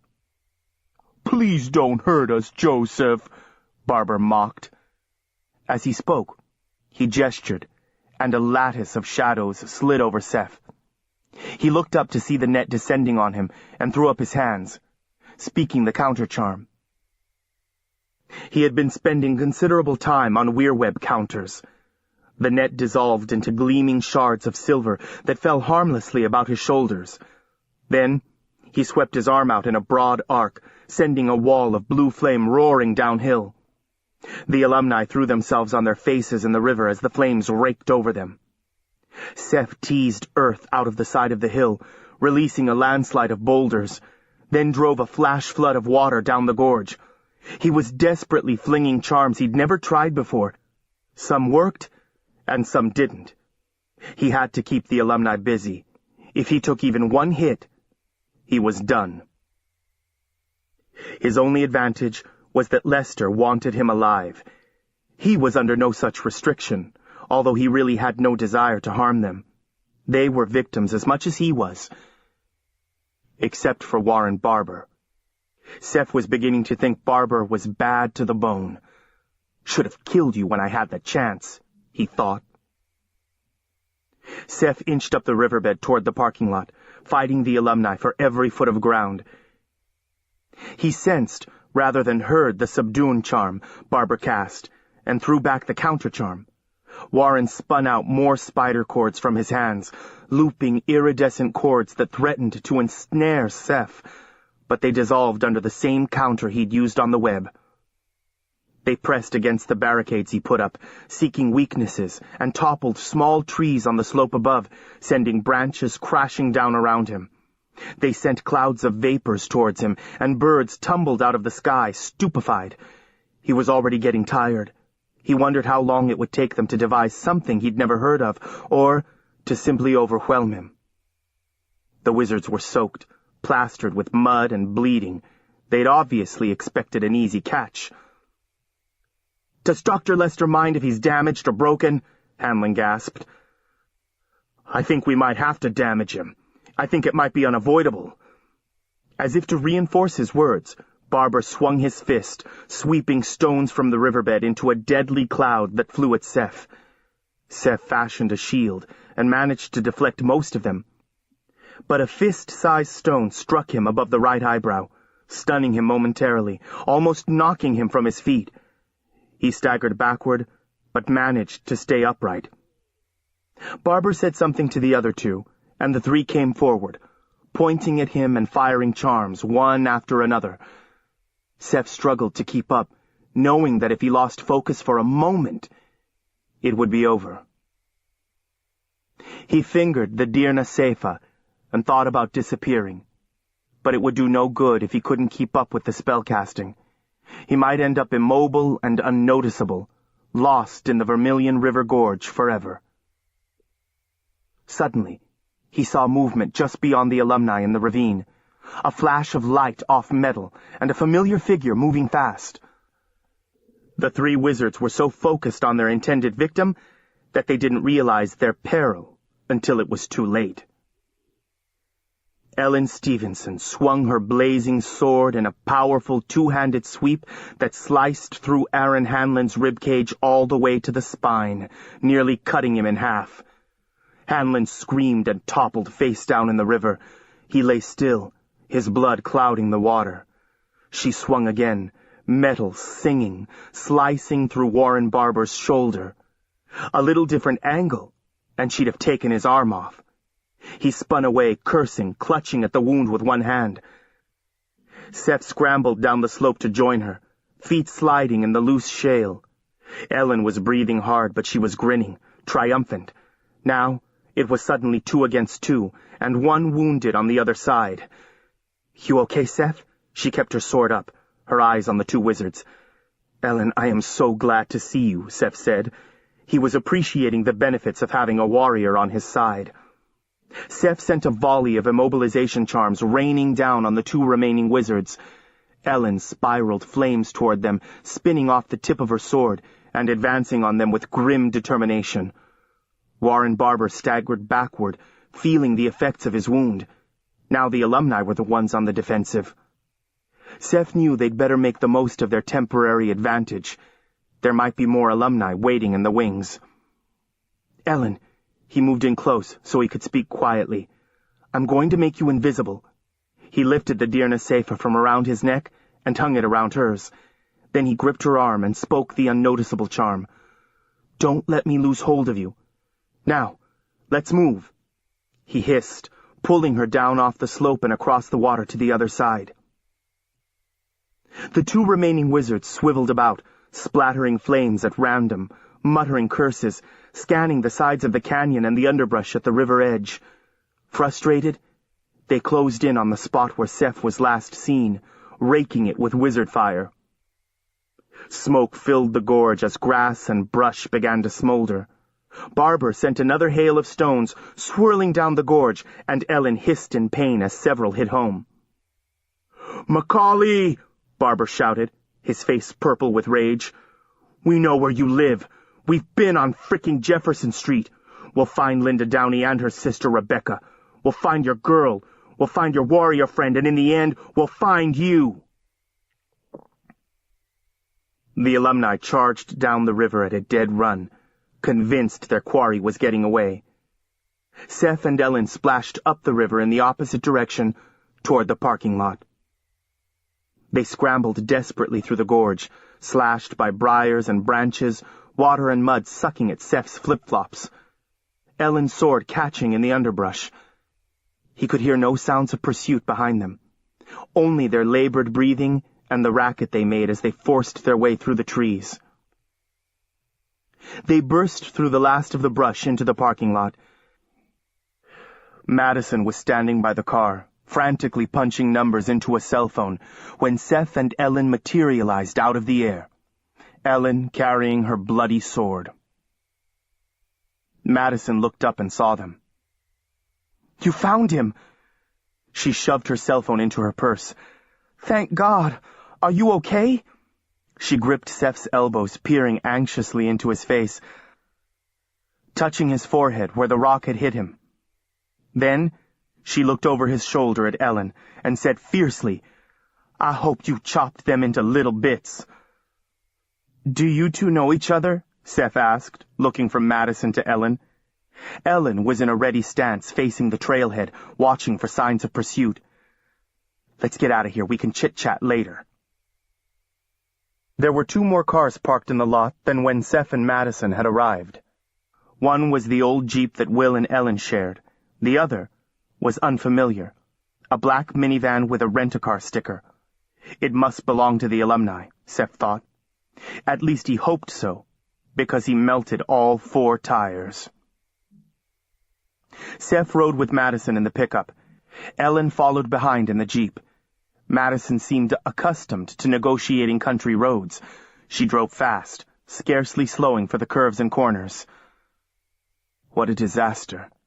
He'd been a fool to take a chance with Madison. If not for her odd resistance to wizards, she would have been killed, hurt, or kidnapped. If Ellen hadn't shown up, he might be on his way back to the Havens by now, which reminded him. You didn't seem surprised to see Ellen and her sword. Madison glanced at him, then back at the road. Is that her name? I was on my way to the parking lot when she stepped out of the trees with that thing and demanded to know where you were. I thought she was standing watch for those creeps. She thought I'd led you into some kind of trap. It took us a while to sort it out. Then she went tearing down the trail after you, and I went to the car to call 911, only I couldn't get my cell phone to work. It's like fried. She swerved around a slow-moving van. What the hell happened back there anyway? Does this kind of thing happen to you all the time? Seph was scratched and scraped and bruised, and his head was throbbing. He rested it back against the seat and closed his eyes. Not too often. Let's just say I made a mistake. Those men were all witches. Wizards. Whatever. So, are you in some kind of magical gang war? He eyed her glumly, wishing she were susceptible to wizardry so he could just wipe her mind clean. I used to go to school with them. Now they're after me. I don't know why. He hoped they hadn't noticed anything special about Maddie. He hoped they wouldn't think about her at all. You want to go straight to the police station? Or we could look for a payphone. He shook his head, staring straight ahead. The police can't help. She opened her mouth to speak, and he held up his hand. What am I going to tell the cops? I was attacked by wizards who tried to snare me in a spider web? And then that nice Ellen Stevenson, who plays forward on the girls' soccer team, cut 2 of them to pieces with her magical sword? He thought of Ross Childers and imagined his reaction. Not pretty. Just take me home. Do you think they'll give up after today? No. Well, you can't just wait for them to try again. I don't intend to. He had no real choice.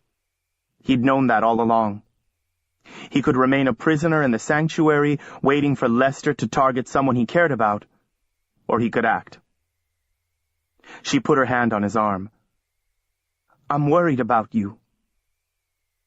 You should be worried about yourself. People who get involved with me tend to get hurt. Maybe I can help you.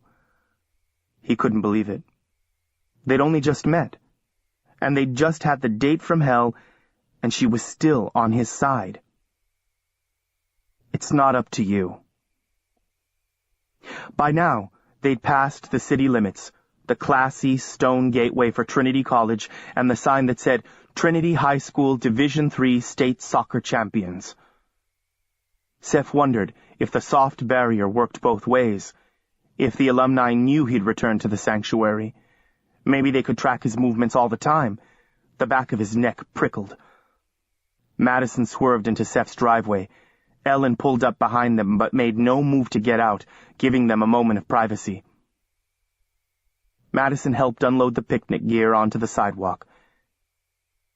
Here, I'll help you carry it inside. That's all right. I'll get it. Madison leaned against her truck, twisting one of her tiny braids between her fingers. I have to say, that was my most eventful picnic in a long time. Seph looked away and swallowed. No doubt. She gripped his hands and looked up into his face. But I had a good time before the mayhem. Seph shook his head, bewildered. I don't get it. I had to practically bribe you to get you to go out with me in the first place.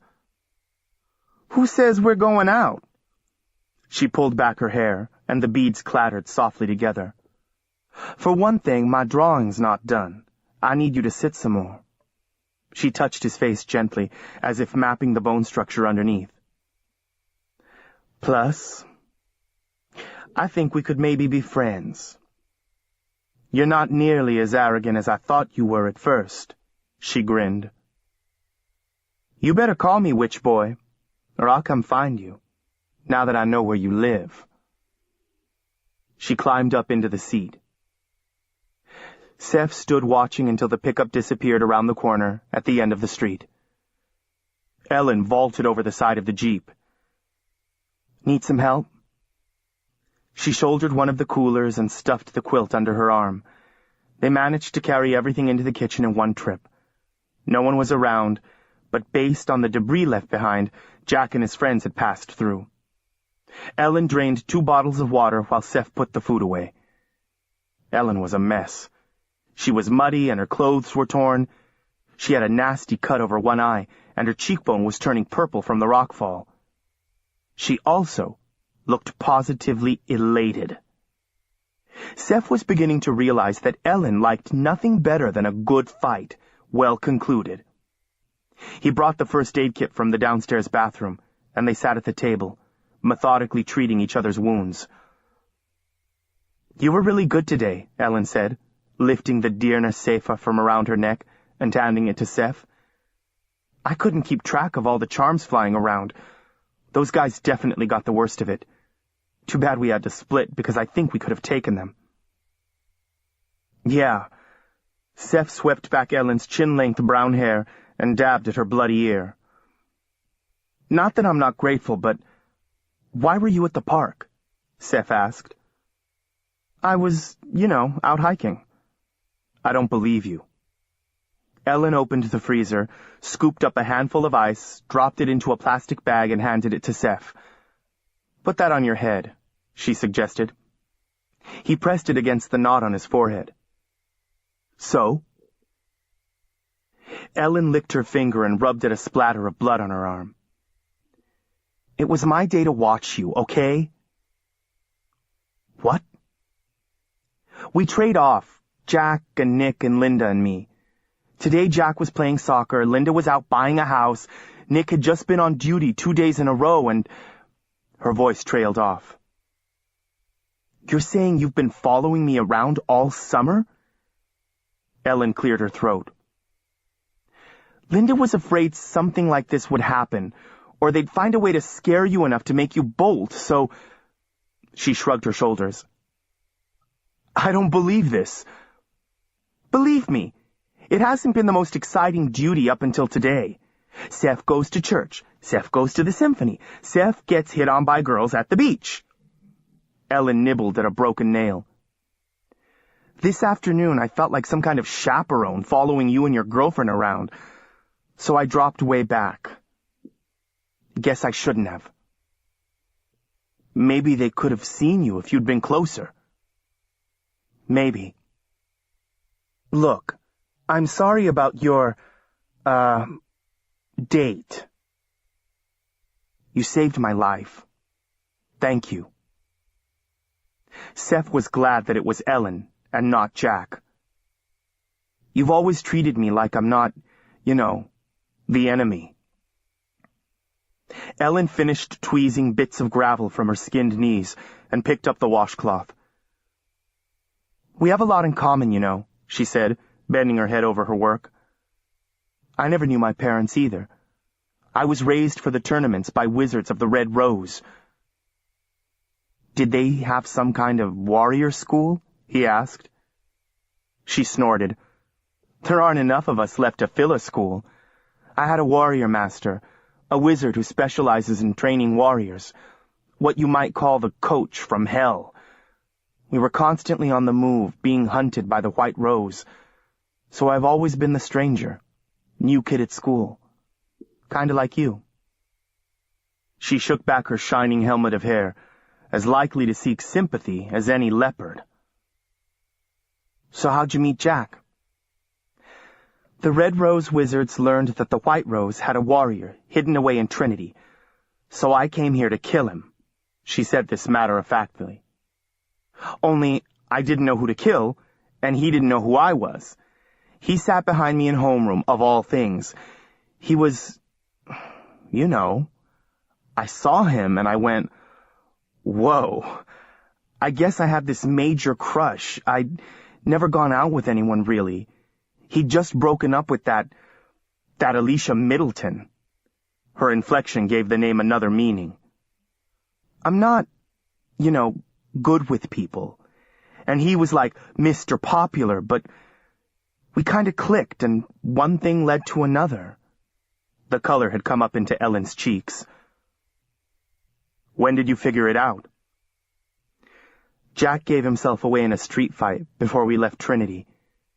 He didn't figure out who I was until we met on the field at Raven's Gill. She grinned. I'll never forget the look on his face. She carried the basin of soapy water to the sink and dumped it out. Well, I don't think he likes me much. Oh, I wouldn't say that. Jack's just less open than he used to be. Before Raven's Gill. It takes longer to win him over. She sat down across from Seph again. I mean, here he was, living this storybook life in Trinity, and then in the space of a few months, he finds out that everyone he knows is someone else entirely. His surgeon is a wizard who turned him into a magical freak. His aunt is an enchanter with a past. The old caretaker who lives over the garage is his 400-year-old wizard bodyguard. His former girlfriend is a treacherous, bottom-feeding, double-crossing traitor who's had him under a spell. Seph bit the insides of his cheeks to keep from laughing. Even his warrior master, Hastings, has a secret plan. To play him in the game and win dominion over the wizard houses. Jack goes to the tournament and finds out his opponent is the girl he's been going out with, who, by the way, came to Trinity to assassinate him. Seph shook his head, rendered speechless. Yet, despite all that, I've never met anyone